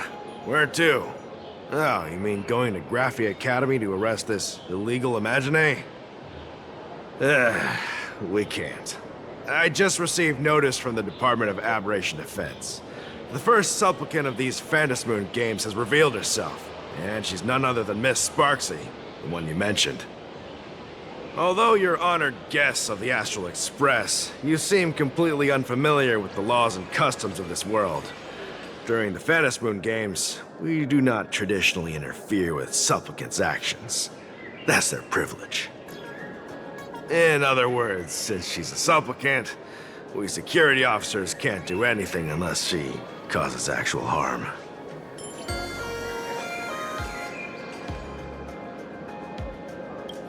You say she took a school hostage, but the intel I have says otherwise. Oh, right. The news broadcast is about to start. Care to watch? Hello, everyone! Welcome to Full Wish TV's special news segment, Arcadian Morning Report. I'm your host, Poofy. Hi, everyone! I'm your host, Snowy! We've entered year 1999 of the Arcadian calendar. What an exciting time! Just one more year until the new millennium. Over 500 years ago, a famous prophet made a prediction. In year 1999, a terrifying devil will descend from the sky. Will this prophecy come true? Can Planarcadia safely make it through this crucial year? You idiot! Are you cursing our viewers? They didn't tune in to hear your fear-mongering nonsense. Just read the news and stick to it. Yes! Incredibly, after just 15 years, the Phantasmoon is full again, and the time for the Phantasmoon Games is upon us once more. Surely a blessing for the master relation upon this Arcadia. Which supplicants will appear in these Phantasmoon games? And what mind-blowing miracles will they bring to everyone? With permission from the Department of Aberration Defense, we'll be following and reporting on the Phantasmoon games from start to finish. Just now, the first masked supplicant has appeared. How intriguing! Who are they, and where did they come from? Let's take a look. Wow! Internet-famous streamer Miss Sparksy announced 2 hours ago that she's donning a mask to become a supplicant!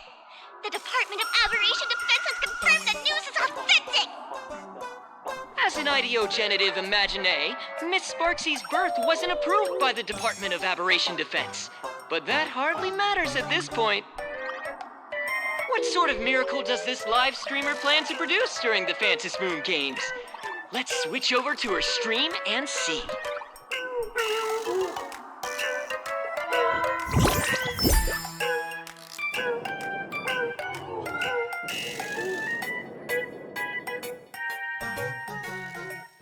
Yoo-hoo! And we're back from the commercial break. A big thank you to Love Insurance for being the title sponsor of today's Sparkstacular Arcadian Adventures live stream. One person, 1,000 faces. 1,000 faces, one person. Who will Sparksicle become today? Ta-da! Time for the big reveal! Everyone, follow along with Bean Sparksy of Graphia Academy as we check out how our new transfer student is settling in. Marge, say hi to the camera. Sparksy, don't you dare mess with me. I, March, am not someone you can easily push around. I'll have you know I'm the disciple of General Jing Yuan of the Luofu and General Huayan of the Xu Ming. I've undergone rigorous Xianzhou sword training. Others might fear you, but I sure don't. My, Marge seems quite worked up. Is it because she's a bit nervous about her first live interview? All right then. Now, let me interview my colleague, Mr. Yang. Hello, everyone. I'm Weld Yang, a history teacher at Graphia Academy. I'm honored to be selected as this year's most popular male teacher, and I will continue to strive to nurture even more outstanding talents. All right, that wraps up our interview for now. Let me give you all a sneak peek at what's coming up in our next live stream. Thank you all for your wholehearted support. Sparksicle will work hard to repay your kindness. In 3 hours, I'll be hosting a special live stream performance, Sparksicon, alongside our special guests, the legendary Nameless from the Astral Express, who have carved countless legends across the cosmos. Tell your friends, your family, even your enemies. Let's set aside all grudges and meet in the stream to witness the most dazzling sparks light up Planarcadia!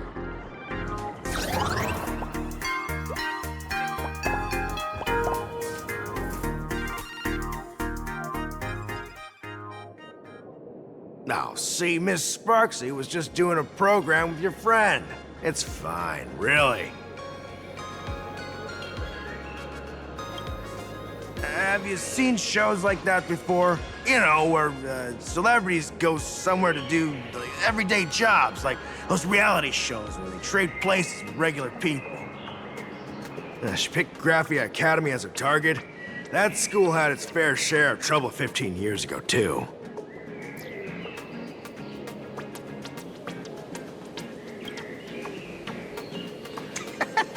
So these are the Nameless of the Astral Express? That's hilarious! I heard they're supposed to be great heroes who saved other worlds. Look at them now! Switching to comedy in a heartbeat.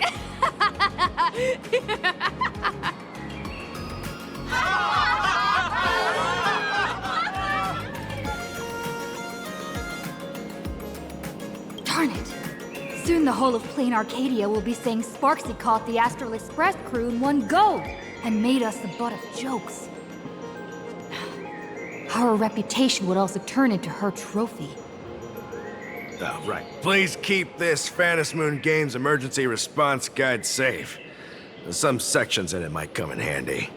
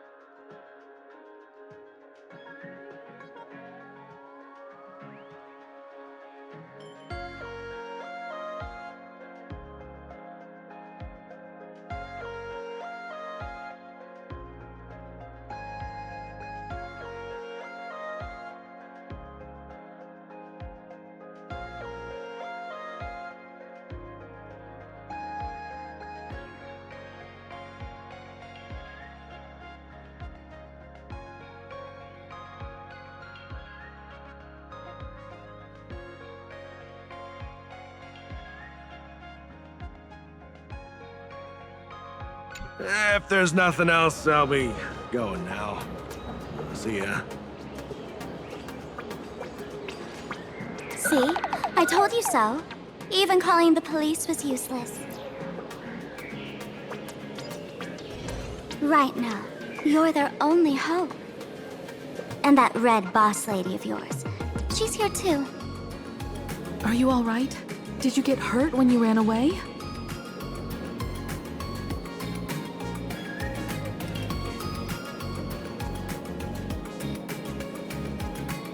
So, March and Welt are both trapped in Graphia Academy now? And that girl called Sparksy took the mask, too. No, it's not your fault. I underestimated the complexity of the situation behind these games. Coming back to my homeland was meant to be a relaxing vacation for everyone. And I also wanted you and March to experience the atmosphere of elation in this world. Throughout the history of the Phantasmoon games, there have been many instances of cooperation between supplicants. But this time, forces from across the cosmos have turned this into their own high-stakes poker table. Rather than honoring the elation, these players are far more eager to savor victory for themselves, itching to knock everyone else out of the game. Sparksy is one such troublemaker.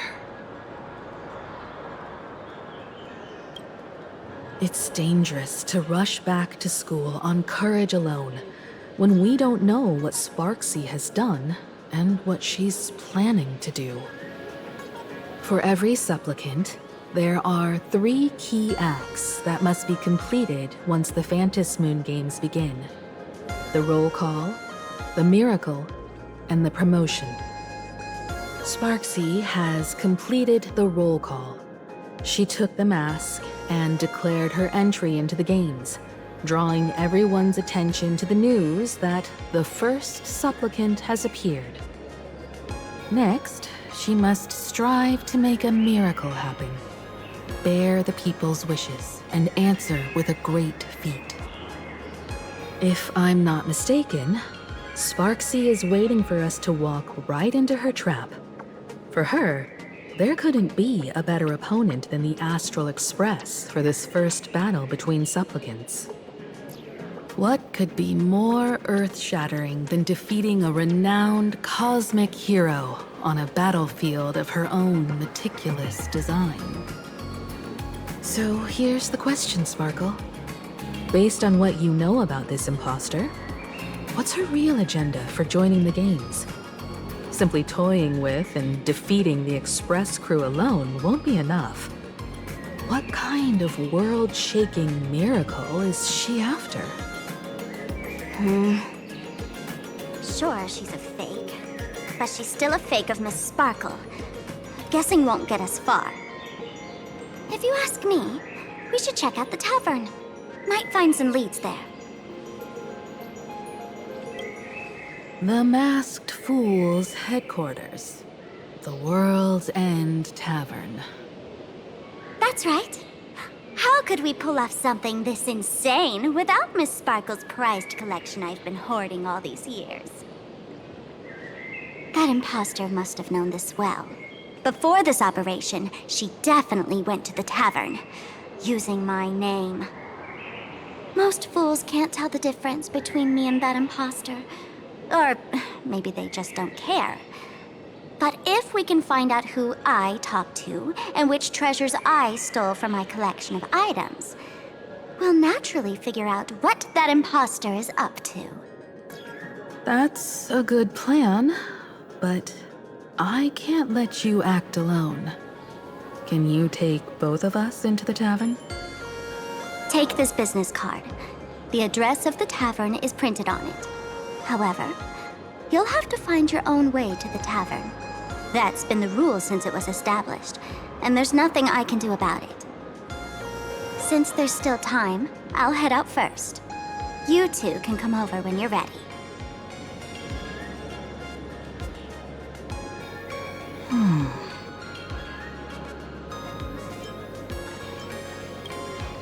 Relax.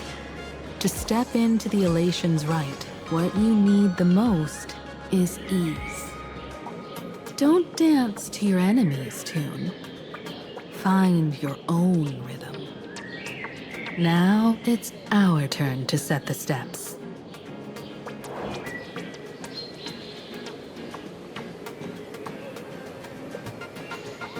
Dovebrook District. It's been a while since I've been home. Perfect timing. Don Hung and Sunday have made some new discoveries. I asked them to meet up with us later.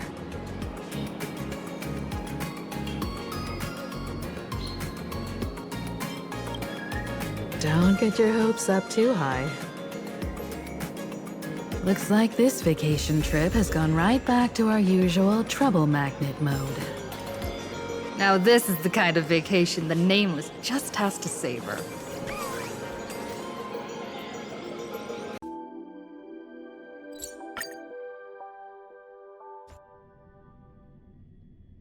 A Furbo snapped a pic of me on the street without my consent just now. Fame isn't exactly good news for the Nameless. Unlimited free drinks for 100 Store owner is so confident. We're almost at Dovebrook District. I never managed to beat the curate at this store when I was alive. This time, I must.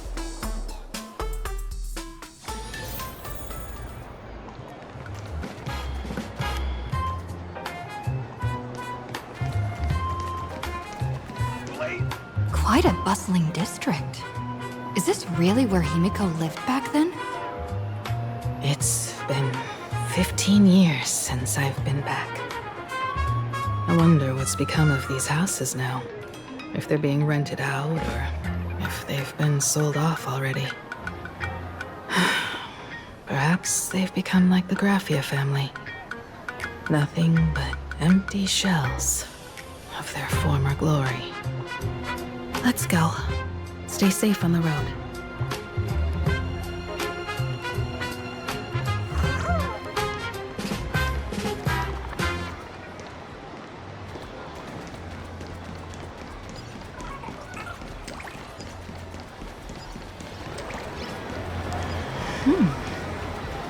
This place seems to have changed a lot. Holy Fervoli! Great Raccoon, you really came! There's a Furbo calling out to you. Why don't we go take a look?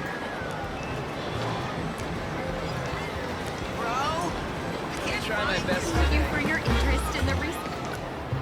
Rest assured, I haven't forgotten a single thing about the compensation. This Furbo was actually waiting outside the magazine's office just to make amends? Furbo absurdo. And you are?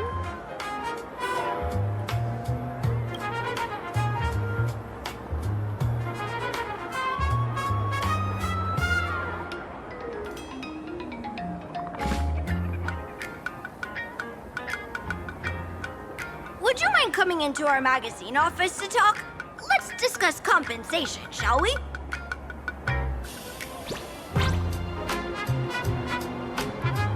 It looks like the magazine publisher has taken over this entire building.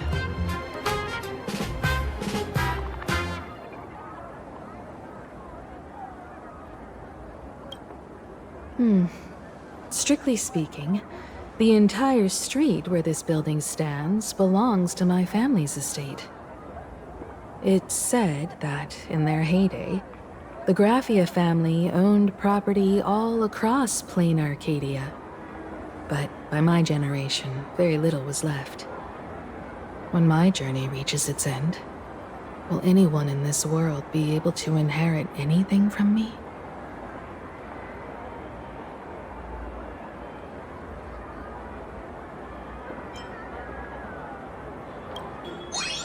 Silly child. What nonsense are you talking about? Come, let's go inside the magazine office and see what this little Furbo is up to.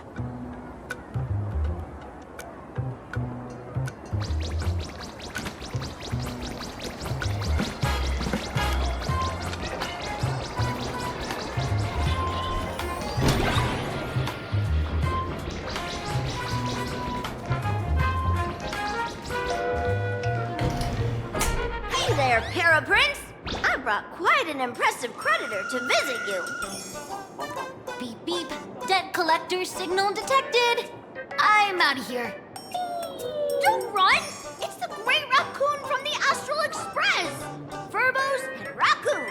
We're all one big family. Beep boop. Family or not, you're all just here to collect debts, aren't you?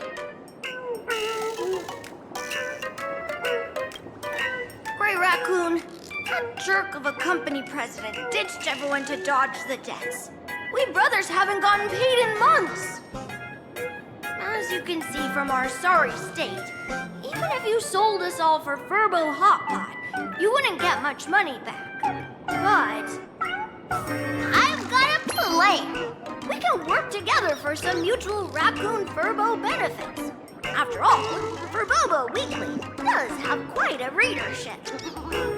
Right now, the hottest news in all of Planarcadia is the arrival of the Astral Express. Once you become the company president, Great Raccoon, Furbobo Weekly can go full throttle for you, becoming the Express's exclusive media outlet, churning out a string of hot scoops.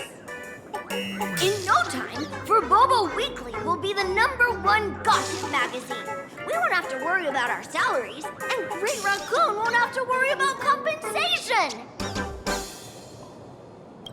No way! No way! As your devoted fans, me and my bros sincerely want to compensate you handsomely for your emotional distress.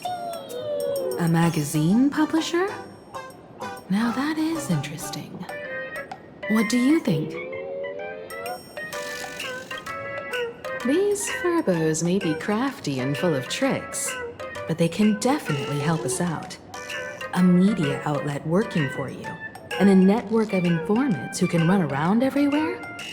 Having a logistics team like that during the Phantasmoon Games would come with many perks. And best of all, they're free.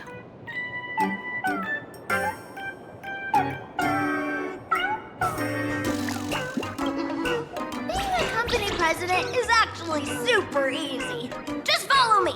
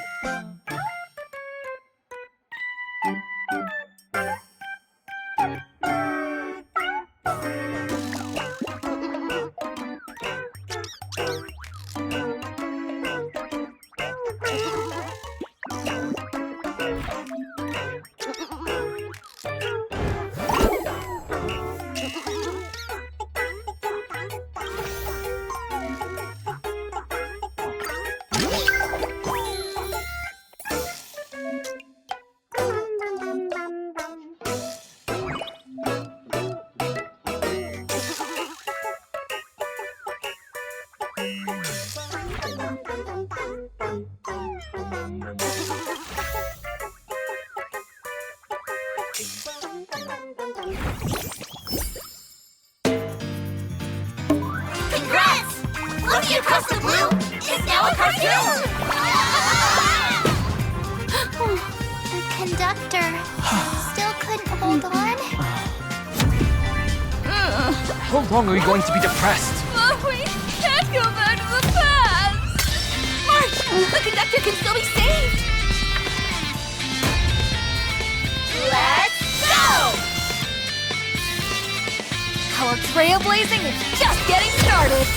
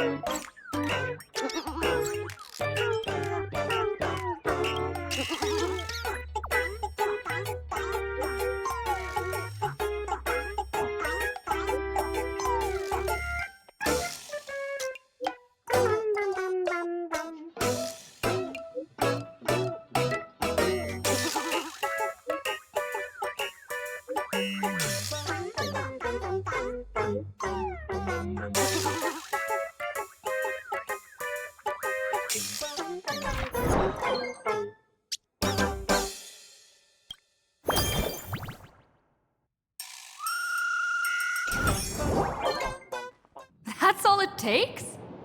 Okay, from now on, I'm your new company president. Woo-hoo-hoo-hoo! Great Raccoon is our new company president! Ha! Whatever mission you assign, we brothers will get it done for you. Anything else you'd like us to do?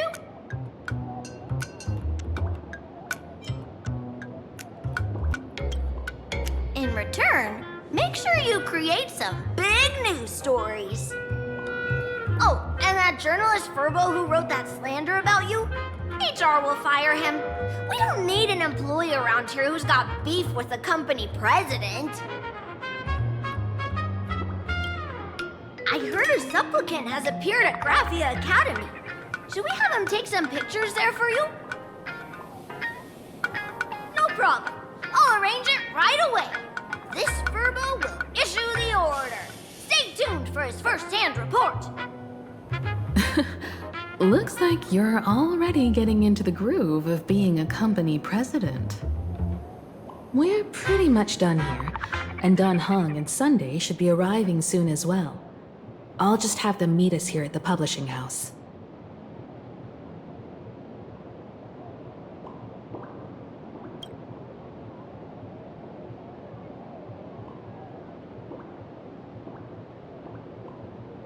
Miss Himiko, we're here. Slower than expected, huh? Looks like you had quite a harvest. That's, difficult to say. Ah, Miss Himiko. And Benefactor is here too. It's been a while. I've missed you all dearly. Miss Tingyun, are you representing the Xianzhou on this diplomatic mission to Planarcadia? This is a matter of great importance. A humble girl like me doesn't have that kind of standing. I'm just tagging along with General Yao Guang of the Yuchui to help out with odd jobs. I happened to run into these two on the way. The Seer Strategist. What happened on this journey? Sorry, there was a bit of a hiccup. I accidentally put on a mask of elation. Now I'm a supplicant in the Phantasmoon Games. Well, that's quite unexpected. I know the Express has been seeking to join the Phantasmoon Games, and I've been quite curious about that. Sorry. Did I make things more complicated than they needed to be? No need to apologize, Sunday. You are a companion of the Trailblaze. No Nameless would ever stop a companion from finding their own path. Many thanks. But wait, did you just say accidentally? It's a long story. I'm afraid we'll have to wait for General Yao Guang to explain it herself. She was with us just now, but somehow disappeared without a trace. Madame Yao is always like this. She probably disappeared suddenly to deal with something urgent. This Seer Strategist is just as elusive as the rumors say. Should we wait for her? No need. I wouldn't dare impose. The tides of fate shifted. I had to delay my steps to arrive at the proper time. I asked for your understanding. Oh my. Counting me, we make exactly 6. Let me do some calculations. Your fortune in the coming days looks grim. You'd better watch out. Wheel. Makes sense. You got what you wanted today. The fates spell danger. This matter is most likely connected to that blade. Ah, the little fox's misfortune has overflowed into good luck. She's blessed with constant good fortune, a true harbinger of prosperity.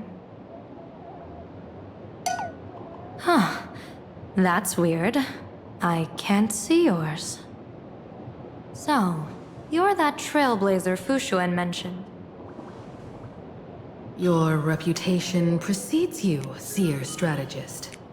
I'm Himiko, navigator of the Astral Express. Whatever's on your mind, you can discuss it with me. My sincerest apologies. When a diviner encounters someone whose fate is unfathomable, we can't help but feel 3 parts excited, 3 parts flustered, 3 parts curious, and 1 part awestruck. What do you mean by unfathomable?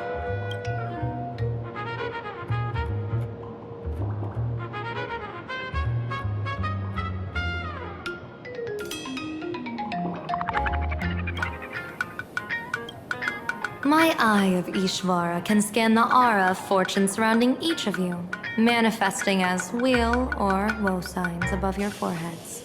I'd like to divine your fortunes as a welcome gift. However, this person really surprised me. I can't see anything from her at all. Are you really free to try any choice? To do anything you want? Does an Ishvara like you actually exist in this world?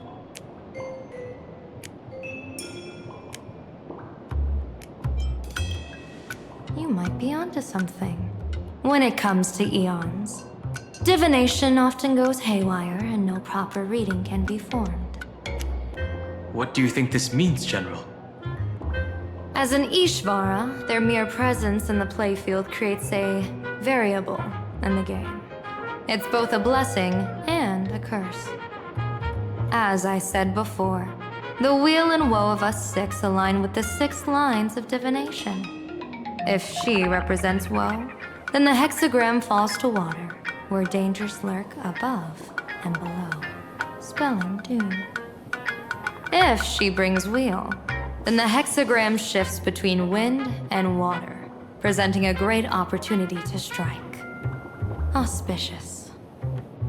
So, the fate of our journey in Planarcadia rests on her decision.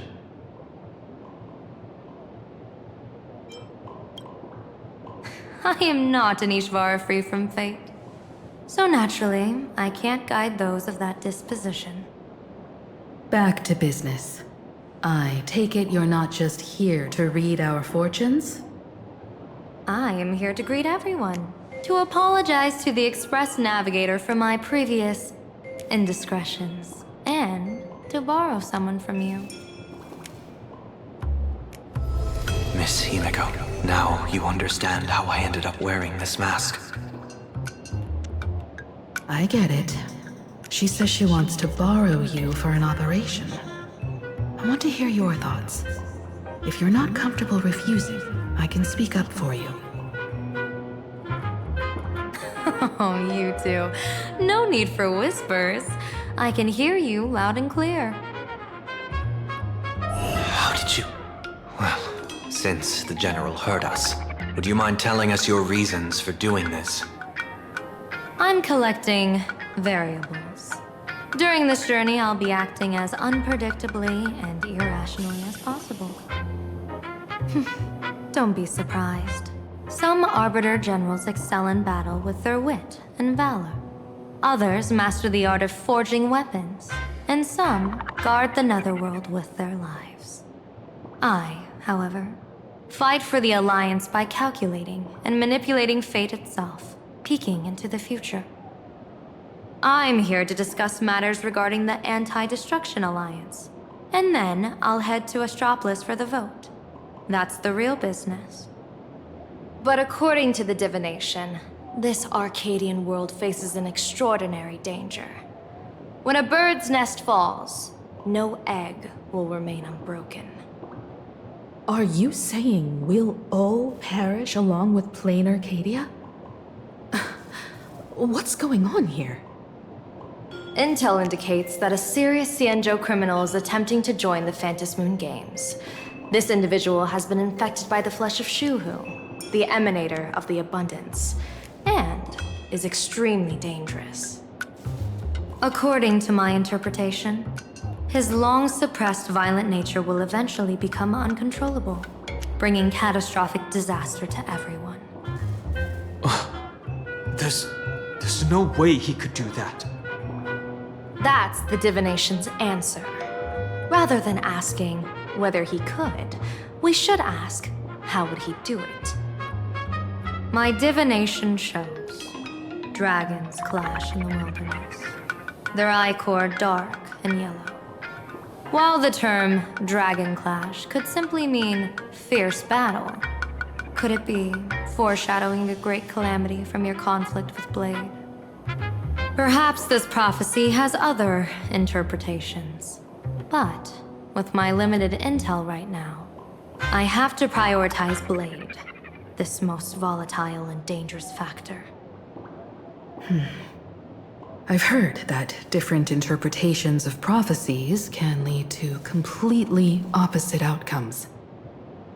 Until things become clearer, it's better to reserve judgment. Let's put that aside for now.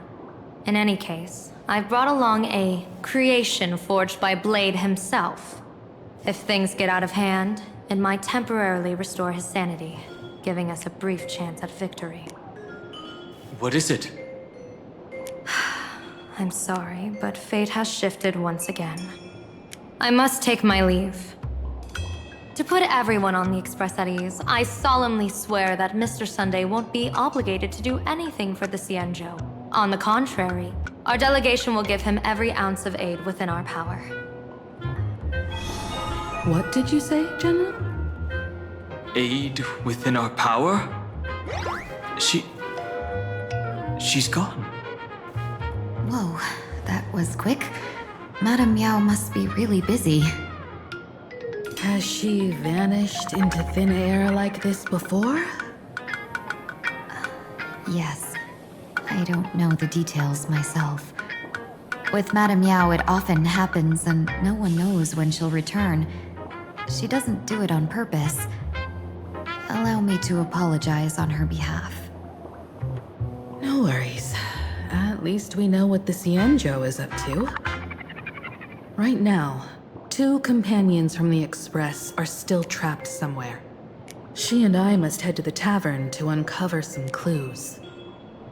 If Miss Himiko needs my help, please don't hesitate to ask. Are March and Mr. Yang in trouble? I'll go with you. No, you and Sunday will act together with the Seer strategist. We're not at the point where we need to call in reinforcements yet. The situation with Blade is unusual. That Seer strategist's concerns aren't just baseless worries.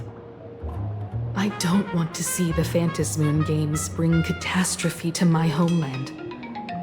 So this is also my request. To put it in the General's words, please do your best to introduce new variables.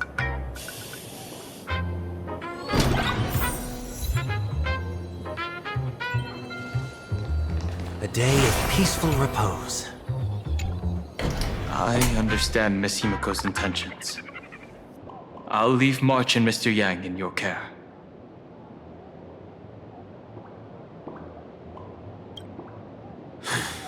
Blade's appearance means the Stellaron hunters are also on the move in this world. From everything we've seen, this mission to Planarcadia is of the utmost importance. I will accompany General Yao Guang to uncover the Stellaron hunters' schemes. Whatever happens this time, I hope it won't put any of you in danger. I'll do my best to make sure of that. What? Those 2 are trapped in the school, forced to become a student and teacher? And the security officers are turning a blind eye to all this?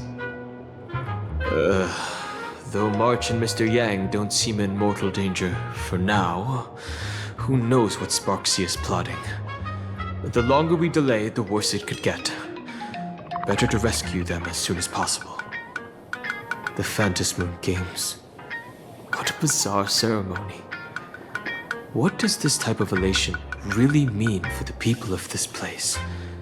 Why would AHA promote such a game?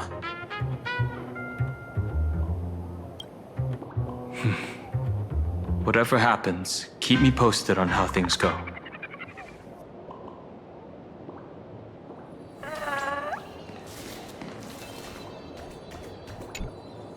Greetings, Benefactor. It's been many days since we met in Penacony, and I've been thinking of you day and night. Though my skills are meager, Madame Yao praised my resolve to kill my enemies, saying that was just the variable she sought. That's why she assigned me to temporarily serve under her command for this expedition. And look at that. It's brought us back together again. What fortune. I wished I could travel with you longer back in Penacony, Benefactor. After all, I've yet to reclaim the opportunities Fantilia stole from me.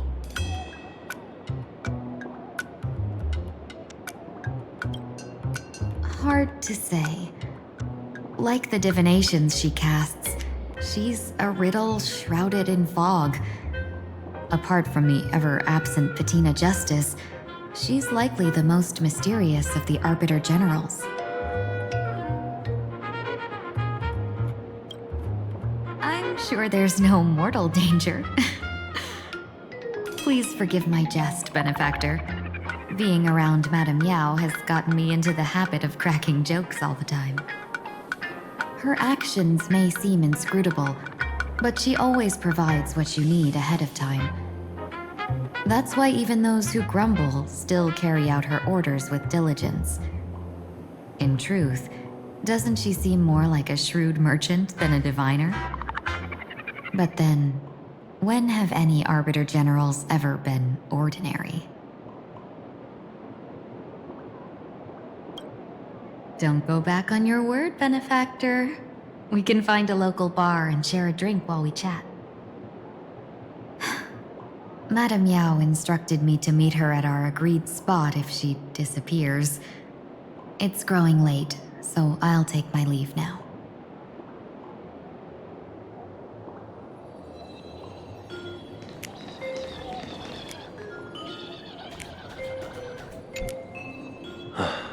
Mask of elation can reflect the shape of one's soul.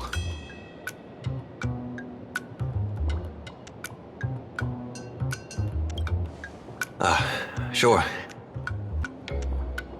In Penacony's decorative arts, ravens often symbolize the hidden desires and whispers of humans' dreamscapes.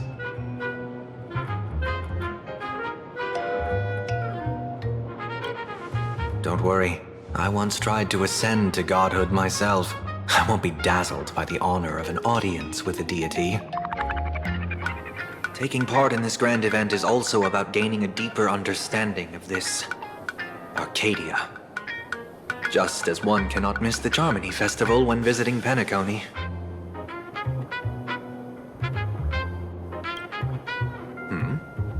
There's no rule saying that supplicants of the Phantasmoon Games have to fight each other, right? On the contrary, for the elation, shouldn't laughter be a resonance that comes from within each other's hearts?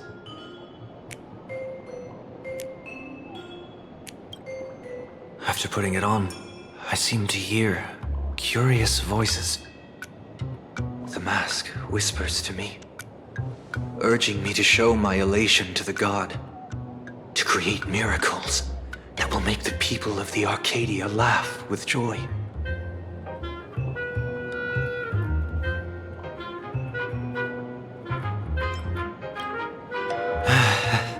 That's a good one. When that general, Yao Guang, shows up again, I should discuss our collaboration plans with her. Good luck.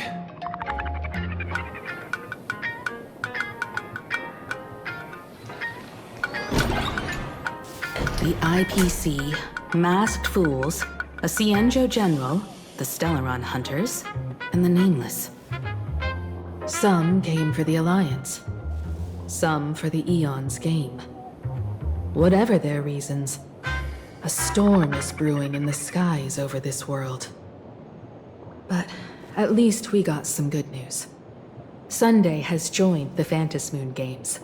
He can help us in our showdown against Sparksy. Let's rendezvous with Sparkle at the tavern. We must uncover why Sparksy entered the Phantasmoon Games, and what sort of Sparksicon she's got planned for Graphia Academy. When I was little, I heard a few urban legends. They say The entrance to the tavern exists behind every single door in this land. But those who aren't invited, or haven't found their destined path, can never step inside. This time, we already have the Fool's invitation in hand. As for the key to open the door, there's a silly rhyme on the back of the business card. For revelry and drinks galore, no need to search from door to door. Heed the fool's riddle with care to find the key that leads you there.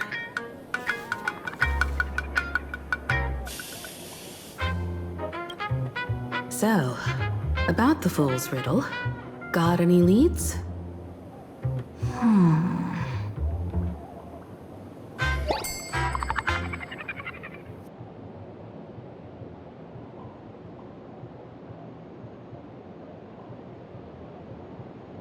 Whether they look up or down, the moon that humanity gazes upon in the sky is always the same Phantom moon.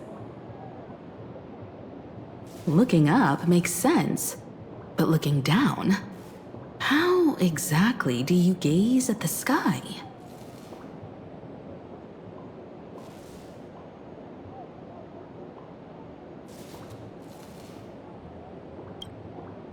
Oh, it seems fate ties you to the tavern. I get it now. The answer is Dovebrook.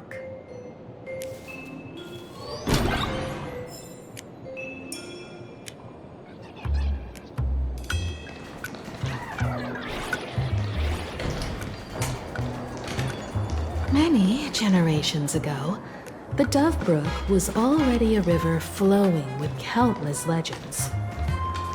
It's no surprise the door to the tavern lies hidden among them.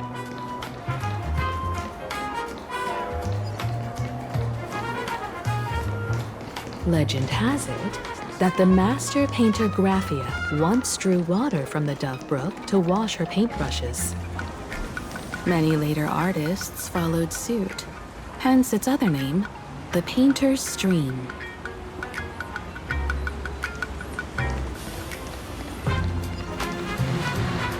Looking at Dovebrook's scenery. Memories from my student days just come flooding back.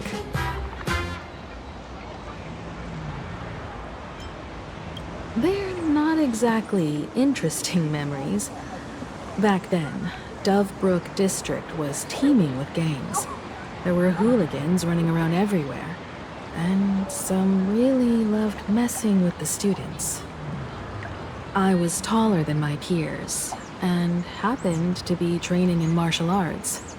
To stand up for my juniors, I would occasionally get into scraps with the thugs on the streets. The people who fell into the Dovebrook River would cover the surface like bean sprouts in noodle soup. It all feels like it was just yesterday.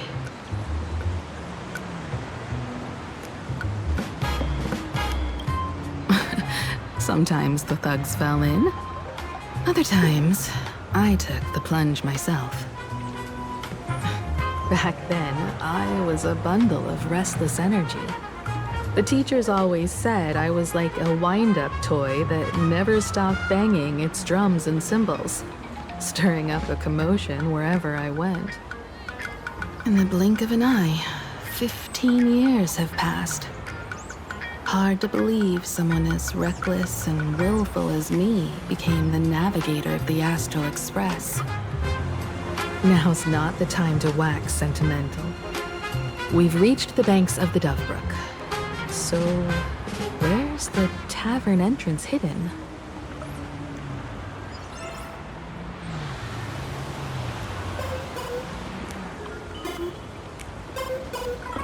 Lots of eyes on the streets recently. Watch yourself out there.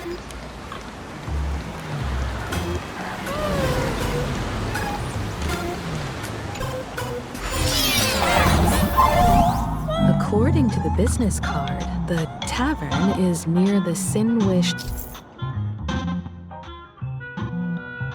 Syndicate headquarters. Let's check the other side of the river.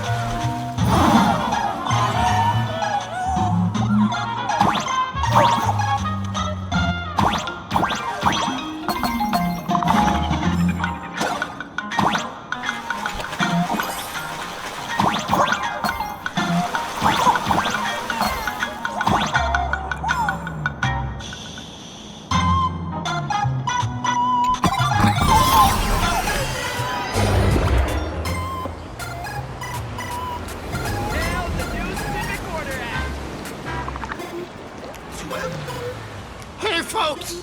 Have y'all heard the joke about the Dove Brook? Yeah, one day, a criminal escaped from prison. He ran for his life, but just when freedom seemed within reach, the Dove Brook blocked his path. With his pursuers closing in, the man prayed to the river. I am hammered by the law, stained with filth. Oh, pure flowing waters, please do not swallow me. A voice from the Dove Brook replied, there's a pedestal of light on the water. Step on it and you can cross. Criminal wept. What pedestal of light? It's only the moon mirrored on the water, an image that shatters at a touch. If I step on it, I'll fall in and drown. Guess how the Dove Brook answered him. The Dove Brook said, you're not hammered at all. Otherwise, how could you still tell the moon from a pedestal?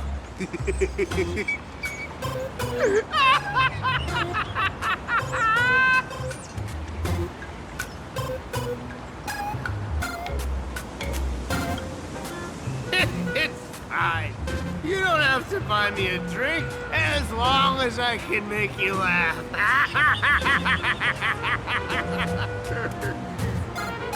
That joke sounds like a hint. Could he be a fool from the tavern? Maybe if we find the fragile moon he mentioned, we'll find the way into the tavern. The moon's reflection. So fragile it shatters at a touch.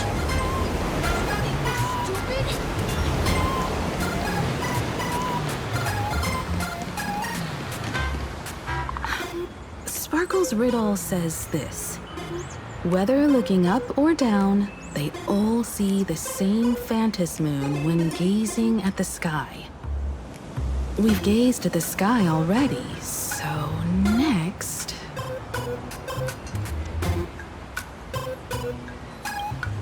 From this angle, the moon's reflection is right here.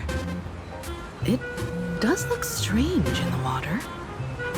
If what the card says is true, and the fool's riddle is the key to entering the tavern, then this moon must be the door lock. Come on, let's take a closer look at this strange moon.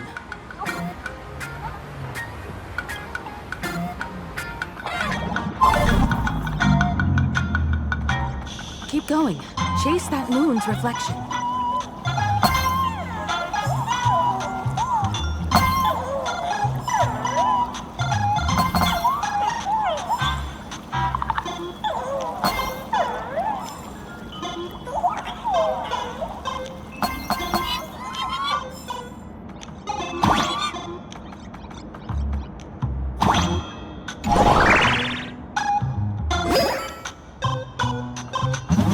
The fools are guarding the moon's shadow tight. Shatter the moon lock, and we're one step closer to the tavern.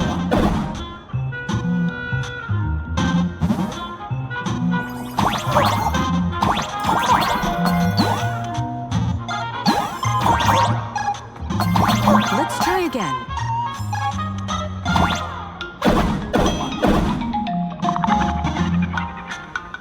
Something's back there. Is that a key? The moon is about to break. Let's try again. The key has dissolved into the water. The water's surface is about to change. Look, the tavern's shadow has appeared.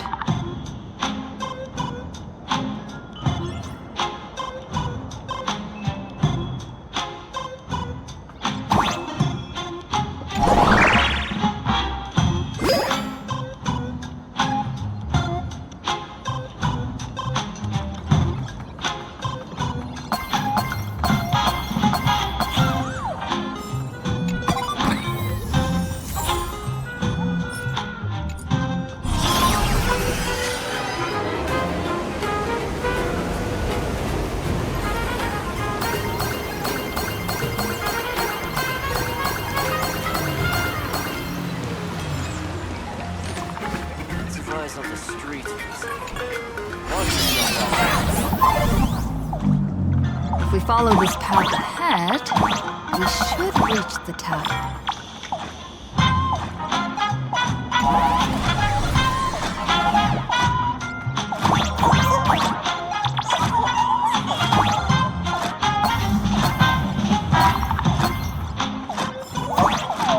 Watch out! I almost forgot. You're a full-fledged trailblazer now.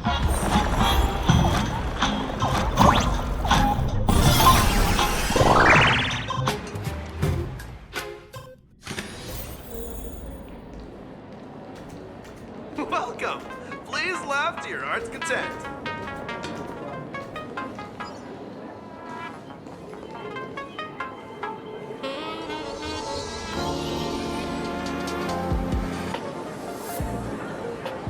So this is the World's End Tavern. No. Allow me to correct you. If you think this is all there is to the tavern, you're sorely mistaken. Like a single grape on a great bunch, this is just the part where the tavern connects to this world. Sorry, but this looks like a regular lounge. The so-called Planarcadia isn't really an Arcadia either, but who's complaining? Life goes on, doesn't it? If you're looking for something that's true to its name, take a ride on the Astral Express. Funny thing is, it's literally a train. You know, can't find a single trace of astronautical engineering on it. Wait, you two are navigator of the Astral Express and the raccoon on board, right? I've seen you in the news.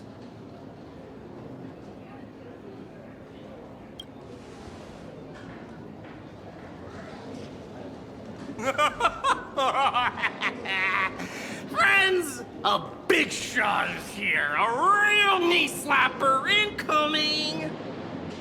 Really? From the Express? You're not so freaking way enthusiast, are you? Express folks come to the tavern too? Do they even have a sense of humor? Hey, can I get your autograph? Sorry, my foot. I'll never wash it again. Everyone, curb your curiosity. These two are my guests. Even the most mischievous among you should know when to stop and mind your manners. Well, if it isn't Little Sparkle. We've all heard your joke. Take the mask from a masked fool, and what's left but a fool?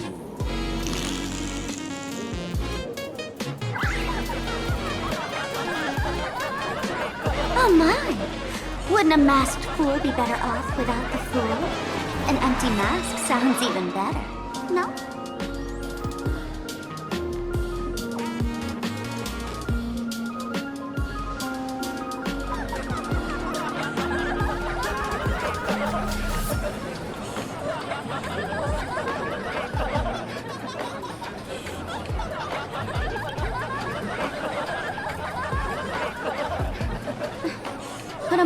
for 2 hours.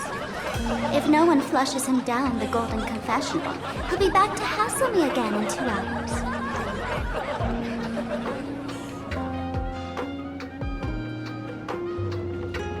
All right.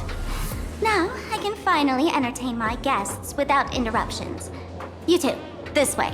Let's talk about the imposter.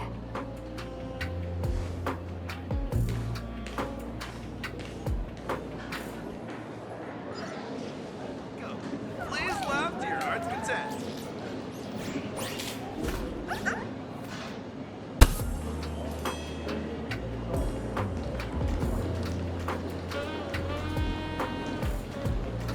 Give me the same old. Some try. All right, you two. First round's on me. What'll it be?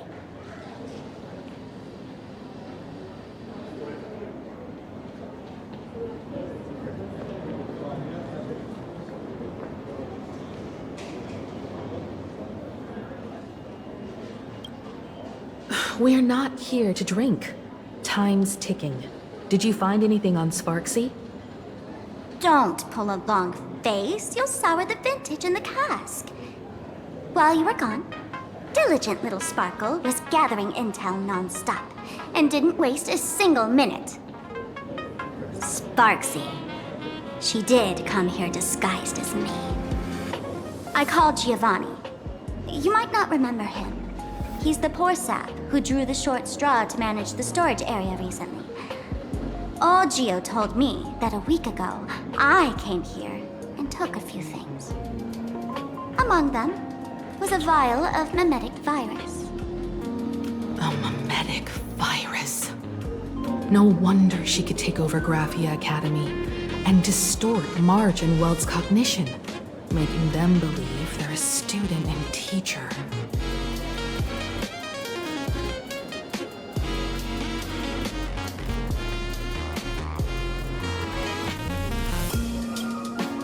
Close enough. This so-called Sparksicon is a front for spreading a mimetic virus. Knowing that isn't enough, what type of mimetic virus is she spreading? What are the symptoms? We need more on her plans and actions before we can counter it. Thought of that already. So I visited a few friends and learned where the imposter's been haunting. To dig up details, we'll have to get hands-on. Lead the way, then. Let's move. Stay close.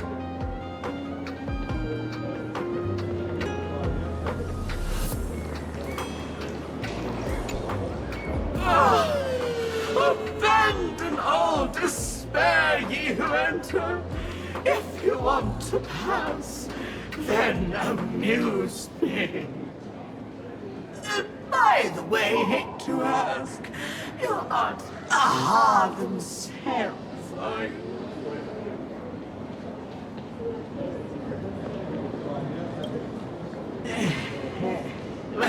That's a relief.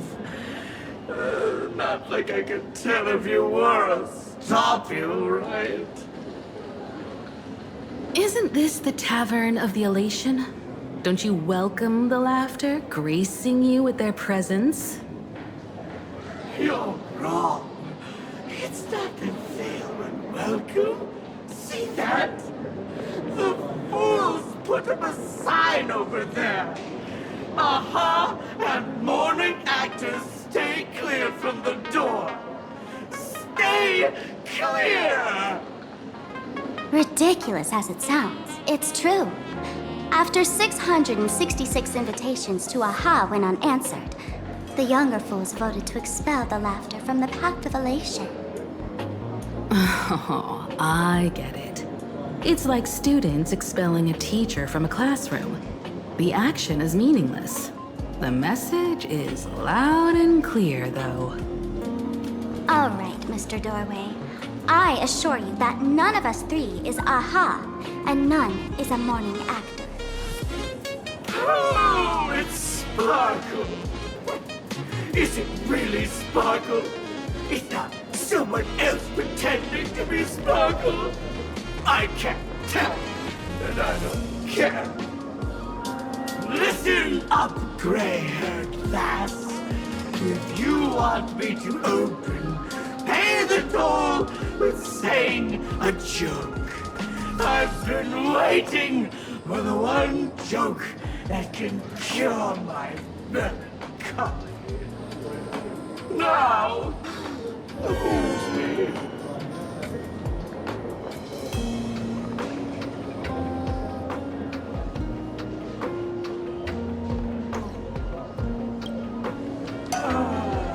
And then? I said it. A joke. Oh, poor child. A bad joke is more pitiful than melancholy.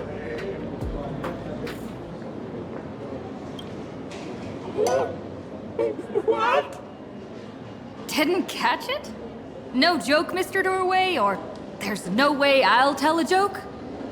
Interpret it as you like. By Arcadia above. I can't believe I've come to explaining jokes to a door.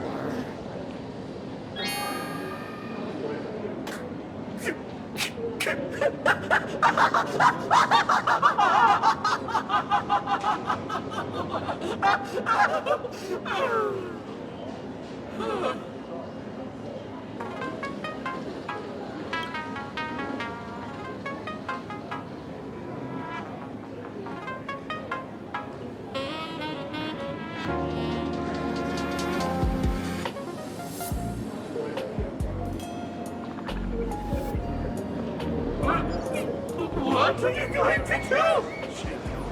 I'm gonna break you open.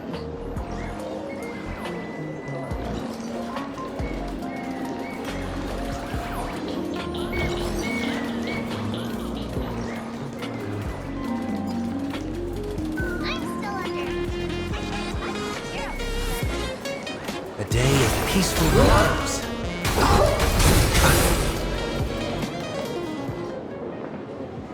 Didn't expect you to have the pull to get me into the tavern.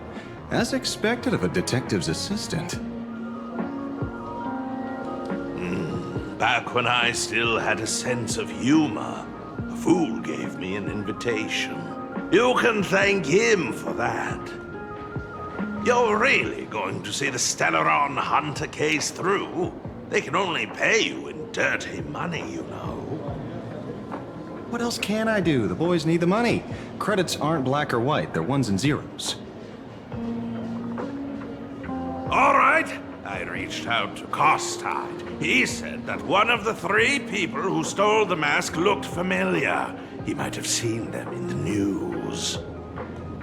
Based on his description, I spent ages sketching the suspect's portrait. And I suspect it might be Don Hung, the Nameless from the Astral Express. Costard.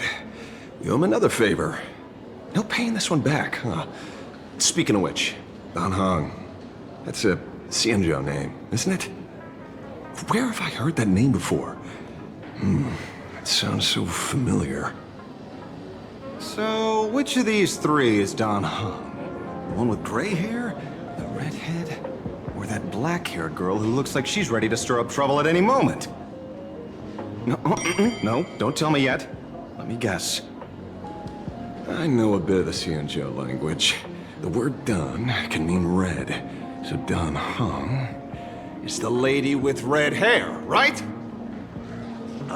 Your deduction skills never fail to impress. Fine, I'll just give you the answer. None of these 3 is Don Hung. Do you even watch the news? TV, newspapers, the internet, it's all fake news. What do you expect me to look at? Let's get down to business. I couldn't find any trace of Don Hung's actions. It's like someone wiped them clean. So I decided to try a different approach. Keep tabs on the other members of the Express crew. Maybe following their trail will lead to clues about the mask. Nice work, Mr. Wren. They're heading deeper into the tavern. Follow me. I see, gray hair. The tavern not inviting you sooner was their loss. Come on in. Is the drink in these barrels really brewed from jokes? Yep. You know your stuff, man. Just heard some rumors, that's all.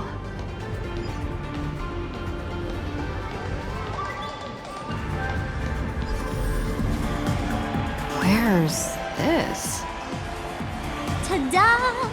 Welcome to the dazzling lights of the Bliss Star. The heart of the tavern, Planarcadia's dazzling dance floor. There are some tasteless masked fools who consider this place the secret to keeping the laughter going. If life's cruel, don't beg for fairness. Dance! Shake away that sadness until it's all well mixed with the joy in your body. That huge light orb up there. For a tavern, it's as essential as the phantom moon in the sky. If we get the chance, I can take you inside for a real eye-opener. Speaking of which, 2 months ago, some idiot, after downing hundreds of drinks, had the bright idea to knock it down with a super overlord spinning top. So, we had to reinforce the Bliss Star with a steel frame around it and seal it inside the world in canvas.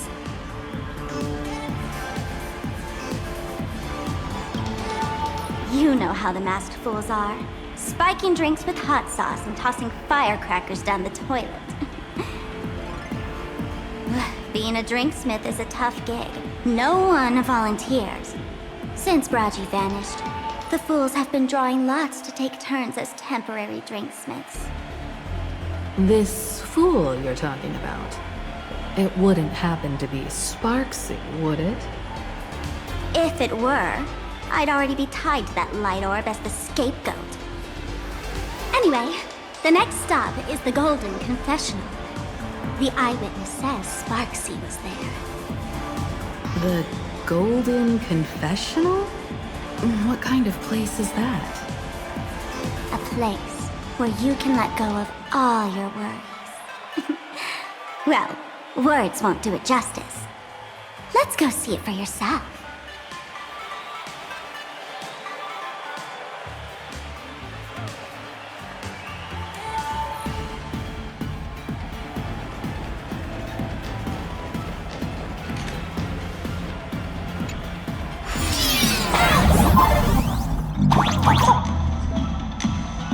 Let me show you how to open a path. Play according to the sheet music, and the path will naturally open up.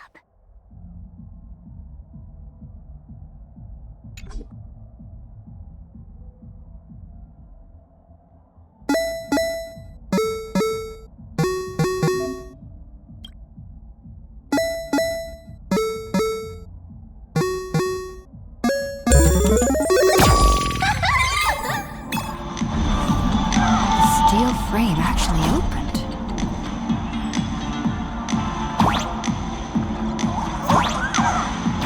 The Wispay here actually changed color with the lights.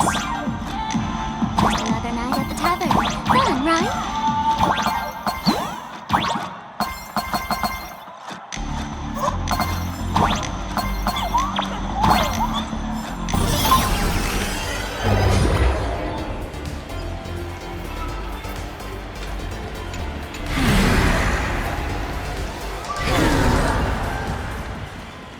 So many sinks? Why bring us here?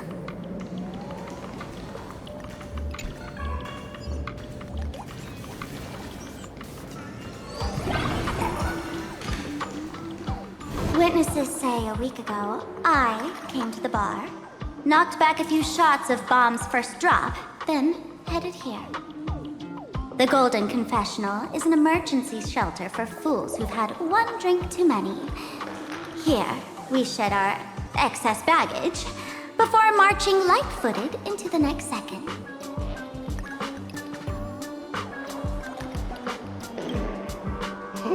The Golden Confessional is the Golden Confessional, not some random bathroom.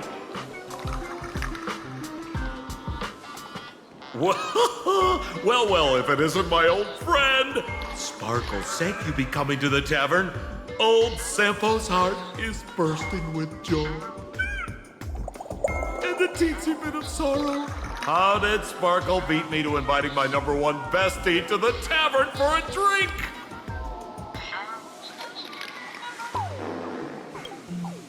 Miss me, old friend? Hello, Miss Himiko. Long time no see. Mr. Sampo, hello.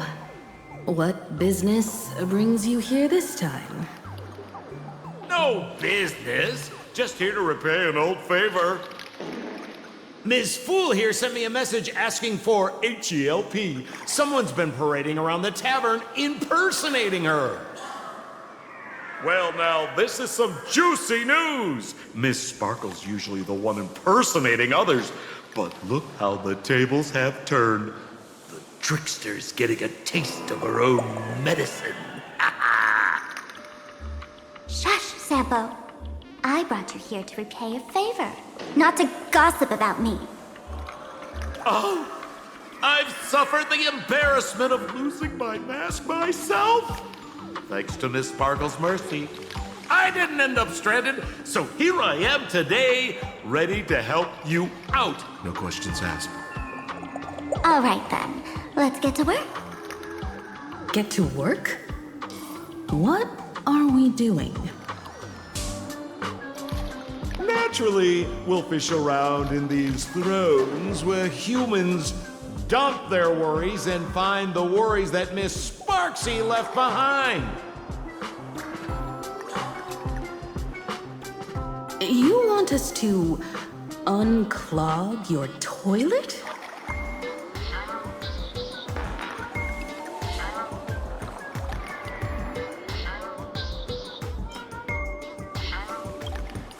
I'm not joking. Don't be too shocked, you two. Let me share a little secret about how we masked fools stay mentally healthy.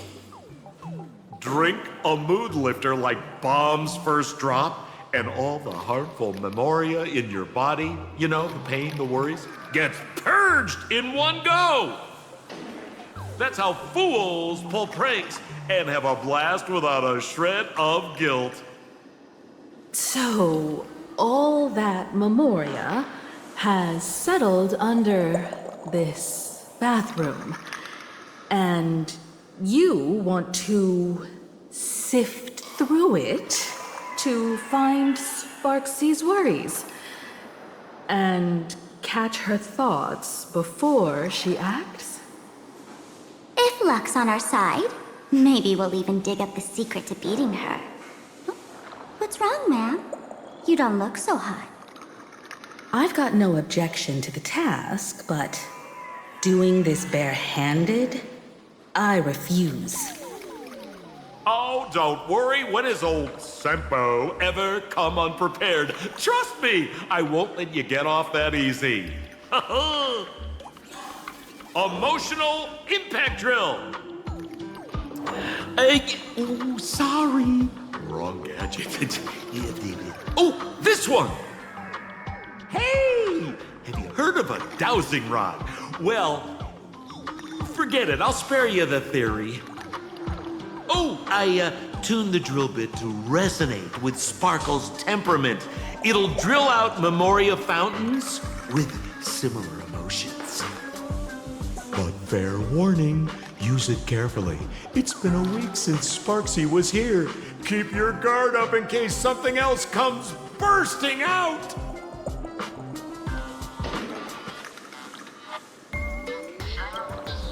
Well, if you ask me, leave it to luck.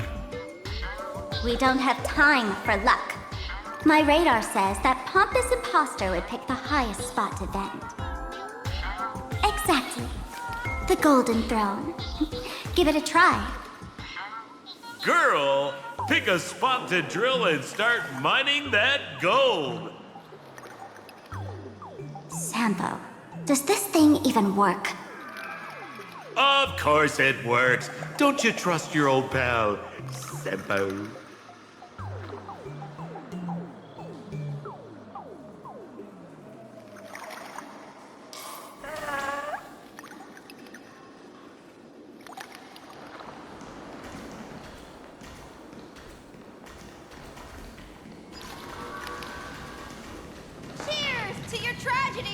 glass of today's bad taste. Listen.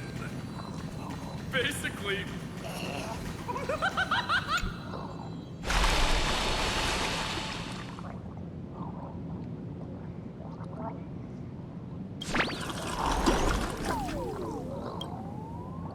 What? That doesn't seem like something she'd be worried about. After going through all this trouble to sneak in, thought I'd go down in a blaze of glory if I got caught. What the heck is going on with this place? Have the masked fools really fallen this far? Me? I'm a mourning actor. Isn't it obvious?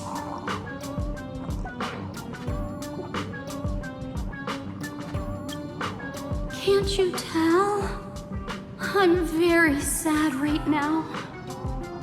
Let me tell you about my tragic mission. After the tavern issued a ban on mourning actors, I painstakingly snuck in here to reveal to them the truth that destiny is eternally sorrowful. I failed. I smashed every obstacle during the infiltration, only for the outcome to smash me. Yesterday, I went on stage at the bar and revealed my true identity to everyone and told them a tragic tale, bracing myself for their harshest punishment and farthest exile. But these fools kept whistling from below, and some bought me several rounds. Someone even came up on stage to hug me, praising me as the unprecedented masked fool. This is utterly humiliating. So today's bad taste joke. Cheers to your tragedy!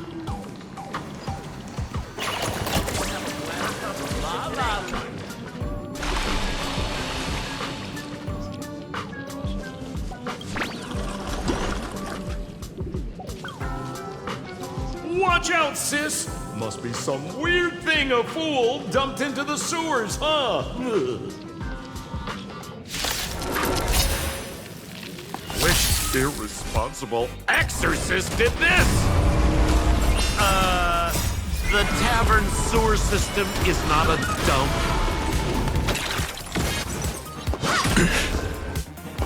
Bash it!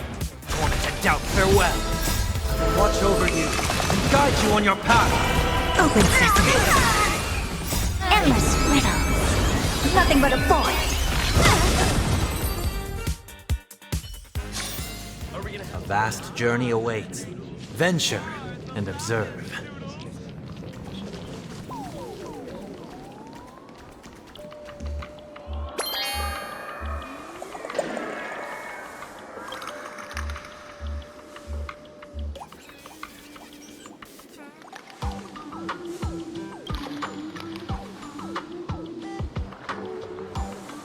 Sampo, how did you get up there just now?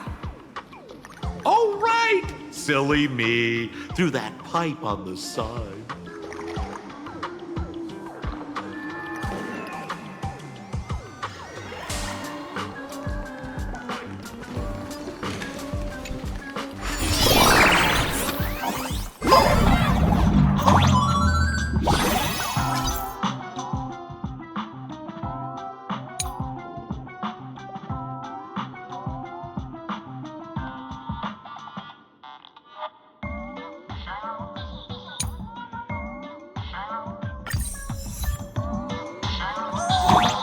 What's this? Avenger?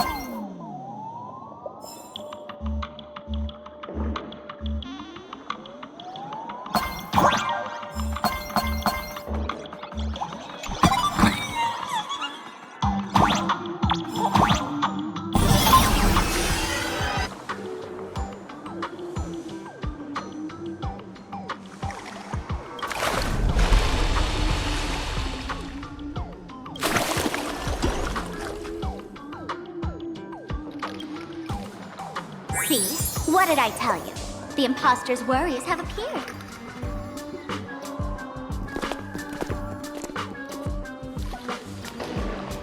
What a rare sight! Sparksicle used to always connect with everyone online. But now, for the first time, she's meeting her fans through the sewer network. Sorry, but we're your haters. Come clean now! What are you planning to do with that mimetic virus you stole? Use Sparksicon as a front to turn everyone into mindless zombies or dancing monkeys? How could I ever harm my dearest, most beloved fans? You took an entire school of teachers and students hostage and turned them into your puppets to help you enter the Phantasmoon games. You're going to argue that you did it all for them? Of course I did. From the very first day I was created, I've been doing exactly what my creator asked of me. Listening to every fan's questions, empathizing with their pain and troubles. They feel insecure about being ordinary, cry when ignored by those they like, and strive to stand out because they desperately want others' approval. Sparksy hears every wish, and she answers. During these Phantasmoon games, I'll grant their wishes through the ceremony of the Master of Elation.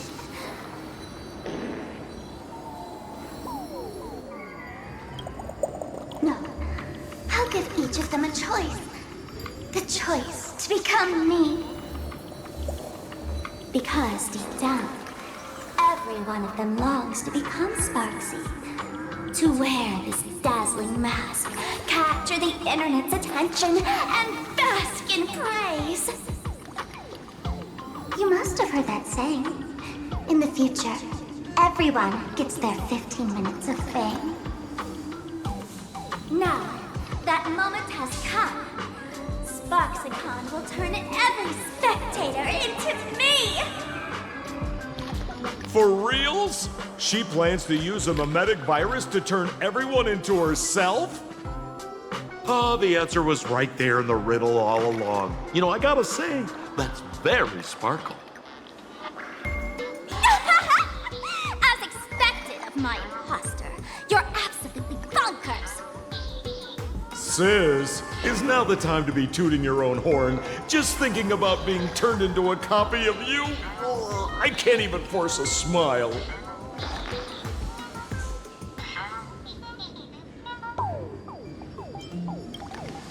Girl, what part of this is elating? Oh? And who gets to define elation? The laughter, the fools, the IPC, or every me seeking joy on the Arcadian internet?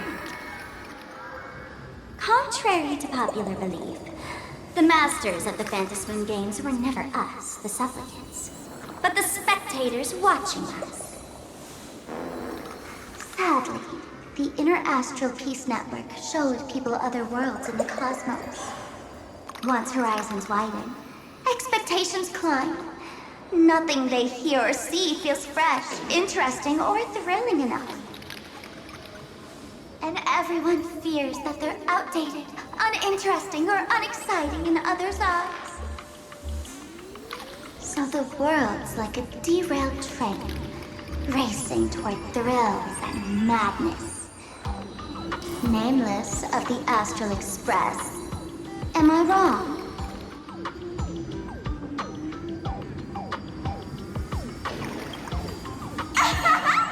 Bingo! You got it. I'm a part of her. Wherever there's a screen, wherever my audience is, my eyes and ears will be there too. I want to see how far you in this outdated model can go. The harder you struggle, the more spectacular it'll be when I live stream the Astral Express cruise derailment at Sparksicon! I'm looking forward to your resistance, Nameless. Oh, heads up, everyone! She's getting serious.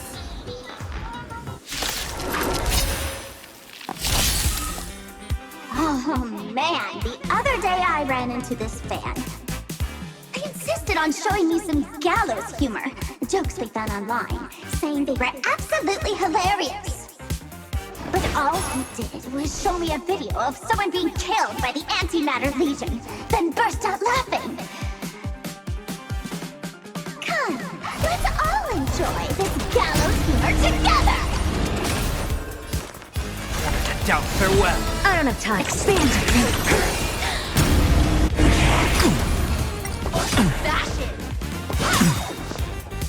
Soaring above the lands, this is permanence! With this divine power, I reforge all things. Serenity is before me. I will watch over you and guide you on your path. Open sesame. Endless riddles. Nothing but a void.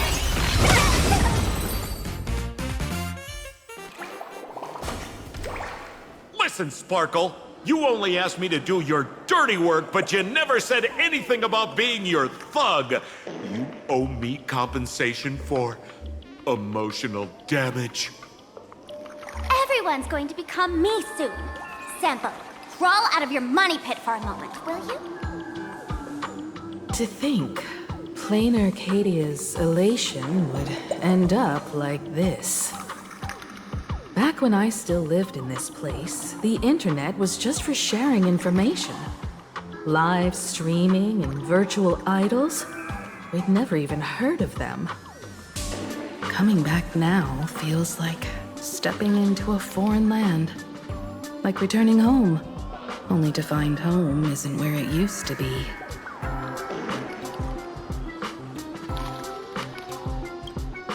It's just madness wrapped in a cheerful shell. She's convinced that we'll be powerless to stop her plan, even if we know what it is. But I'm not ready to roll over just yet. I know. Even I don't want to turn into that phony's lookalike. Though, we're not that different. Since the fools stash dangerous things like mimetic viruses in the tavern, I assume they must have also prepared some countermeasures? Ma'am, you give us fools too much credit. This is the tavern, not the well-ordered Herta space station. But I do know a place. With some luck, we might find a mimetic virus cleanup expert. All right. Now that you folks have a lead and no shortage of fighting spirit, old Sempo's calling it a day.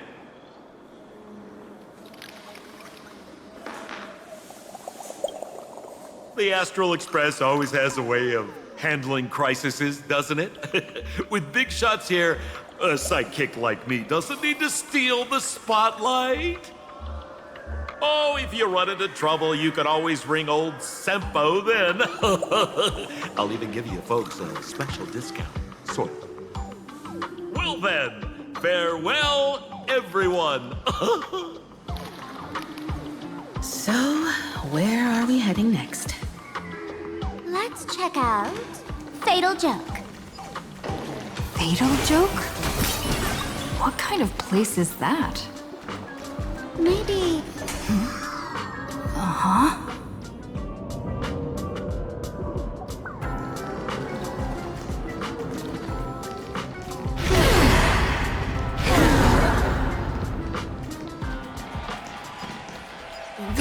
feels more like a maze than a tavern. Well, it is a space-time maze, after all.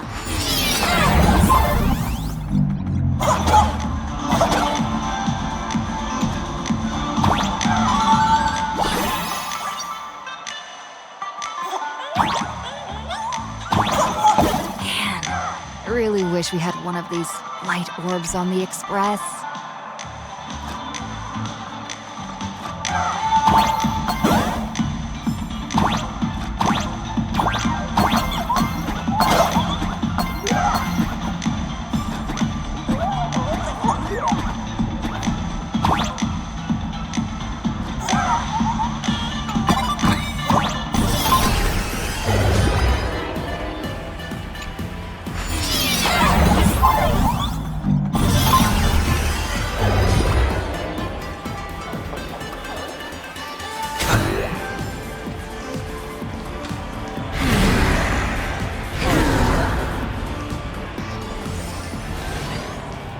Attention patients, please refrain from eating beef hot pot in the hallway. If you wish to dine, please invite the hospital. Why is there a hospital hidden inside the tavern? Well, because those who can become fools are all a bit sick in the head. Not your regular headaches and fevers, but matters of the heart. Every time someone goes bonkers and stirs up trouble in the tavern, like scattering nosewalker parasite ticks in every corner, or spiking the beer barrels with truth serum that makes people spew insults. For each time the whole place goes topsy-turvy, there's always some fool who, in the spirit of elation, volunteers to treat them. Yep, they get sent right here to Fatal Joke. Strange. Why isn't there even a fake doctor around today?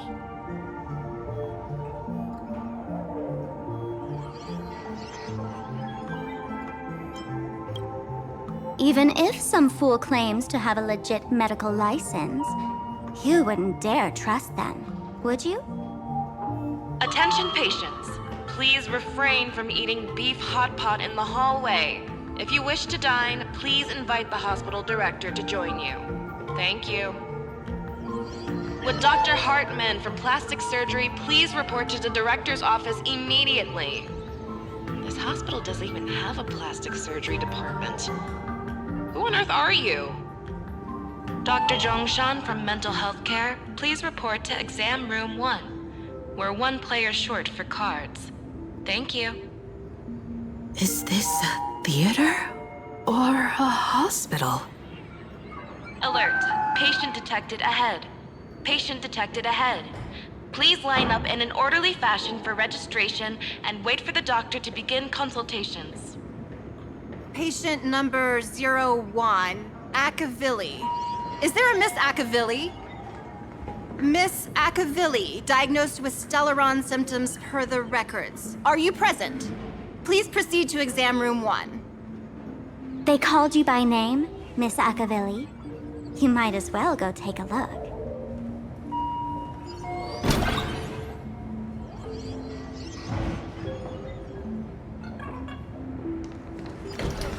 Extra thick. It's so funny. Attention all doctors and patients. Do not believe any... You're finally back, Akavilli. I've reviewed your clinical records. Your Stellaron symptoms are stable. Continued observation will suffice.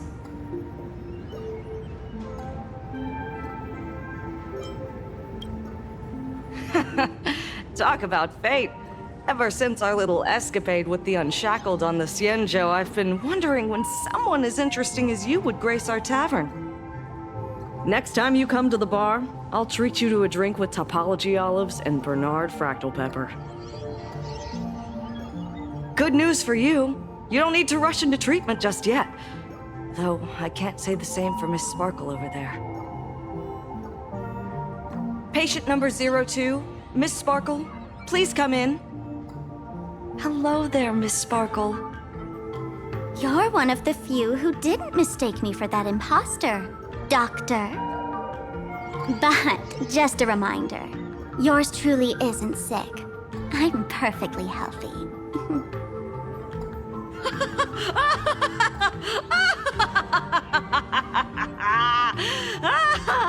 Oh, everyone who comes here says they're perfectly healthy.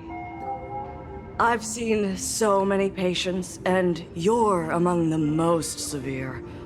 I could already make an initial diagnosis at first glance. Your ailment is loss of self. If someone can transform into 10,000 characters, would she still remember her original self? Good question. But if someone could become 10,000 characters, does the original even matter anymore? By the way, Doc, are you familiar with any treatment protocols for mimetic viruses? Mimetic viruses. I've heard about it. The city sent over a few cases. The patients had one thing in common. They were all heavy internet users. The medical records are in the room. You can take a look if you want.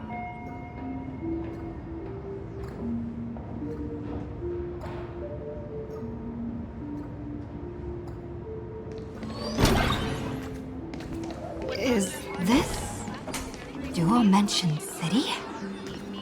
How is that possible?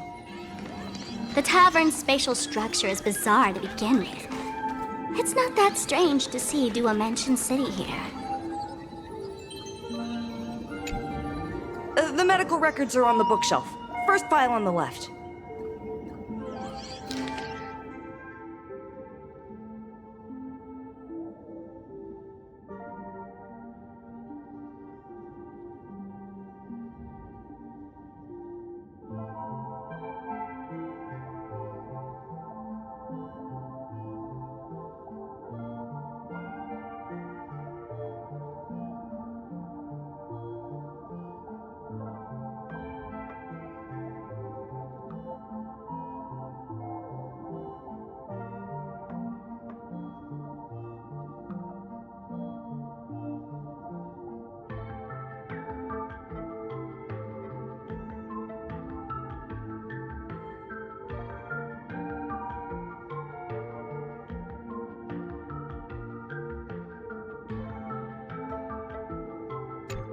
Are there already victims in the city?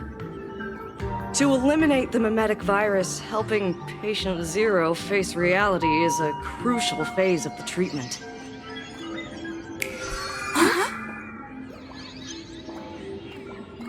What's happening? You've never been to Fatal Joke before? That's not surprising. I don't spend much time at the tavern. And to reiterate, I'm perfectly healthy.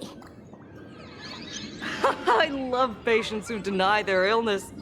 I'll personally shatter their self-confidence. Miss Sparkle, I'm going to write up a detailed diagnosis report for you. In the meantime, why don't you chat with your fellow patients who share your affliction? Gray hair, let's go. I don't want to waste any more time with this quack. Miss Sparkle, please wait in this room until the consultation is complete. Please refrain from eating beef hot pot in the hallway. If you wish to... Hey there. Are you also troubled by the same illness as me? What illness do you have? I once suffered from a disease called Fool. A masked fool named Sparkle grew out of me, slowly becoming one with me. She used me to bear all the pain caused by her performances, left me battered and bruised, while she slipped away from everything. But I was lucky enough to find this tumor called Sparkle. And I expelled this malignant growth from my body. You're just a tool I discarded.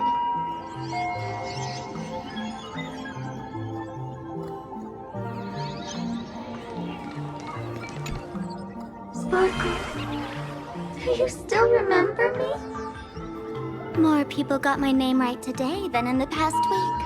I'm so touched. I am your original mask. The Sparkle Romance. The archetype of a bright maiden doomed for a short life. The avenger who perishes with her nemesis. The lover who dies for love. The young artist driven to madness.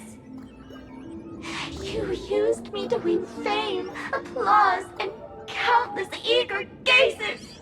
So why would you cruelly cast me aside? Please, wear me once more. The worst thing an actor should do is be tied down to one type of role. Do yourself a favor and stay down. The diagnosis results are in, Miss Sparkle.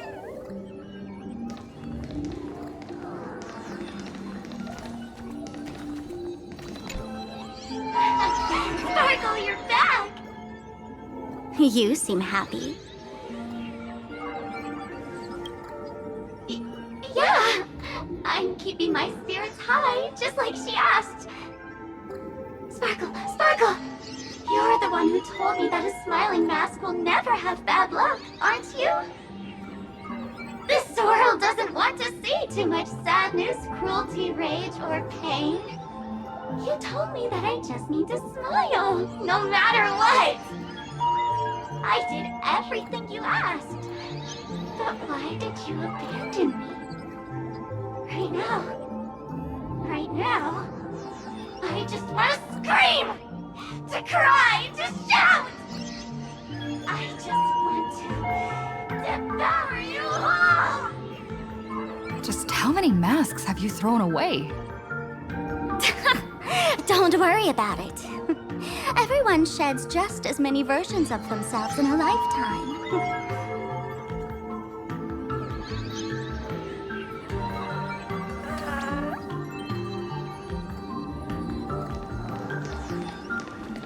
Attention patient. Miss Sparkle, I have your results. Your main components are madness, humor, and a theatrical personality. Unfortunately, the proportions are badly imbalanced. You're beyond saving. But the silver lining is your mask has fallen off. She's free at last. And that's where everyone's misfortune began. None of the masks I've cast off ever had such strong opinions or such a temper.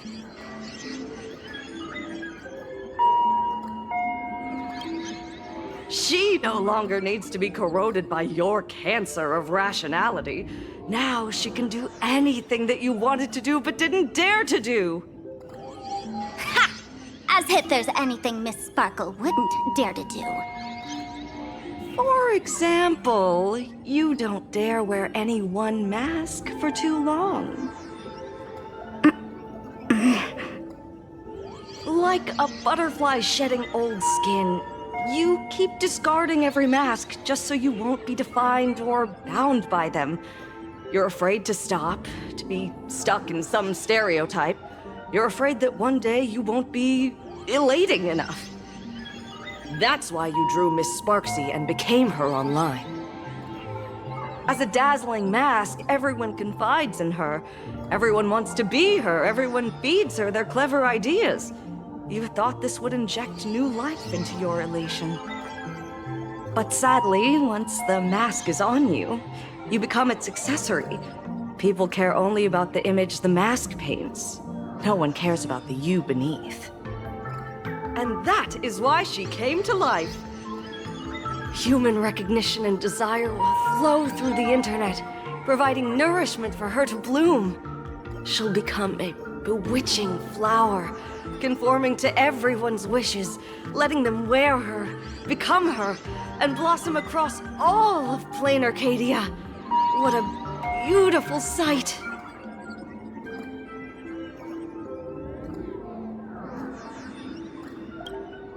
Stop? You mean treat? Yes? Cremate Sparkle. That's the best treatment I can prescribe. And here I thought you had something clever. After all, there's only one radical cure for all suffering. Make oneself disappear, right? Miss Sparkle, don't think I'm joking around with you. I only misbehave outside the tavern. But here, I am a doctor, without quotation marks. My treatment is real and effective. Generally, when a fool vanishes, their mask loses its power and becomes a dead thing. You're two sides of the same coin, after all. But as for Sparksy, I can't say for sure. During SparksyCon, she'll be worn by millions of ordinary people in Planarcadia, feeding her with sustenance and strength.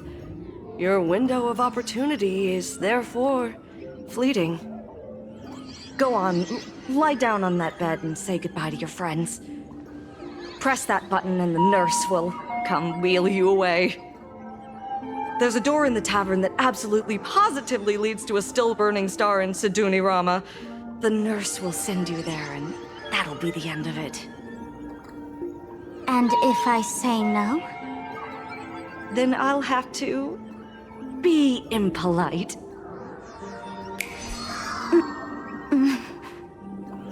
Miss Sparkle, nameless, the choice is yours. As for me, by the laughter above, I've got to catch the next ship out of this dump. Hey! What's going on? Why am I pinned here? Gray hair. Ma'am, navigator. A little help? The mask of the masked fool represents what you wish to become. You use it to focus your power, but the mask will gradually bind you as well. That's why you've been avoiding Sparksy all this time. She didn't just steal a vial of mimetic virus. She stole your strength. No wonder the fool at the bar joked, when a masked fool loses their mask, what remains is just a fool. Yes. Every fool has at least one such mask. Not mere decoration, but a part of our destiny, crafted by our own hands. It might be a morning actor mask you took a liking to and stole from them. It might be a head accessory you personally sketched in a moment of inspiration. Or it might be something that one day fell from the sky and latched onto your face. To become a fool, one must experience at least one such instance of destiny. The moment of masking one's face. Through the mask's eye holes, we gain a different perspective. Finally seeing how the universe is simply churning with endless jokes and the absurd nature of our existence as living beings. The mask is who we want to be.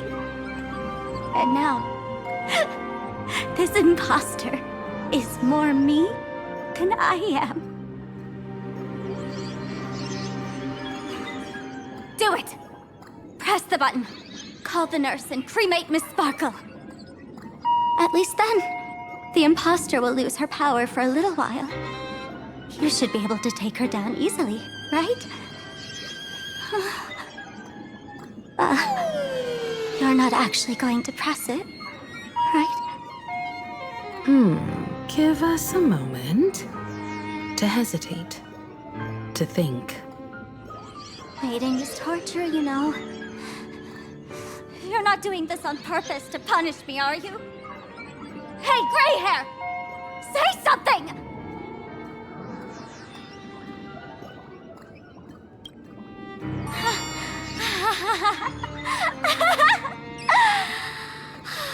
I knew it. Gray hair.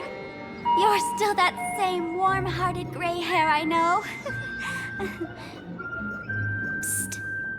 Let me tell you something. While no one was looking, I already popped the battery out of the button. This was a test, and you passed. Since the fool made her choice, she must have a plan to reclaim the mask, right? If you dare say no, I'll press this button and let the orbital cannon cremate you for real. Your sticky little fingers aren't fast enough to steal this battery, are they? There's a way. There's always a way. Miss Sparkle will definitely take responsibility and work together with everyone to stop Sparksicon. What's with this applause? Have we been watched the whole time? Bravo! Do not believe any information from this broadcast. I repeat, do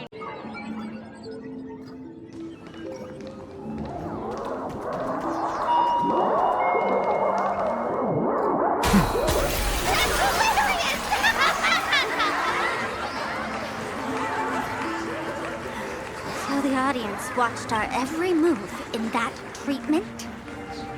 Is this a hospital or a theater? That's life for you. While there's life, there's judgment. In every unseen corner, countless judging eyes are watching, diagnosing, and writing their own prescriptions. I must admit, Fatal Joke is a fascinating place. Real shame I didn't come check it out earlier. Ignore the spectators. They're just here for laughs. They won't help and couldn't if they tried. You said you had a way to stop Sparksy. Let's hear it. What's the plan? I've got a few anti-sparkle weapons in my collection. The name says it all. These are items Miss Sparkle collected in my past adventures, and weapons that my fierce rivals once used against me. On a trip, I met a girl who shared my tastes. She had quite the knack to be a fool. In our battle of wits, she nearly turned me into sparkle paste using the local tumbleweed specialty. She also had a massive mech with beam cannons up the wazoo, ready to blast away any time. I quietly replicated those powerful goodies from my travels. With these anti-sparkle weapons, that imposter won't know what hit her. I gotta say, I'm quite the visionary. You two, let's head to the storage area next. I've already contacted Giovanni. He's doing an inventory check of the lost items there.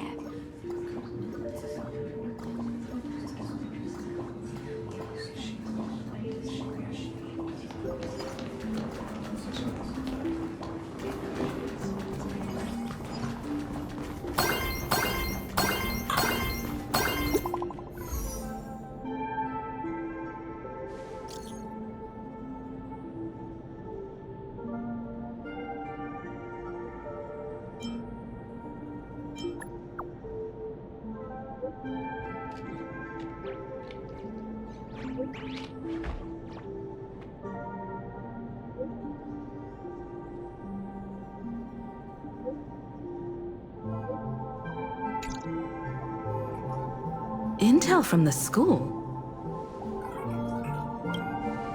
The Furbo journalists couldn't find March or Mr. Yang, but they did spot Sparksy taking down the wave painting in the school courtyard.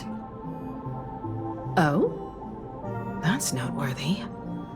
Looks like Sparksy's busy making preparations too. But why do all this? Never mind her for now. Let's check out the Fool's storage area.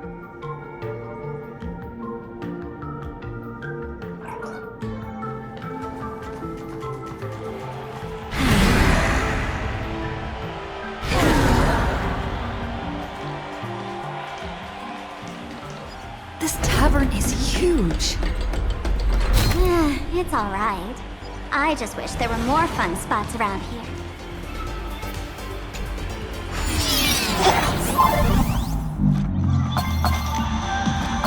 Wait, there are that many people under the dance floor?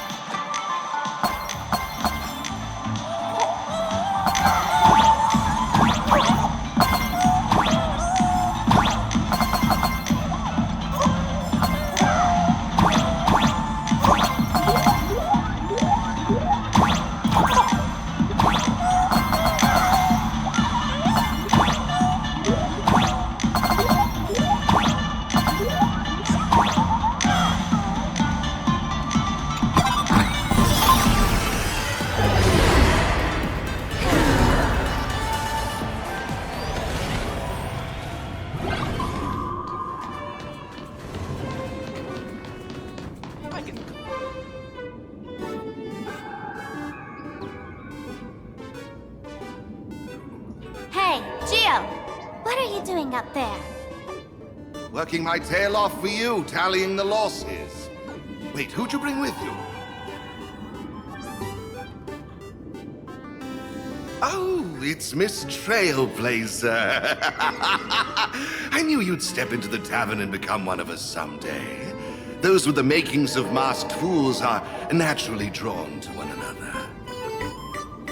You sure know quite a few fools. Ah, and the lovely lady behind you. You must be Miss Himiko, navigator of the Express. A pleasure to meet you. Mr. Giovanni, just call me Himeko. Normally only fools may enter, but since Sparkle brought you, and you are practically an old friend, I can make an exception as the caretaker. Let me show you around. Gio, cut the spiel. Sampo says you recite that intro so often he's grown calluses on his ears. Want the fool's treasures, souvenirs, and prank gear? Come to the Grand Treasury Storage. They've stashed everything here. You stole my line again. Picked it up on a trip to another world.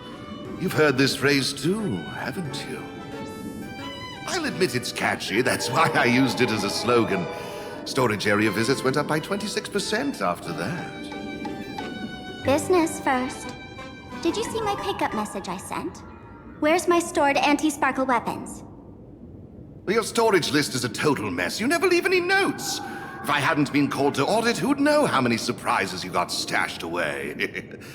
As for the anti-sparkle weapons, oh, I'd love to know what on earth that's supposed to be. Why don't you go in and look for yourself? As requested, I've linked the vault entrance to your collection room. Gio, did the imposter leave this behind? How should I know? I've been doing inventory. Huh? What's this? Whoa! That's one massive stellar jade. Let's go in and take a look.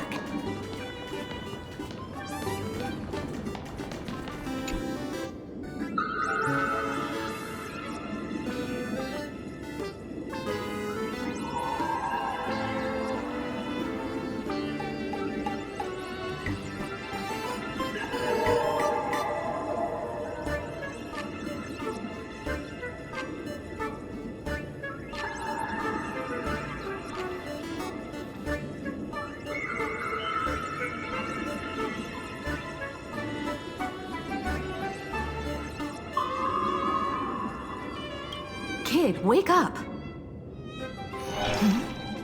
Uh-huh. This rock is dangerous. Dangerous? I'll smash it with one swing! You got it! Smash it and bring it all back!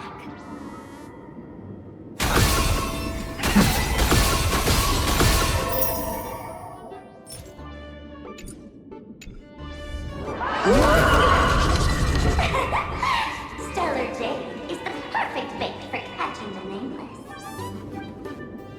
How generous of you. First time I've seen a thief steal something and leave something even more valuable in the vault. Isn't this exactly the type of phantom thief lair we masked fools adore? Remove a carefully curated piece and leave a gift in place to soothe the owner. A jumbo-sized stellar jade is surely worth a jar of mimetic virus and a few anti-sparkle weapons, wouldn't you say? And you stole my other prized pieces too? That worthless junk? Consider it a complimentary vault cleaning. Before SparksCon begins, I'd like a little warm-up entertainment. Old model and the nameless. You should be able to break out of this room, right? Don't disappoint me now!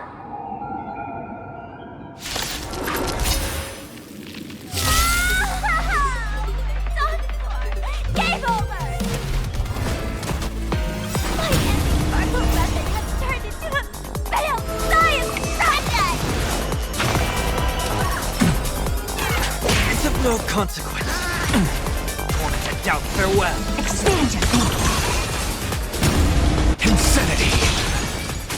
Earth shatters, heaven trembles! Soaring above the lands, this is permanence! I'll endure. Serenity is before me. Watch over you, and guide you on your path. Open sesame. Endless riddles. Nothing but a void. Expand your thinking. Watch it crumble. Geo, the security here is an absolute mess. You're in no position to talk. Even the drinksmith here is a temp. Count yourself lucky I'm kind enough to help tally your storage. She didn't just steal my power and my collection. She completely destroyed Miss Sparkle's reputation. This is the worst day ever. A correction. Miss Sparkle's worst day so far. Wanna make fun of me? Go ahead. Don't get me wrong.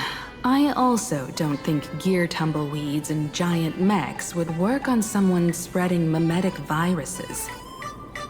I thought of a way just now that might suppress the mimetic contagion at Graphia Academy. You can fight fire with fire, but a mimetic virus can be scoured away with water. What do you mean? Our informant at the school reports Sparksy is removing the central painting there. The imaginated painting, World Breaker Waves, is said to be a work left behind by Graphia herself. Legend says the wave comes from the Dovebrook river water she used to wash off her painting mistakes. The artists say it is blessed. That's why they kept it in the school. I couldn't understand why Sparksy went to such lengths to tear it down. Now I do. Painting mistakes are redundant information that stain a painting. A mimetic virus is redundant information that stains the mind. If someone knew how to harness this Dovebrook wave to wash over the school, they could cleanse the infection she spread. That's why Sparksy wanted to hide the painting. Exactly. As a Graphia Academy alumna, I know a bit of traditional painting. Right now, our most directly effective plan is to break into the school, regain control of the painting, and use it to suppress Sparksy's movements. Let's go. I'll make this imposter pay 100-fold. Looks like our paths must part in haste. I wish you all fair winds on your journey ahead. Oh, if any of you feel uncertain about what's next, here's a small suggestion. Take a detour inside the Blistar light orb. A quick prayer to the gods before battle hardly counts as wasting time, does it?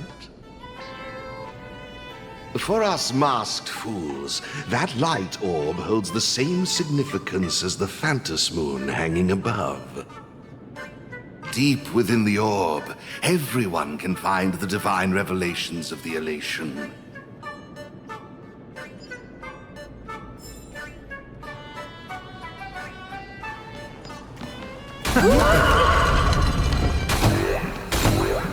This doesn't look like where we came in.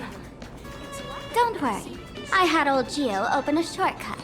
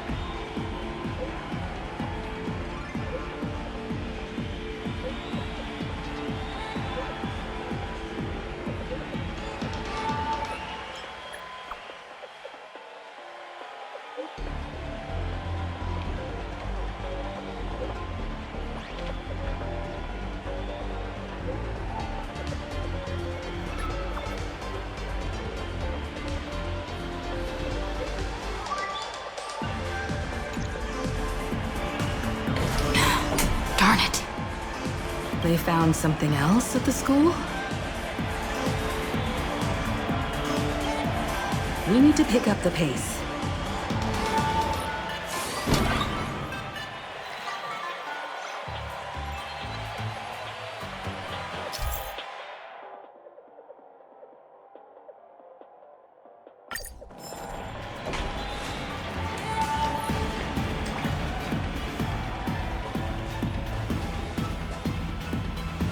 Giovanni said we could find the divine revelations of the elation inside the light orb. Don't tell me this orb is another tavern room. Bingo! Your intuition's spot on. It isn't just a light-polluting orb. Think of it as a shrine for fools.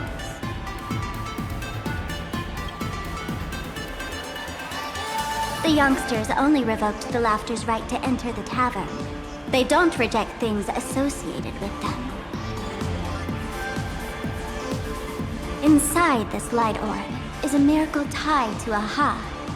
It responds to any fool who approaches.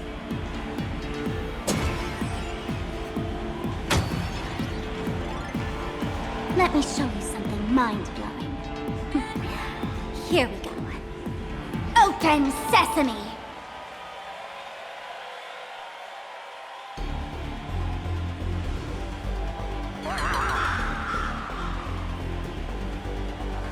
I said, open sesame!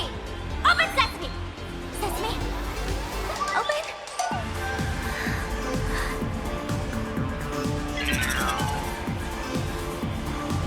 Hooray! So in their eyes, I don't even count as a masked fool anymore! What a wonderful surprise! The imposter stole my identity too!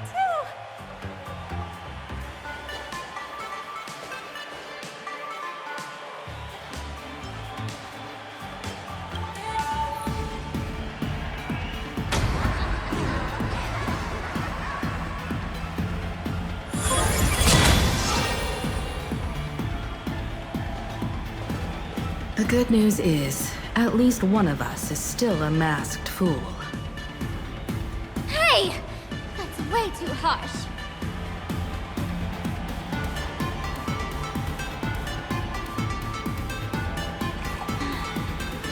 I hate to admit it, but gray hair, it's opened for you. The light orb has acknowledged you.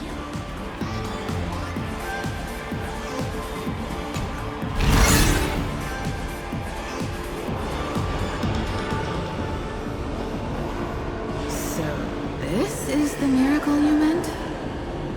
Yes. Among the masked fools, a myth is told.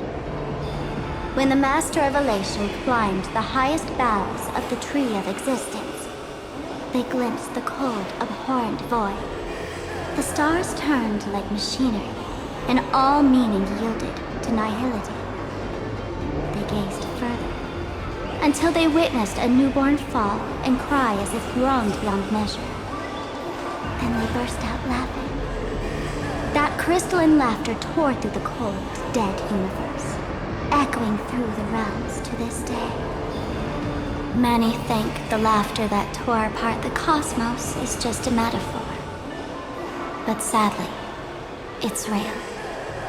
The tavern folks call this thing the echo of primordial laughter. It tore open a spatial rift. They say other tavern branches have this too, in multiple locations. No one knows how many there are, or what their existence means.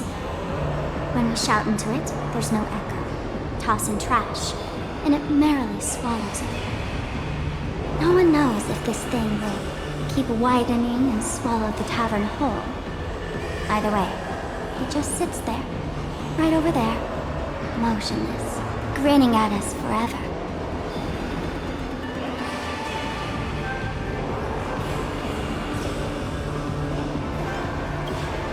Just stick your hand in there. It's said, at a turning point of destiny, a fool need only reach into the rift and grasp something. The tavern folks call it the Laughter's Gift. No one knows what this thing will bring to those who seek it, fortune or otherwise. But one thing's for sure. Your destiny's bound to get much more chaotic. Hey, gray hair. Wanna give it a try?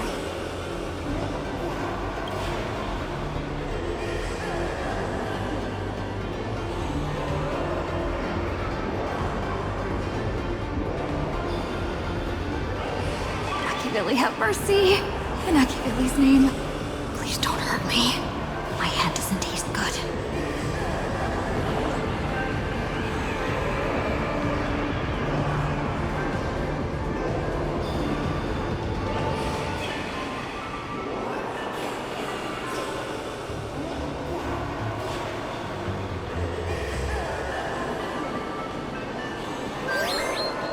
Is this? Huh? What's this?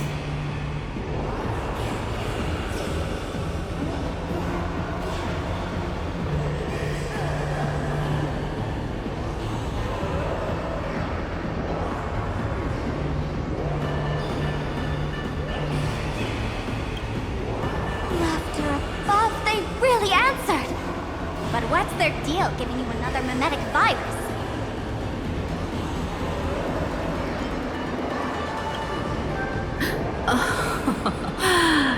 Now I get it.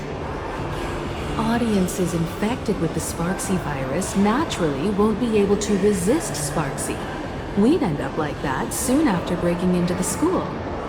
But if we're already infected with another mimetic virus, well, that changes things. And this banana serves exactly that purpose. To buy us some time to resist. The elation really has a twisted sense of humor, huh? All right, let's move.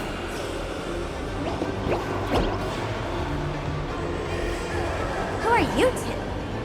Haven't you heard the rule? Only one fool's allowed in here at a time. Who am I? Well, just a passing detective and his assistant. Have I been asleep too long? Or has humanity sunk so low they don't even care if they turn into monkeys? Meanwhile, the ignorant criminals believed they had discovered a treasure that could change their destiny, completely unaware that what they held in their hands could shatter the sanity of the entire world! Hey, Mr. N, cut the narration when it's time to fight. Well, I gotta do something, right? Like this? Whatever floats your boat. Now, listen up, you three. Put that banana down and walk away, and I'll let bygones be bygones. But if you try anything funny... If you want to get to them, you'll have to get through these little toys first!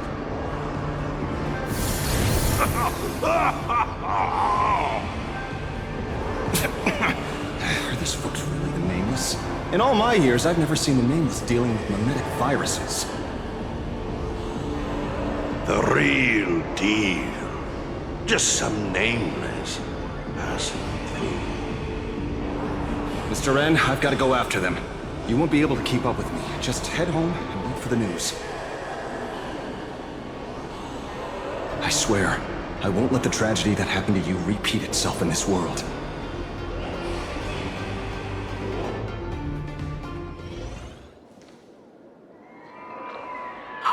Over here! This way! Run faster! You don't want to get caught by that guy back there, do you? Yo, sis! Just how many troublemakers did you people manage to tick off when you landed?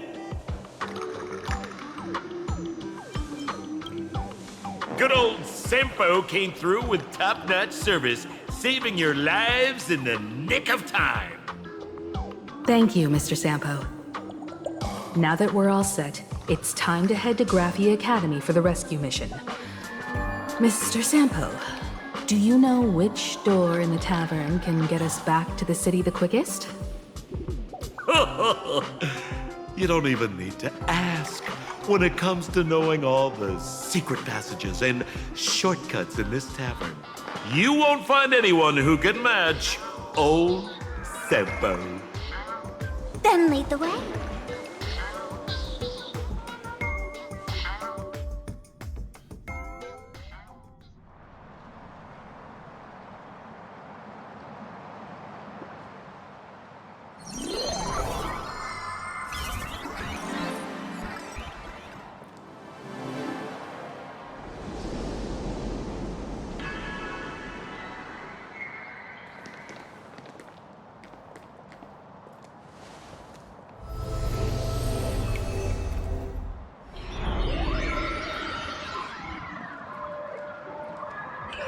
Your thoughts tell me that you still have doubts about me. Did you ask to meet here so I could clear up some of your doubts? Greetings, Lady Yao Guang. Being able to hear others' thoughts anytime. This tuning ability sure comes in handy. Compared to the seer strategist's ability to come and go as she pleases, this is nothing but a parlor trick. I've heard that Xianzhou folks are big on etiquette, yet here I am, and you're still playing hide and seek, General. Isn't that a bit discourteous? Sorry. I have this old problem of suddenly disappearing. It's really something beyond my control. As for the reason, I'm afraid I can't disclose it. Please forgive my rudeness. Or, if you're truly that curious, why not use your tuning and find out? You know I won't do that. Besides, I couldn't even if I wanted to right now.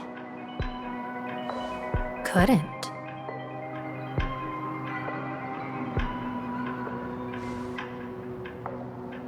At this moment, the crowd's thoughts are crashing over me like a tidal wave. I can't block out all this mental noise. Just keeping my own thoughts from getting tangled up in everyone else's is hard enough.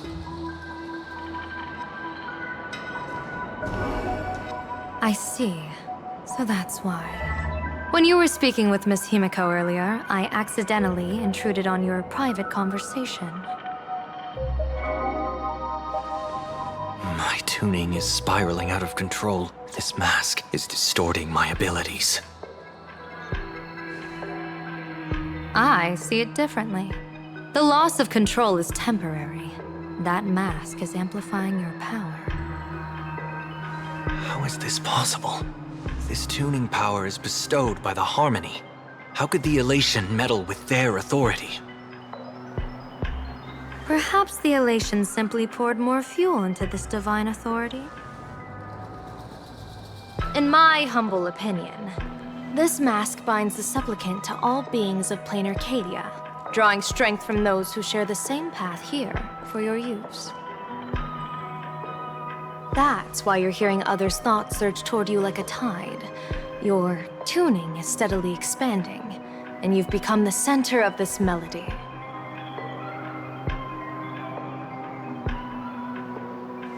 You sure gave me quite the gift, General. But why would such a precious gift be placed on my face? I need an honest answer. You want to know the reason? Didn't I explain it already? Your reasons about me make sense, but what I really want is your answer about yourself. General of the Yuchue, who sees into the future. Why not wear the mask yourself and personally step into the fray with its power?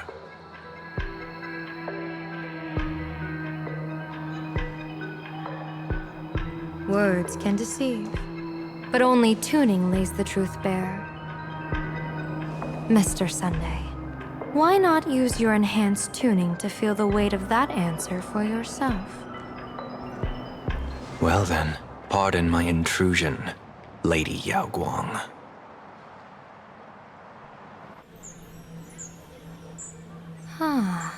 So this bird on my shoulder is the manifestation of the tuning's resonance?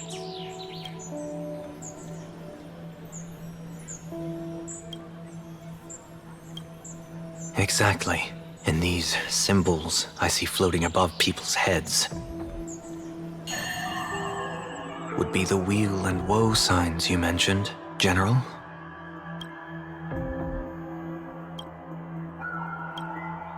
That's right. To become an Arbiter General, one must undergo 3 ceremonies. The Rainbow Ordainment, the Rainbow's Gaze, and the Bestowal of Spiritus. Only then can one truly take up the mantle and live up to the title. When I was appointed as the Yuchue's General, I was bestowed with the Rainbow Spiritus called Kalachakra Sky Plume, which represents the vision of the hunt among the 7 aspects of the rainbow. A symbol of foresight, verdict, and self-discipline. Thanks to that, I gained the Eye of Ishvara, which allows me to read the flow of destiny. Since the day I arrived on this world, every person I've seen bore a crimson woe sign above their head, without exception. Within days at most, a catastrophic disaster will befall this place. So, that red glow rising from the edge of the city is... The blazing light, formed by the convergence of all those woe signs in Planarcadia.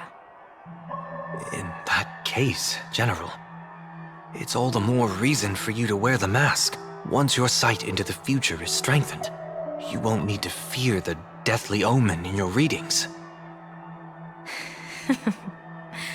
Mr. Sunday, have you heard the diviner's iron law? Never divine the same matter twice.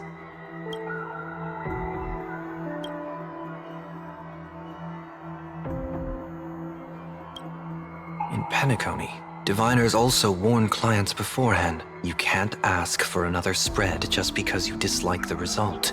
There's a reason for that, isn't there? Divining the future is, in essence, a form of observation and calculation. It's an interference with the future.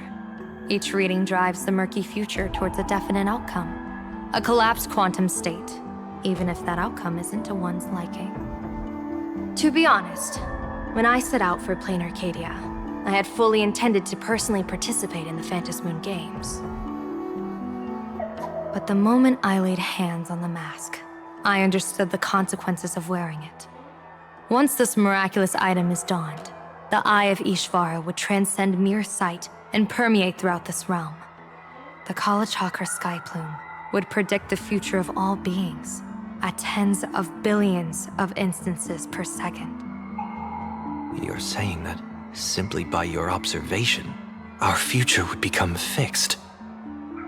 Indeed, just like how the Wisdom Walker expounded the way of destiny, anchoring the fated moments. If I wore the mask, I would become the noose of Planarcadia, and I would personally anchor a destiny that drives us all into a bottomless darkness. We will become locked in a dead end, with not a shred of hope for salvation. Close one. I passed the trial. There's still a sliver of hope in this round. Now that makes me even more curious. Pardon my bluntness, but the fate of billions in Planarcadia never had much to do with you, General. Your encounter with the Express and the IPC was merely a chance meeting. You are a messenger of the Xianzhou.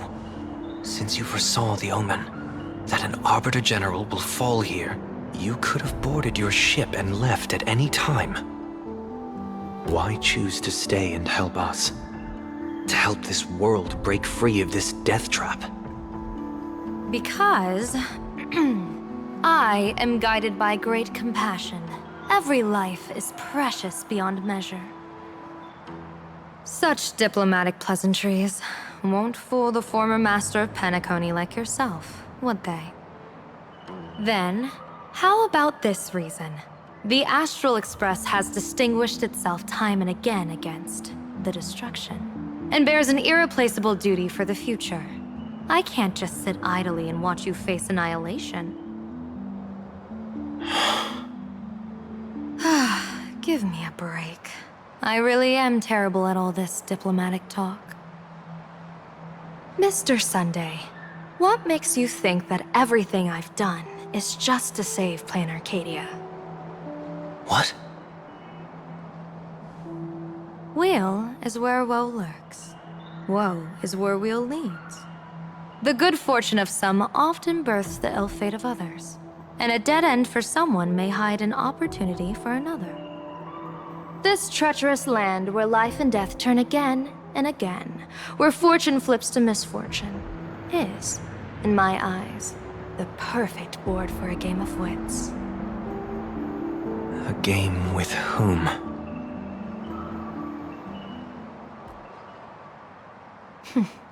With the gods. Mr. Sunday, have you heard of the Battle of the Fonghu 30 years ago? I've heard rumors of that war, but not the details. General, are you suggesting Planarcadia is now facing dangers just as perilous as the Xianzhou Fanghu was back then? You got that right.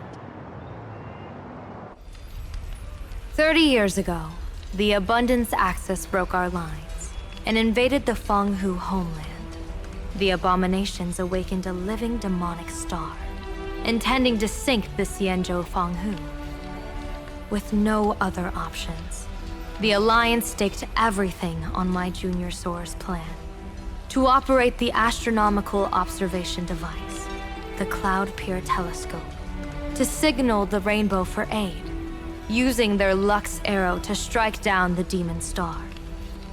Whoever operated the Cloud Pier Telescope would not return. It was to be a one-way trip. So, you're Junior Soar. You guessed wrong. The one who offered his life was my master, who taught me divination. It was Master Jingtian, then the Yuchui's Master Diviner, and the only high official authorized to operate that device.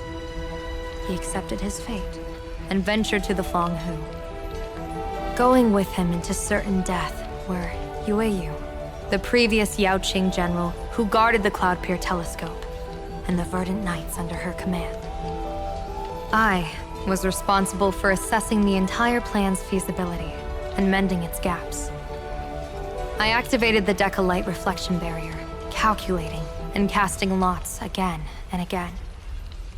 I watched as the starlight, representing countless possibilities, flickered within the reflections, faint, wavering, until the vast shadow of a pondering god swallowed them whole. And they vanished into the abyssal dark at the edges of the universe. And in that moment, I understood that I had cemented my master and countless soldiers into an inescapable doom. When the Lux arrow fell, they would perish along with the enemy and that demonic star. All reduced to ashes. You sacrificed so many comrades just to ensure the enemy's fall. To Penaconians, that must seem incredibly cruel, right? As someone born in an era of peace, I have no right to judge. Perhaps the founders of Penacony could understand the necessity. Cruel or not, it was my duty. And so I had to witness and remember their sacrifice. When I saw the Lux arrow descend, I realized the Xianzhou Alliance had actually directed an Eon's actions.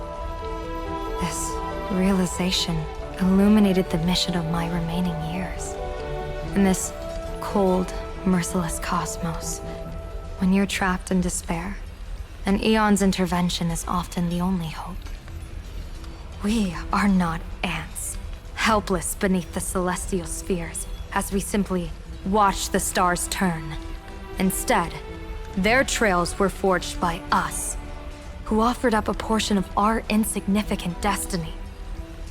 Even beings as mighty as the Eons can be pulled by our will.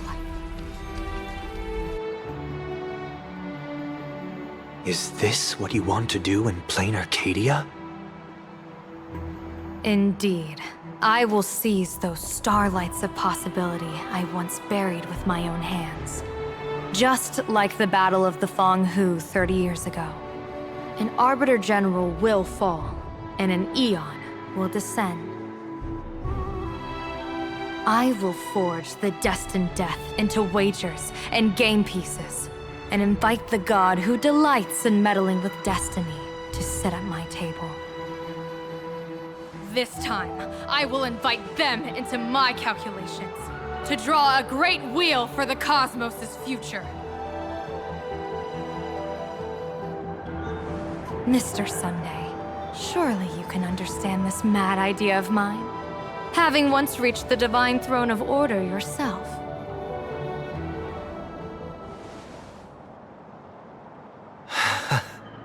Our common ground goes far beyond mad ideas.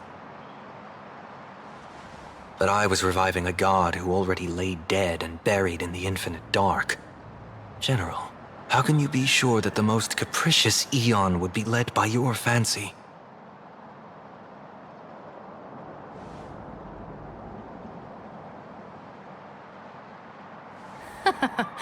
Have you heard this myth about the elation? They say Ahab once climbed to the highest bough of the Tree of Existence. Gazing out, they saw stars turning coldly like machines, and the meaning of everything yielded to nihility. Only the cry of a newborn made them burst into laughter. Mr. Sunday, answer me. Why did Aha laugh?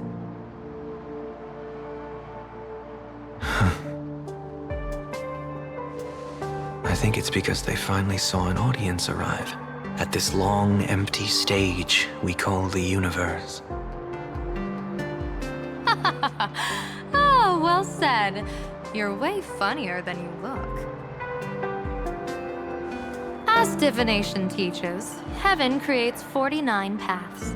Humans find the one unseen. We are the greatest variable this blind, mindless universe can produce. The universe and the gods set riddles for us, and we shall give them a surprise. An answer beyond the finality. Ah, looks like it's about time. Don't tell me you're disappearing without a goodbye again, General. No. This time, we will set our eyes on the same place and carve a sliver of possibility out of destiny with our own sight. Could you be talking about the school where Himiko and the others went? Yes. The crimson light there pierces the sky today, marking it as a locus of woe. The Arcadia's first calamity will erupt there. I should have asked you to give them a few secret strategies before they left. Forget it. The stuff in those pouches is all harmless banter anyway. Let's spare them.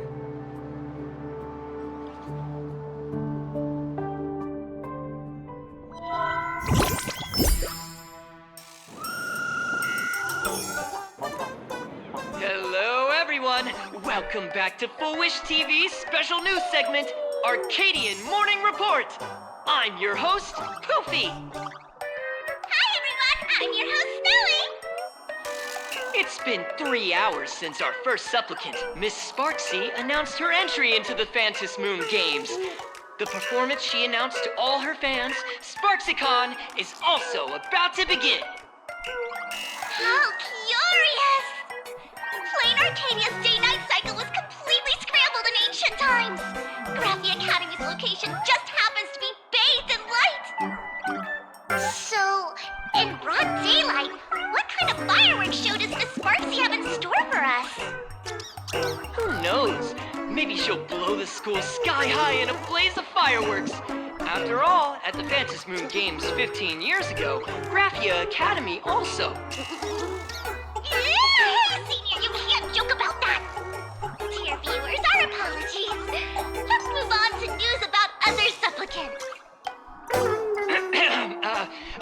to the Department of Aberration Defense's staff, during a routine inspection of the Phantom Moon courtyard, 2 additional mask shapes manifested on the altar. In other words, 2 more supplicants have appeared! Although none of them have publicly announced entry into the games yet, the altar's masks mean someone, somewhere has quietly donned the masks of elation. As for the 2 masks, Department of Aberration Defense staff describe one as a raccoon and the other as some kind of bird. A raccoon mask, huh? Hard not to think of the Astro Express that just arrived in Planarcadia. Will the nameless from the Astro Express join the Phantom Moon Games? I hear they were also invited to SparksyCon as special guests! Will it be a miraculous show formed out of the collaboration between supplicants, or a head-to-head showcase between 2 famed contenders? Countless streamers are already live, broadcasting the scene at the venue. Let's cut to the feed now.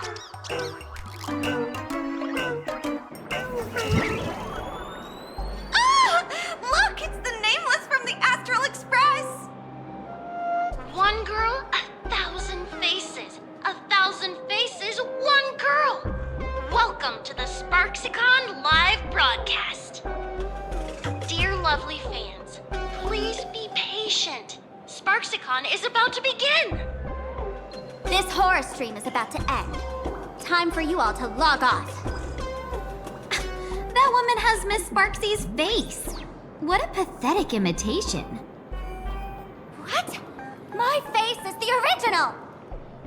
Miss Sparksy's face alone is the greatest masterpiece in the world! Everyone should listen to her sweet voice and gaze upon her adorable face! We shall become Miss Sparksy! We offer everything to Miss Sparksy. Sparksicle! Sparksicle! Sparksicle! Sparksicle! Sparksicle! My eyes! I've seen something cursed. The mimetic virus spread among people is way worse than we imagined. There are walking Sparksy shrooms growing on the ground. I bet we'll all end up with Sparksy, or rather Sparkle faces before we can get very far. Are we really using that? If we don't take down that imposter before the virus hits, we'll all be monkeys in the jungle. Become a fake of a fake or a carefree monkey? Your call. On second thought, being assimilated by an imposter doesn't sound that bad. Enough talk. Eyes on the banana. Ow! Man, a little warning before you stab someone with a banana, please? Come on, banana. Remember the plan we made at the tavern. Yes, we dig out the imaginated painting Sparksy hid, then use waves to give Garafia Academy a good wash over. But what if that imposter figures it out? Just try to keep her busy and buy us some time. Let's do it.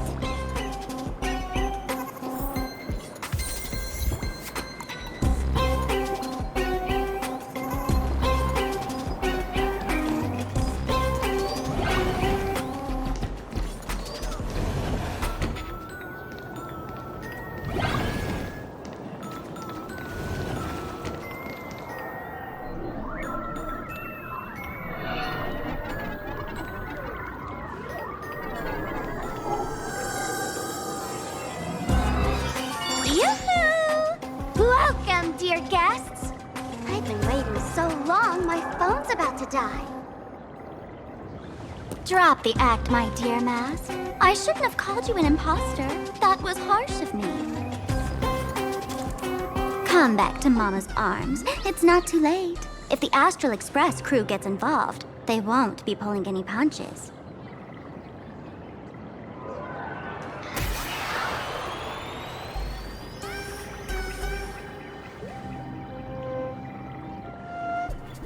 Of course I get it. Surrendering now would ruin the stage you so carefully set. Total buzzkill, right?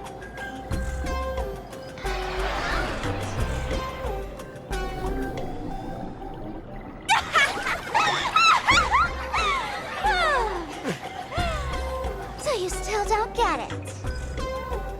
The worst thing an actor should do is be tied down to one type of role.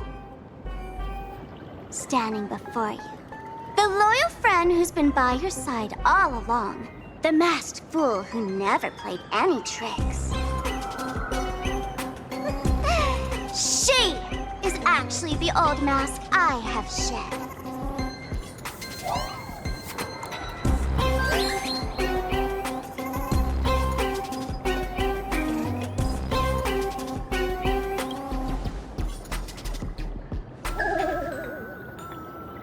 Haven't I been telling you all this time? She's just an old model. No wonder the light orb in the tavern didn't react to sparkle.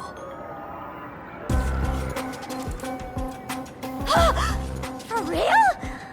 That explanation is kinda awesome. Look at those expressions on your faces. This is the best opening act for Sparksicon ever! I shed that old mask, and with it, the weak, timid, all too human me. This new me will break free from all shackles, gather my fans' wish power, and stride onto the stage of the Phantom Moon Games!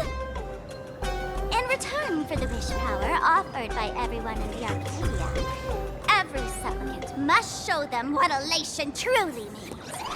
We will demonstrate the elation we desire!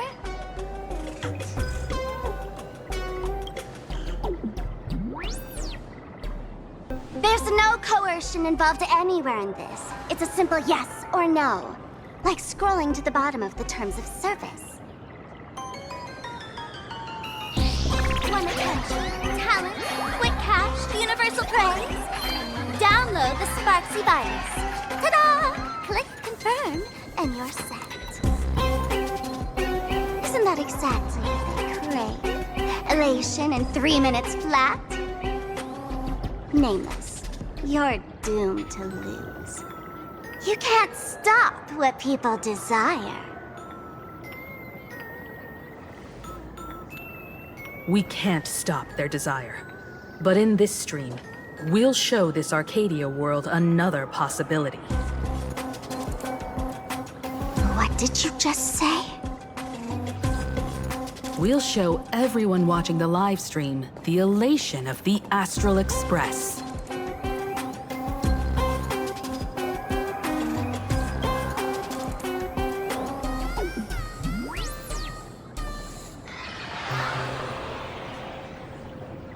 You got another mask?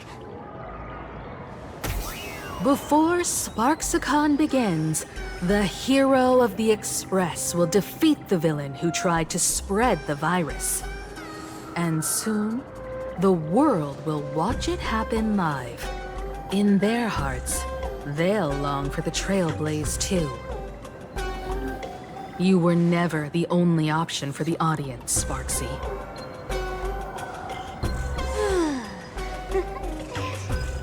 You know why I can't stand heroic stories? You lot always wave the flag of justice, then stomp all over the fun with brute force. The elation has nothing to do with justice, and you haven't won yet.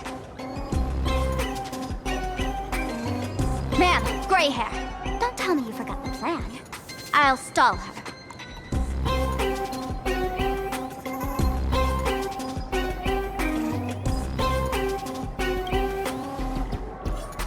We don't have much time left, do we? I'm trying to give us better odds of winning here. There's one thing I've always wondered. Who's the real Sparkle, and who's just a mask? Shouldn't the last one standing decide that? Then let's settle it, right now! make you the opening firework of Sparksicon.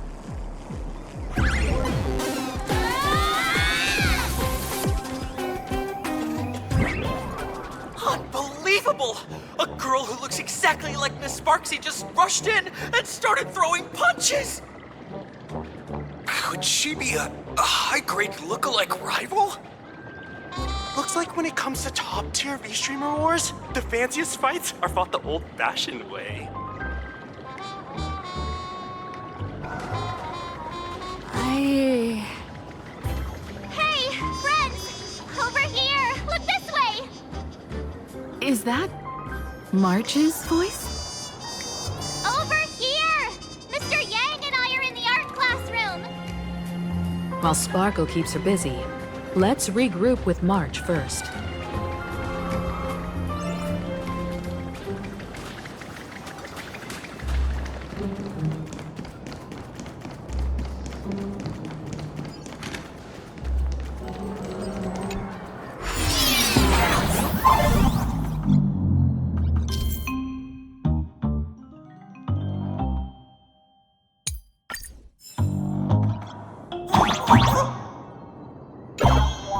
Move this platform, and you should be able to get up there.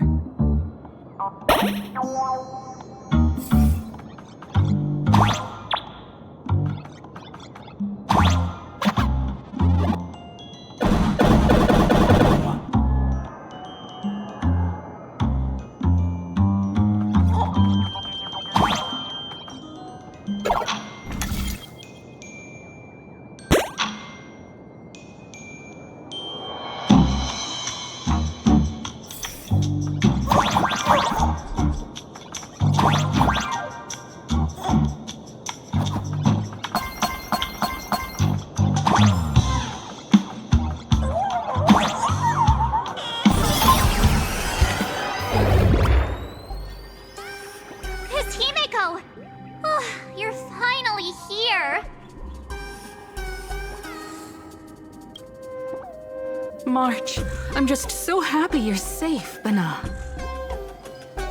After she escaped the school, I figured she'd bring you back. So while Sparksy was away, I found a classroom to hide in.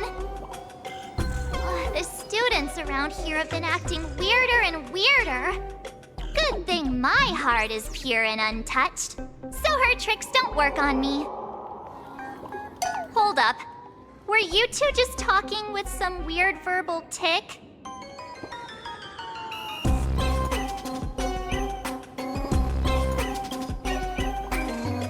What? You actually used that Penaconian mimetic virus to counter Sparksy's influence? Whether the Express turns into some crazy Sparksy train or ridiculous monkey train, I want neither. What about Welt? Is he all right? Mr. Yang, it's our friends. Come on out. You look perfectly normal, though. So that Professor Welt she saw in the news... Just a bit of acting on my part. Let's not dwell on that right now. Like March, I realized something was corrupting our cognition when I arrived at school. She even pulled from one of my past memories to strengthen the effect. It was pretty frustrating. Luckily, I've dealt with something similar before. I snapped out of cognition corruption very fast this time, so I decided to keep playing the teacher and hide some students away in secret. So, any ideas on how to dispel Sparksy's influence?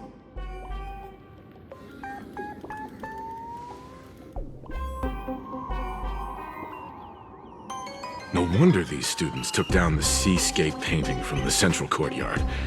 Sparksy had them break it into 3 parts: the waves, the wooden boat, and the moon.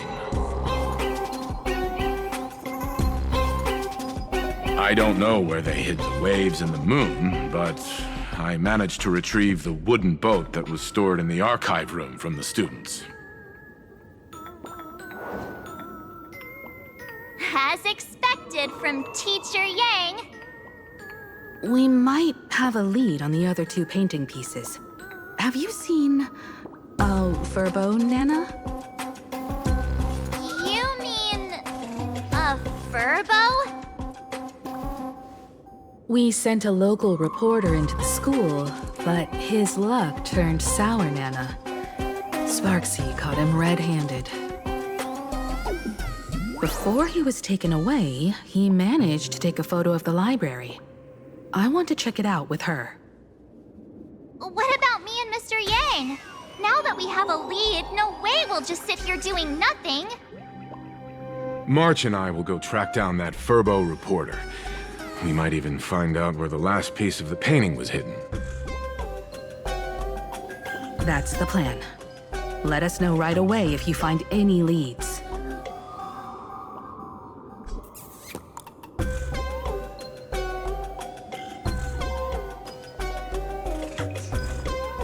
Himiko, where's the library?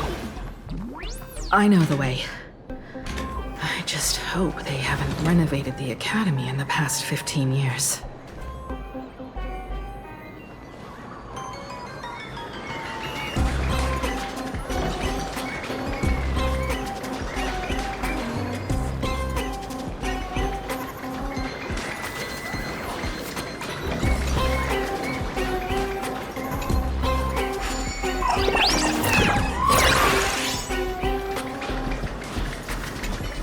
Give it up!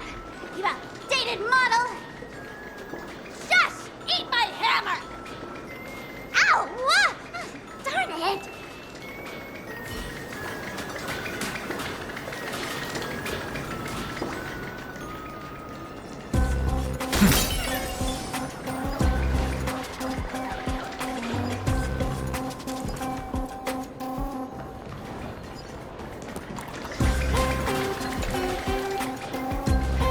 Give it shush! Eat my hammer! Ow! What? A day of peaceful repose.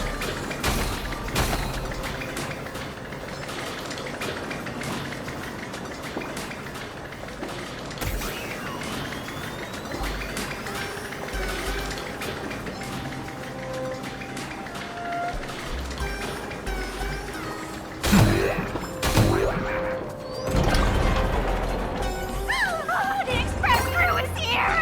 Please follow my live stream channel.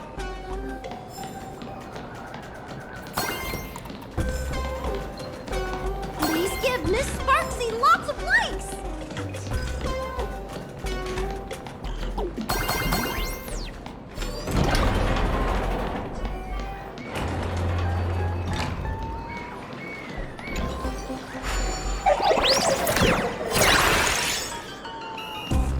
The library's just up ahead. Finally, I can get away from all these live stream obsessed students.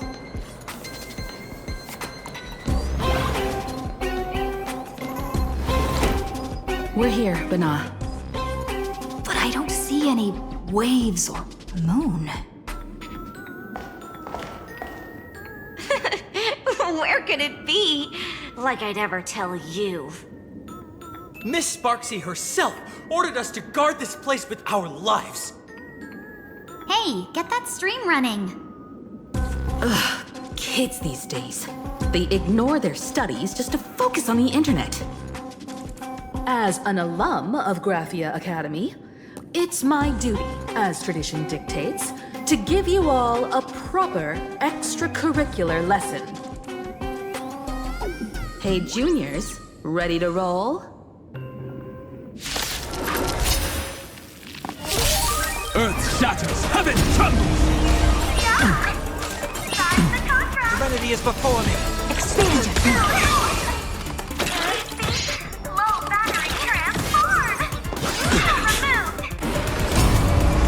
With this divine power, I will forge all things.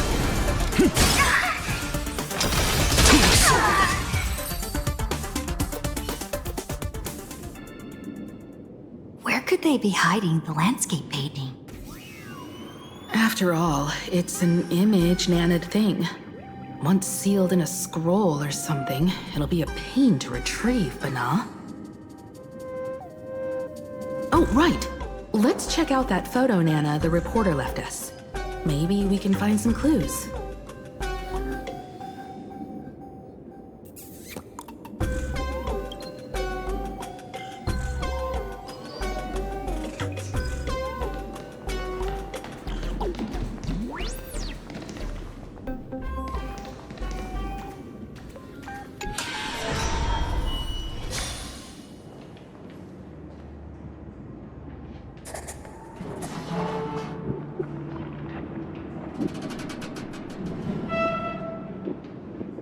Where are we now? This place looks just like any other classroom. But something's off.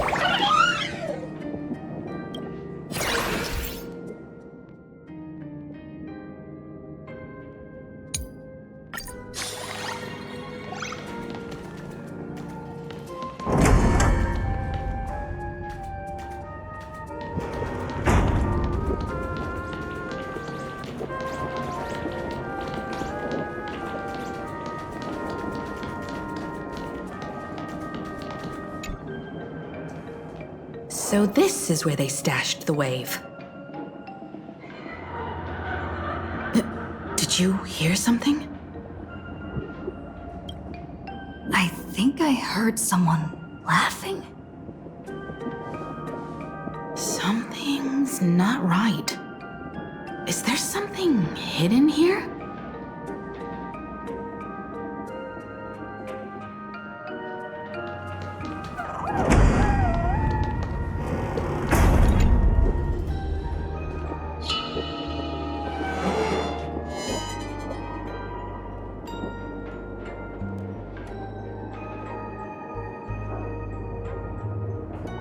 July 22nd, 1984? Belle? Could this classroom be... Senior? You're back!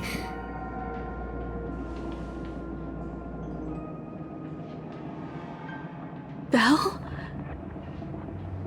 And you are? But... how is this possible?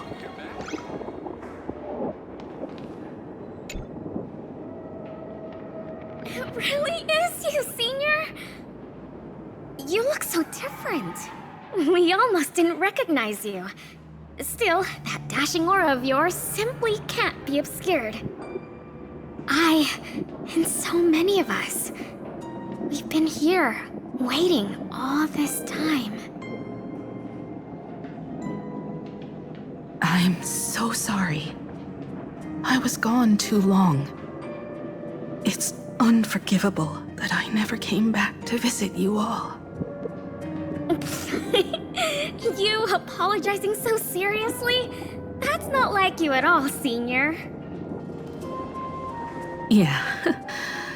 After all this time, the least I can do is smile. But all of you are already dead. Himiko, these students, who are they? They're the shadows cast by my past regrets. Young lives buried here by a tragic accident. What? Oh no, Senior, he's here! That thing is coming! Wait, what did you just say? Everyone, hide! We mustn't let that monster find us! Run, Senior! The Herald of Death is back! No!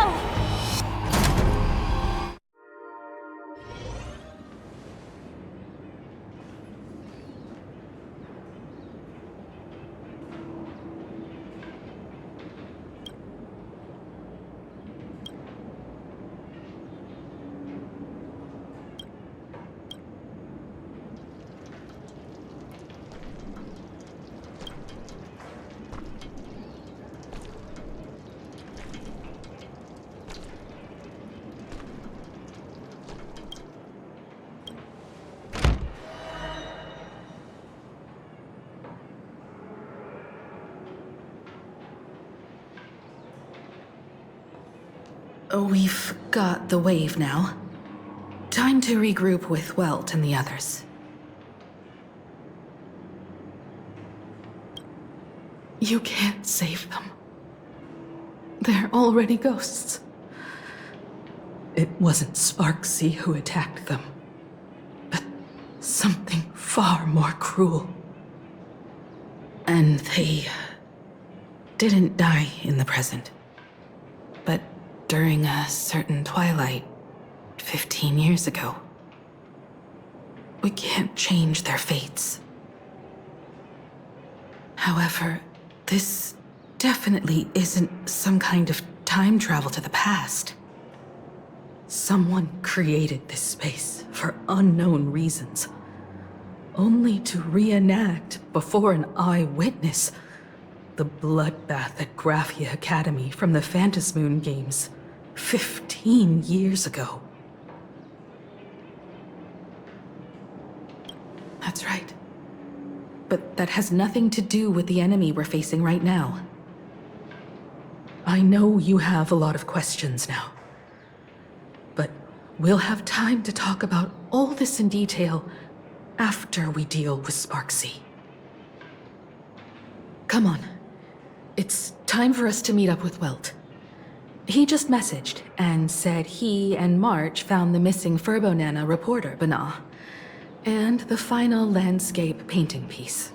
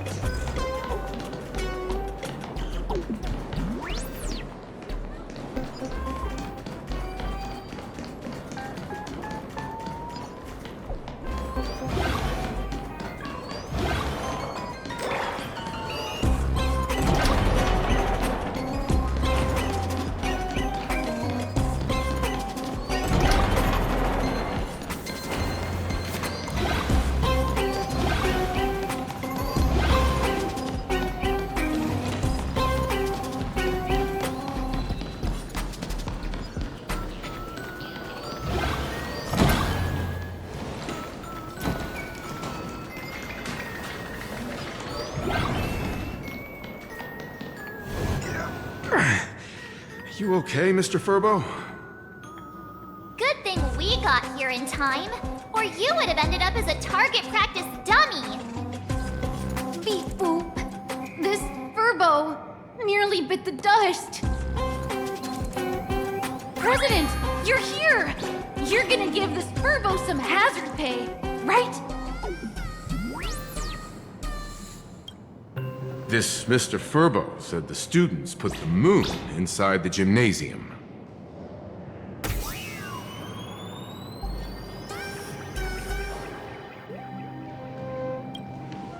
Sparksy must have given the moon to one of the emotis to look after.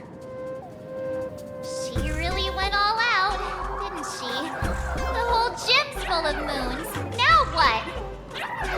Be it Sparkle or Sparksy, both are equally just as headache-inducing. All right, everyone. Let's round up these emotis and take a look.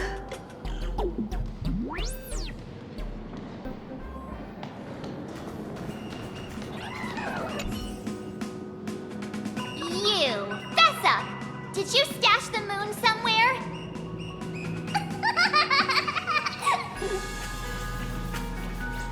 I pried open its mouth to take a look. Seems this little guy didn't swallow the moon.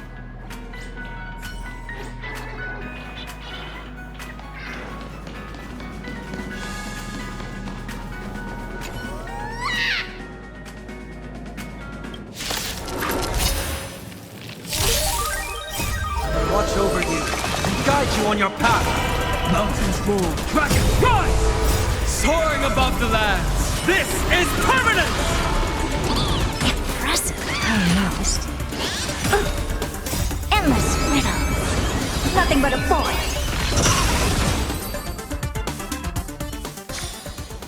vast journey awaits. Venture and observe.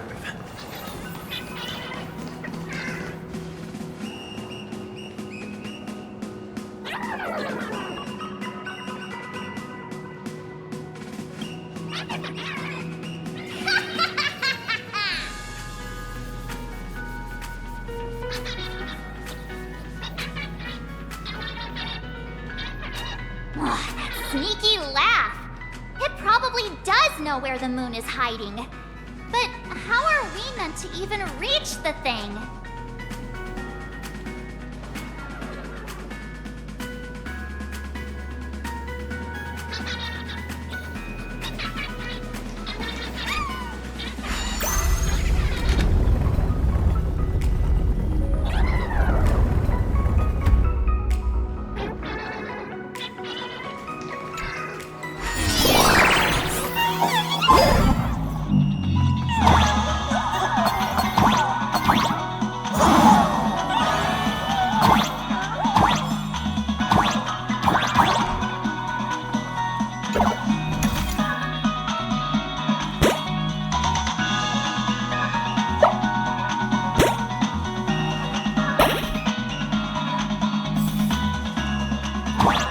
The gym. I've missed this. There was a time when I really envied those classmates who could sprint across the field, giving it their all.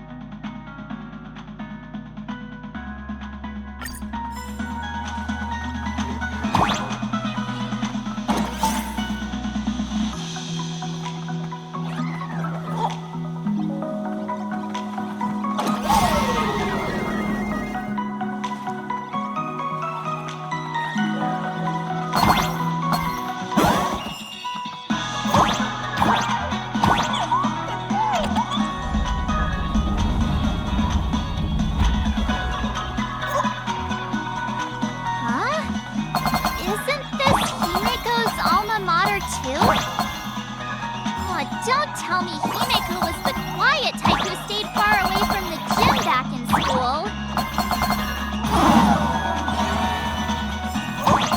Not quite. I'd already graduated by the time I started feeling this way. Due to some circumstances, I went back to my father's school to work.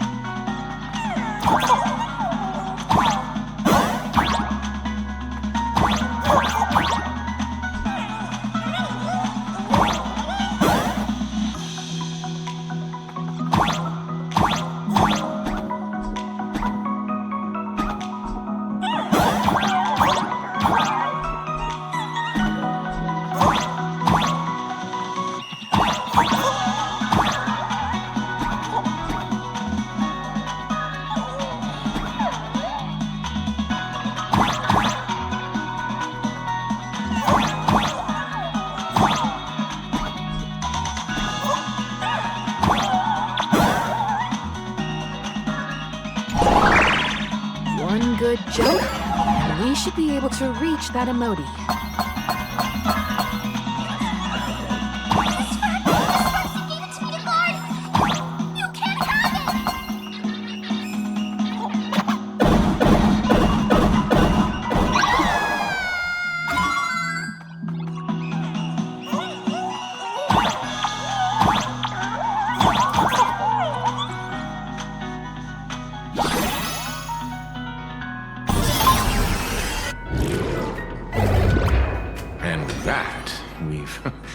got our hands on the third part of the scenery, the moon.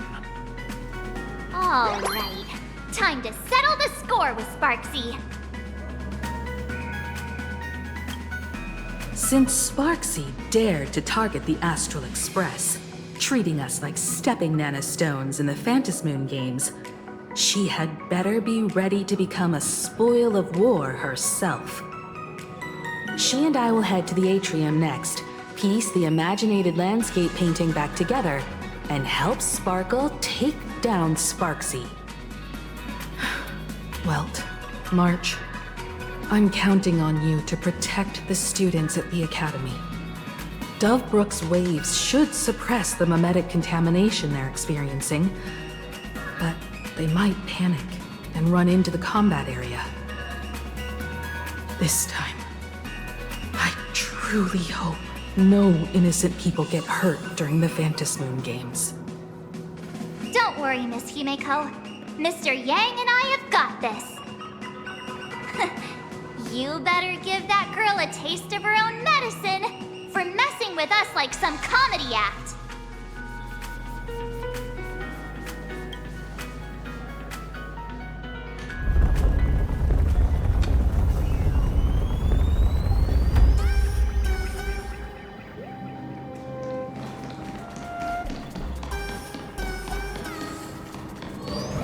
What does everyone think? Will the Nameless win? Let's cheer for Miss Sparksy! Who will emerge victorious? Miss Sparksy or the Astral Express? Stay tuned to find out!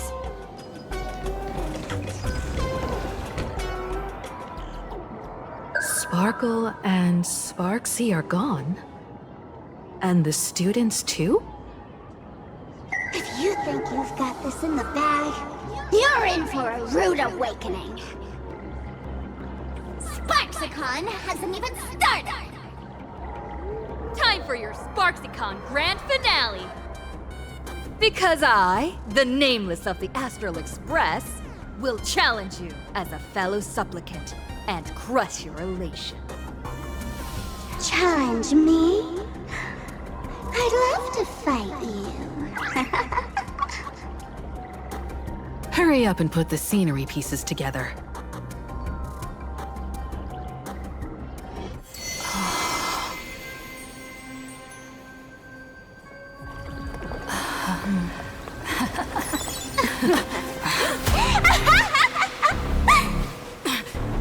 That annoying old model has already fallen asleep. Soon, there will only be one sparkle in the world. Or maybe everyone will be one.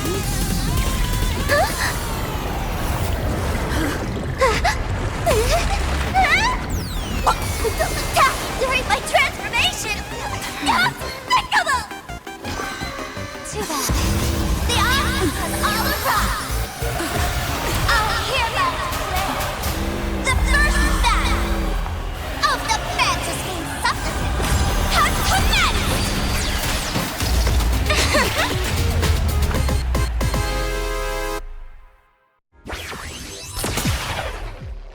Starting.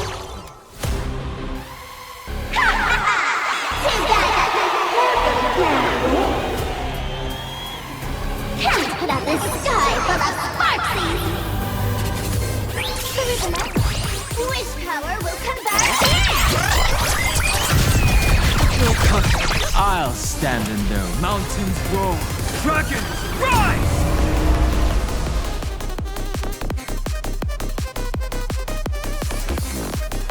Serenity stands clear before me. You've just got to expand your thinker!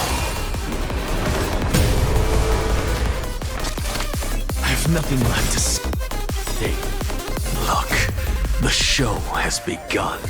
With this divine power, I extract the world's purity to reforge all things!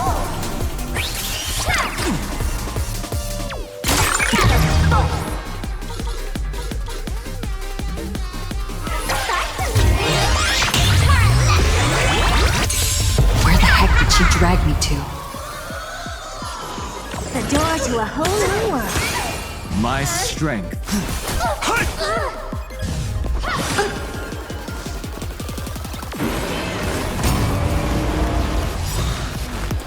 In this mortal form,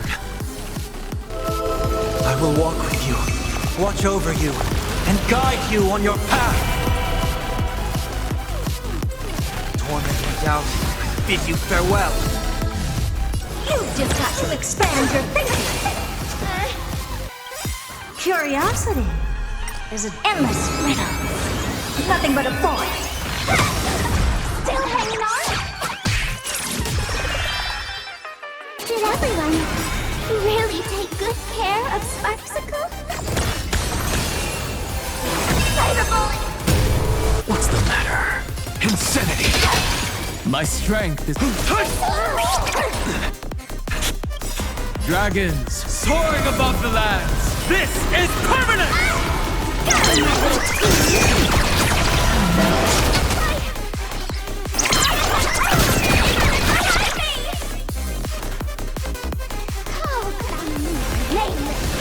My popularity!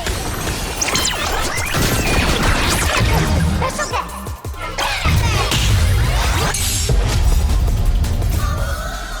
I'll watch over you and guide you on your path. Curiosity, endless riddle. Nothing but a void. Open sesame. Watch it crumble.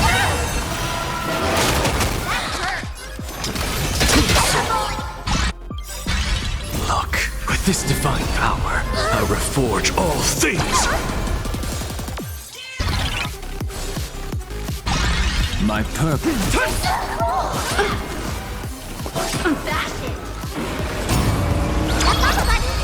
Heard the call, torment and doubt, farewell. Never seen expand your thinking. My strength isn't what it... Earth shatters, heaven trembles! Dragons soaring above the lands! This is permanent! Insanity! Cyberbully! To the soul! Everyone! Let's drown her in our spit!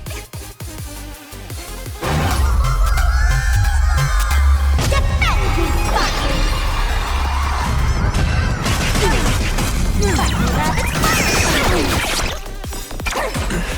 Curiosity, endless riddle. Nothing but a void. Not everyone wants to be you. I'll show them my elation.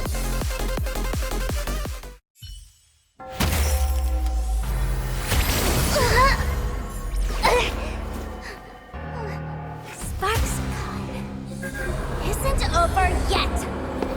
Stop her! She's trying to escape into the crowd!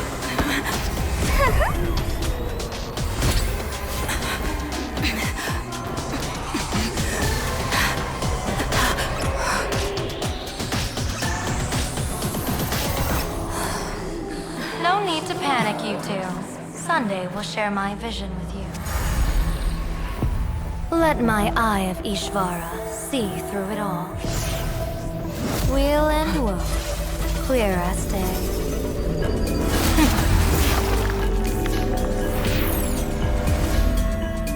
I see where the culprit is. Thought you.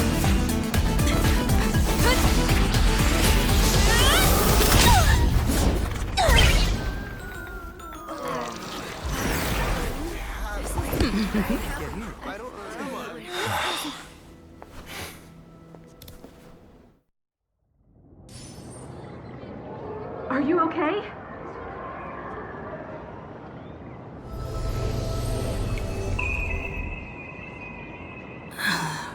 Where did everyone go?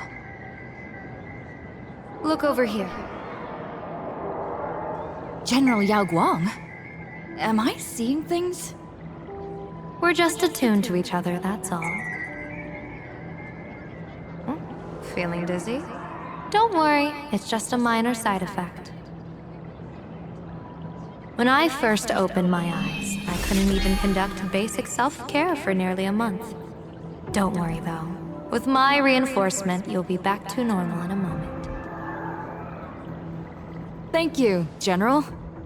By the way, above your head... Can you see the sign above my head? So, whether it brings weal or woe, whether it changes or not, please keep this secret safe from me. Don't let me know, and don't let anyone else, okay?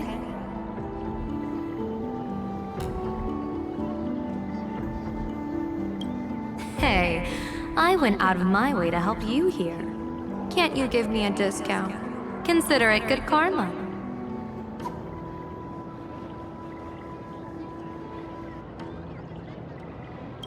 I'm afraid not. As an observer, your gaze reaches far deeper than his. In that fleeting moment, your eyes gained insight into my destiny. For those who wish to defy their own destiny, the best approach is to avoid gazing too long into fate, especially not letting powerful observers do so. Now that you know the reason, surely you'll do me this small favor and keep this secret?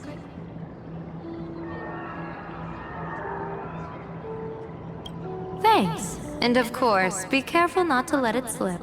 Or else. I'll tell everyone all about your true identity. You're a former Stellaron hunter, aren't you? Oh, just imagine the chain reaction that would cause. I don't even want to think about it. Doesn't this feel like the opening scene of a comedy? Two people who barely know each other, yet they're keeping each other's destiny a secret. I guess you could say we're now partners in fate. No surprise there. After all, both comedy and fortune-telling thrive on unexpected twists and turns of fate, don't they? All right, looks like the side effects have worn off. Time for us to say goodbye. And you? Are you okay?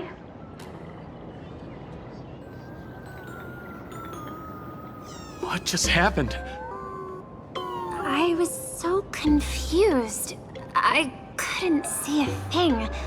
All I remember is Sparksy and the Nameless got into a fight.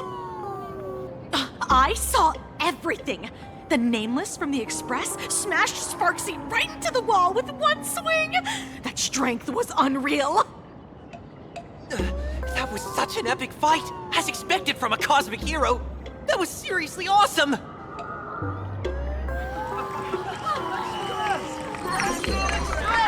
Astral Express! Astral Express! Astral Express!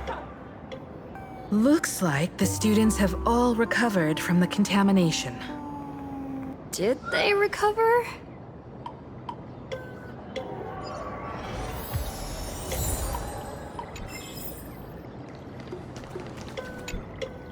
When she absorbed me, I thought it was all over. Thankfully, Gray Hair, you won this one. 1 point for the Trailblaze.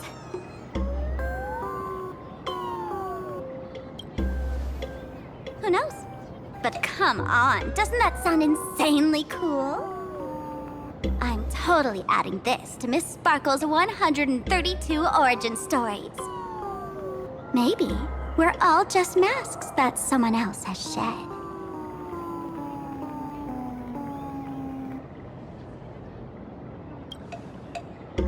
The tavern?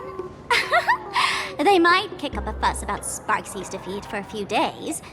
Maybe some foolish hotheads might even come knocking to fight you.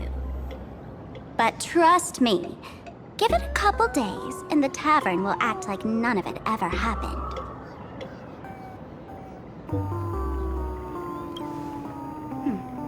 If I really am a mask, then naturally I should return to my wearer's face. But if I'm not, then maybe I need to reclaim the mask I've lost. I understand.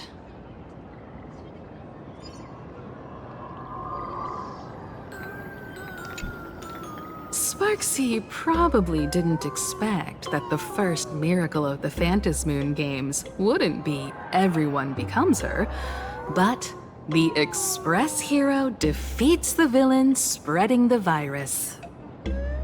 Compared to a streamer reflecting people's desires, the fearless trailblazer of the Astral Express is more of an attention grabber.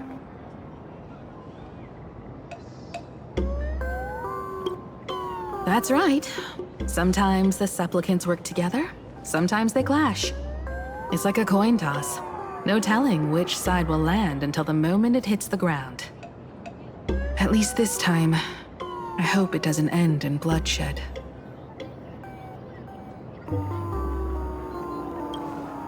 You're one step closer to an audience with Aha.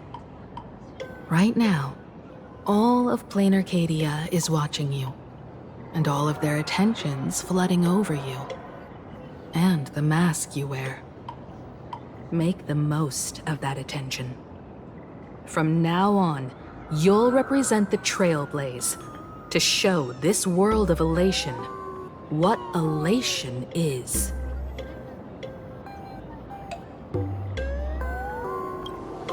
Show mercy. Or don't. No, I'm just kidding. Lower your bat. The audience in this Arcadia doesn't go easy on losers at the games. She'll lose her wish power soon enough, and the Sparksy virus will fizzle out. You can hand her over to the Department of Aberration Defense for imprisonment, or set her free.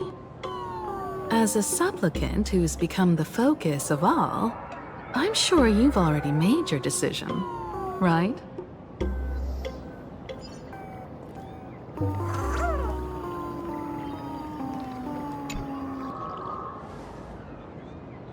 So, Victor, here to claim your prize? Very well. Sparksicle has no objections to that. So what'll it be? Gonna hand me off to the Department of Aberration Defense? Lock me up as a hardened criminal? But knowing you, you're not that heartless, are you? Or maybe you want to take away my streaming account as punishment. I'll livestream 24/7 and sing praises of your valor. All right! Let what belongs to the Graphia family return to the Graphia family. But don't let this little win get to your head. You've still got a long way to go before you meet the laughter. We can keep working together. Better to have a friend at the Phantasm Moon Games than another enemy, right? What? No parting words?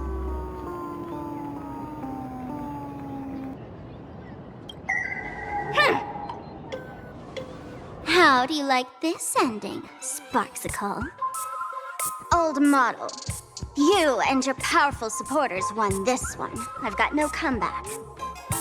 As a mask, what do you plan to do with your original self? Who's the mask and who's the original? Shouldn't that be decided by the one left standing? Your plan is finished. Your elation has been eliminated. You're the one who should be called the old model. That elation isn't mine. It's the elation everyone chose. And besides, wasn't it your idea in the first place? What? You told me to leave you behind. You also told me to take the idea and its relevant memories and go chase my dream. Ugh. That's totally something Miss Sparkle would do. How do you like this ending, Sparkle? How does that joke go again? Take the mask from a masked fool, and what's left but a fool? But take the fool out of a masked fool, and all that's left is the mask. Come on, Sparkle. Time to end this little charade. No show is complete without a curtain call. Shall we become one at last? Bang! Ladies Are you having fun? A friendly reminder from Miss Sparkle. Don't underestimate the Phantom Moon Games. You won't get another opening act as spectacular as this Sparksicon, you know.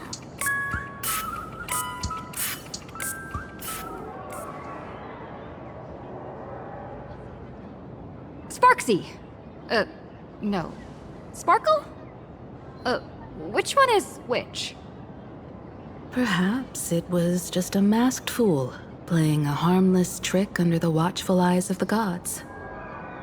Or maybe she just wanted to remind us that the elation in Planarcadia has become something even the gods no longer recognize.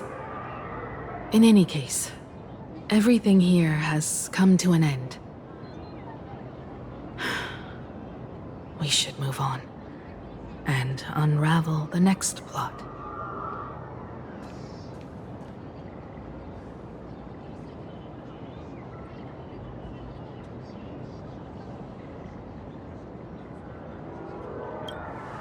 Let's go to that classroom where time froze 15 years ago. I want to investigate and find out who exactly created that place and why. Let me know when you're ready to head out.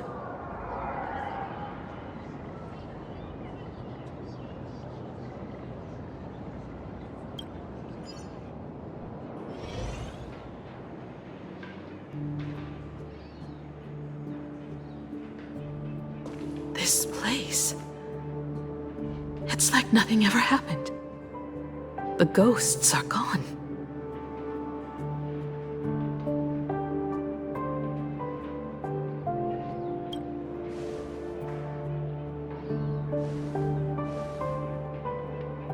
"15 years ago, during the last Phantom Moon Games, I participated as a supplicant.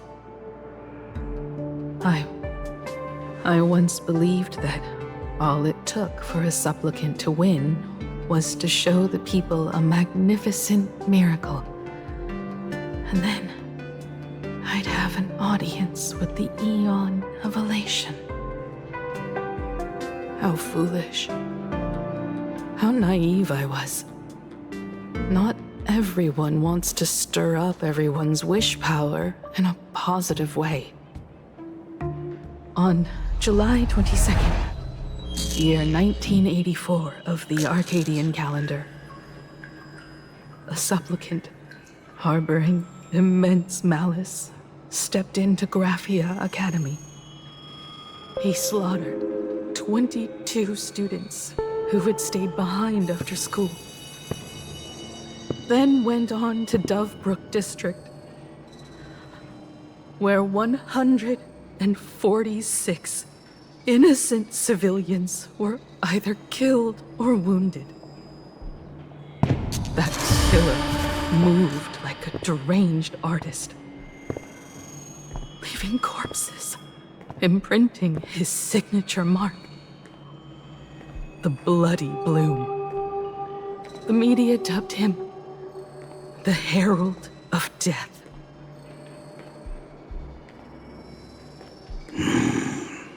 It was a tragedy that the world could not forget. The Phantom Moon Games of that year came to be remembered as the Blood-Stained Games. So many parents lost their children. So many people lost those dearest to them. One of the victims was my very own daughter. Upon my return, I stood before the grave where she was laid to rest. Her name was Himeko.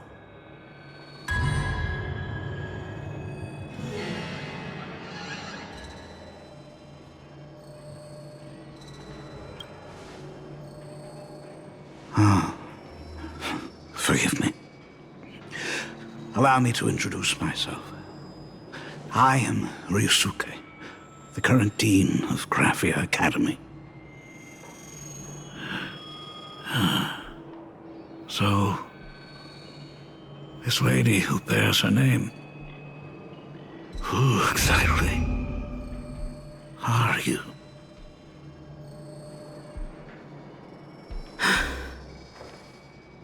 "15 years ago, when I made up my mind to join this Phantom Moon Games, my father wasn't with me. Even as I fought for my life against the Herald of Death, my father was still off somewhere, wandering the cosmos. Strictly speaking, ever since I can remember, his presence in my life has been as thin as the air in space. So, I would ask you, who bears his name, who exactly are you?"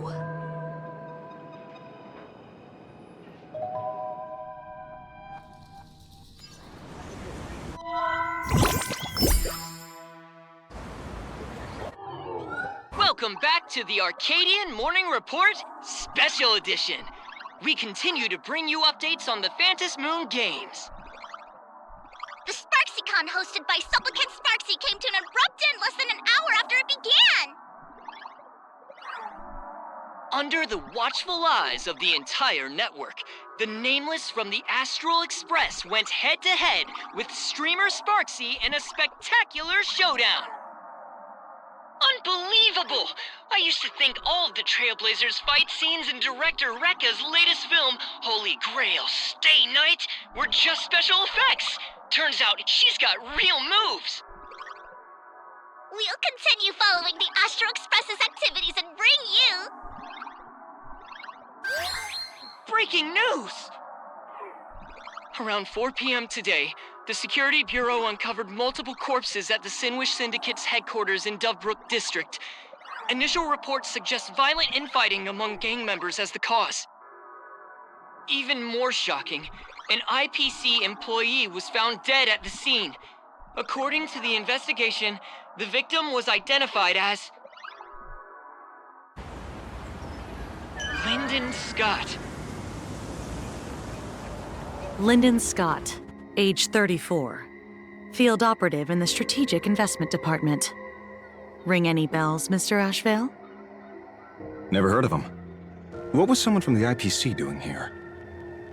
Word is, the Sinwish Syndicate recently got hold of a mask. Maybe Mr. Scott came to negotiate for the Phantom Moon Games, and got caught in the fallout. Apologies for interrupting your work, Mr. Ashvale. Wouldn't call it an interruption. The mess at Graphia Academy cleared itself up. But this... Initial assessment, 33 Sinwish Syndicate members. Leader Polwave included, along with second-in-command Costide, were murdered in the same time frame. Costide. The victims show clear signs of trauma and fractures, along with massive blood loss. Exact cause of death still pending further autopsy. These stylized handprints. We both know what they mean. Bloody Bloom. Only one person ever used that as their calling card. The Herald of Death is back. Your suspicion isn't without merit, but that guy was executed 5 years ago. Executed? Who witnessed it? Was the execution broadcast to the public? Who can prove he's dead? Who's to say you didn't let him out to rig this entire game? You've heard the rule, haven't you? No one can enter the Phantom Moon Games twice. So let me give you a piece of advice. Don't let rage gnaw away at your reason. It's bad for your health. The case's info is in the dossier. Get to work. The Department of Aberration Defense isn't paying us to bum around,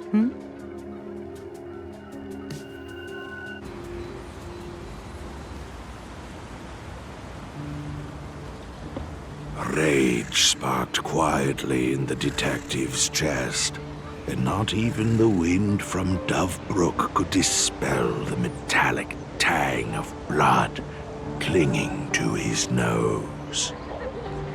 When he first heard the Sinwish Syndicate had obtained the mask, a grim premonition stirred within him, but he never expected it to be the omen of a friend's death. Mr. N, he's no longer with us. Now he's just a body, another nameless casualty buried beneath a headline. People only care about the stars twinkling above, about the epic tales of the eternal conflicts among the cosmos' great figures.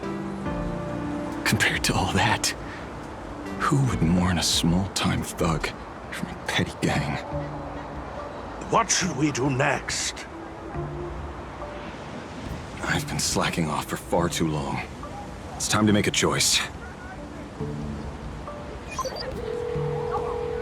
Mr. Ashvale, if you're calling now, may I assume you've accepted my offer? You are right, Miss Pearl. I'll join the games. Assuming you still need me, of course. My offer still stands. Just like 15 years ago, the same omen returns. There are signs the Phantasmoon games are spiraling out of control again.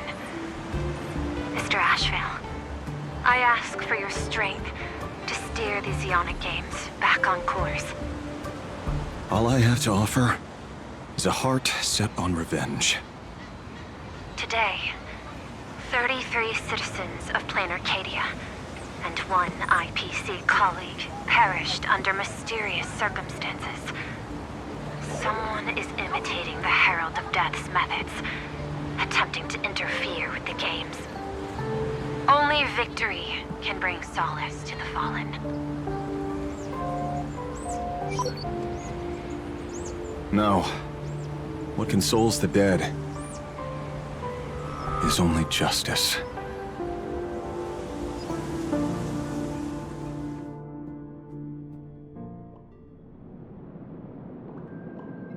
What's the matter? Found a better candidate? Don't I even make the short list? This is a game shaped by the most capricious Eon. Surprises and twists are its very nature. It's only right I choose the strongest players. Even so, I have to ask, what makes you so sure that I'd hire a wanted criminal to fight in the Phantasmoon games, instead of tossing you into an IPC cell? Throw me in prison? But the Strategic Investment Department in Penacony clearly extended an olive branch to us Stellaron hunters. No? Changed your minds already? You suits sure turn faster than a page in a paperback. So let's cut the fluff. Give me a mask. Call it your first strategic investment in us. What do you say? Understanding comes first, then the investment. Tell me, how do you plan to earn my trust? Apologies in advance. Before I came to meet you, I broke into your collection room. I know what you've been working on. Oh, imaginate. Tell me, have you heard of Zero? Greatest hacker and most feared player in all of Punk Lord? Some say she's an emanator of elation, while others say she enters the dark zone created by Mythos, as if it were her own backyard. She caused Punk Lord's data meltdown and infected IPC branches in 28 segmenta, isolating them from each other. Most information about Zero is half true, half false, much like the rumors surrounding you Stellaron hunters. But one thing is certain. Zero suffered a major downfall, and is now a prisoner of the IPC. It's obvious she left a deep impression on you. Traumatic even. In that case, you should also know that ether editing and imagenesis stem from the same technological source. Or art. I know. I've studied it. Huh. How could I forget? You stole Zero's tech to make that lousy cash grab game Ethereum Wars. Of course, you know all this. But you corporate moneybags will never comprehend it. The fleeting, ever-changing power of the elation. Zero once tampered with a parameter of reality, creating an independent realm that belonged solely to her, just like that other one. Just like Graphia. Are you willing to trade the secrets of imagenesis? I can think about it. Deduction. You may be lying. I've heard that those who join the Stellaron Hunters have long since abandoned the path they once walked. Who knows? I'm in the Arcadia of Elation. Wouldn't it be a waste not to test my luck? Deal, Ether Hacker. And to seal it with confidence, let me show you a little trick of the trade. A hacking trick?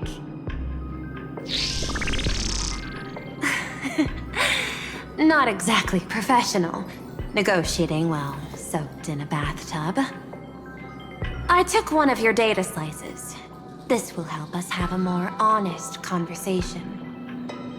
How did you do that? Because I've studied you, including that cyber battle between you and that genius Schoolum. I even logged into all 76 of those banned accounts. I scattered just enough data breadcrumbs online for you to sniff out, leading you to the Ashen Detective. I even let you stroll through my collection room to explore as you pleased. Miss Silverwolf, a word of advice. Don't treat that mask like some 10 Stonehearts investment in a Stellaron Hunter. Just think of this deal as something private, between you and me.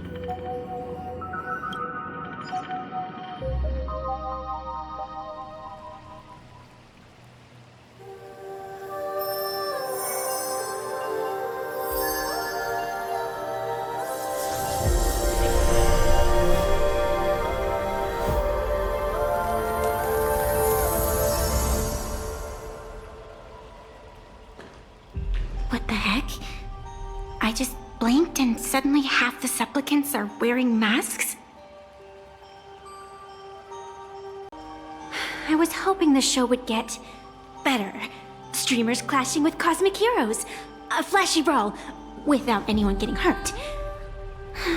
Wouldn't that have been nice? But now we've got a crow, a shell, a cat, a wolf? How many more mystery guests are crashing the stage? And this thing? When did it sneak in?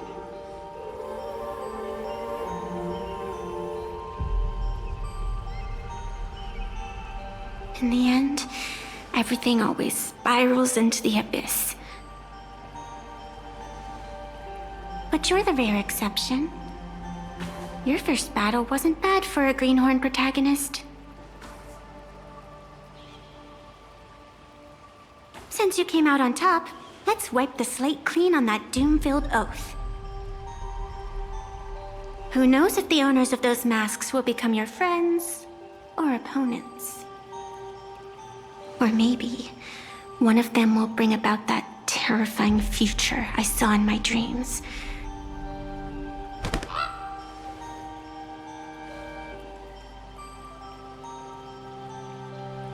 Little one, how'd you find your way here?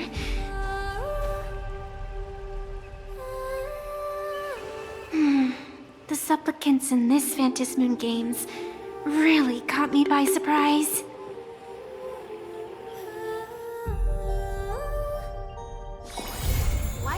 people in the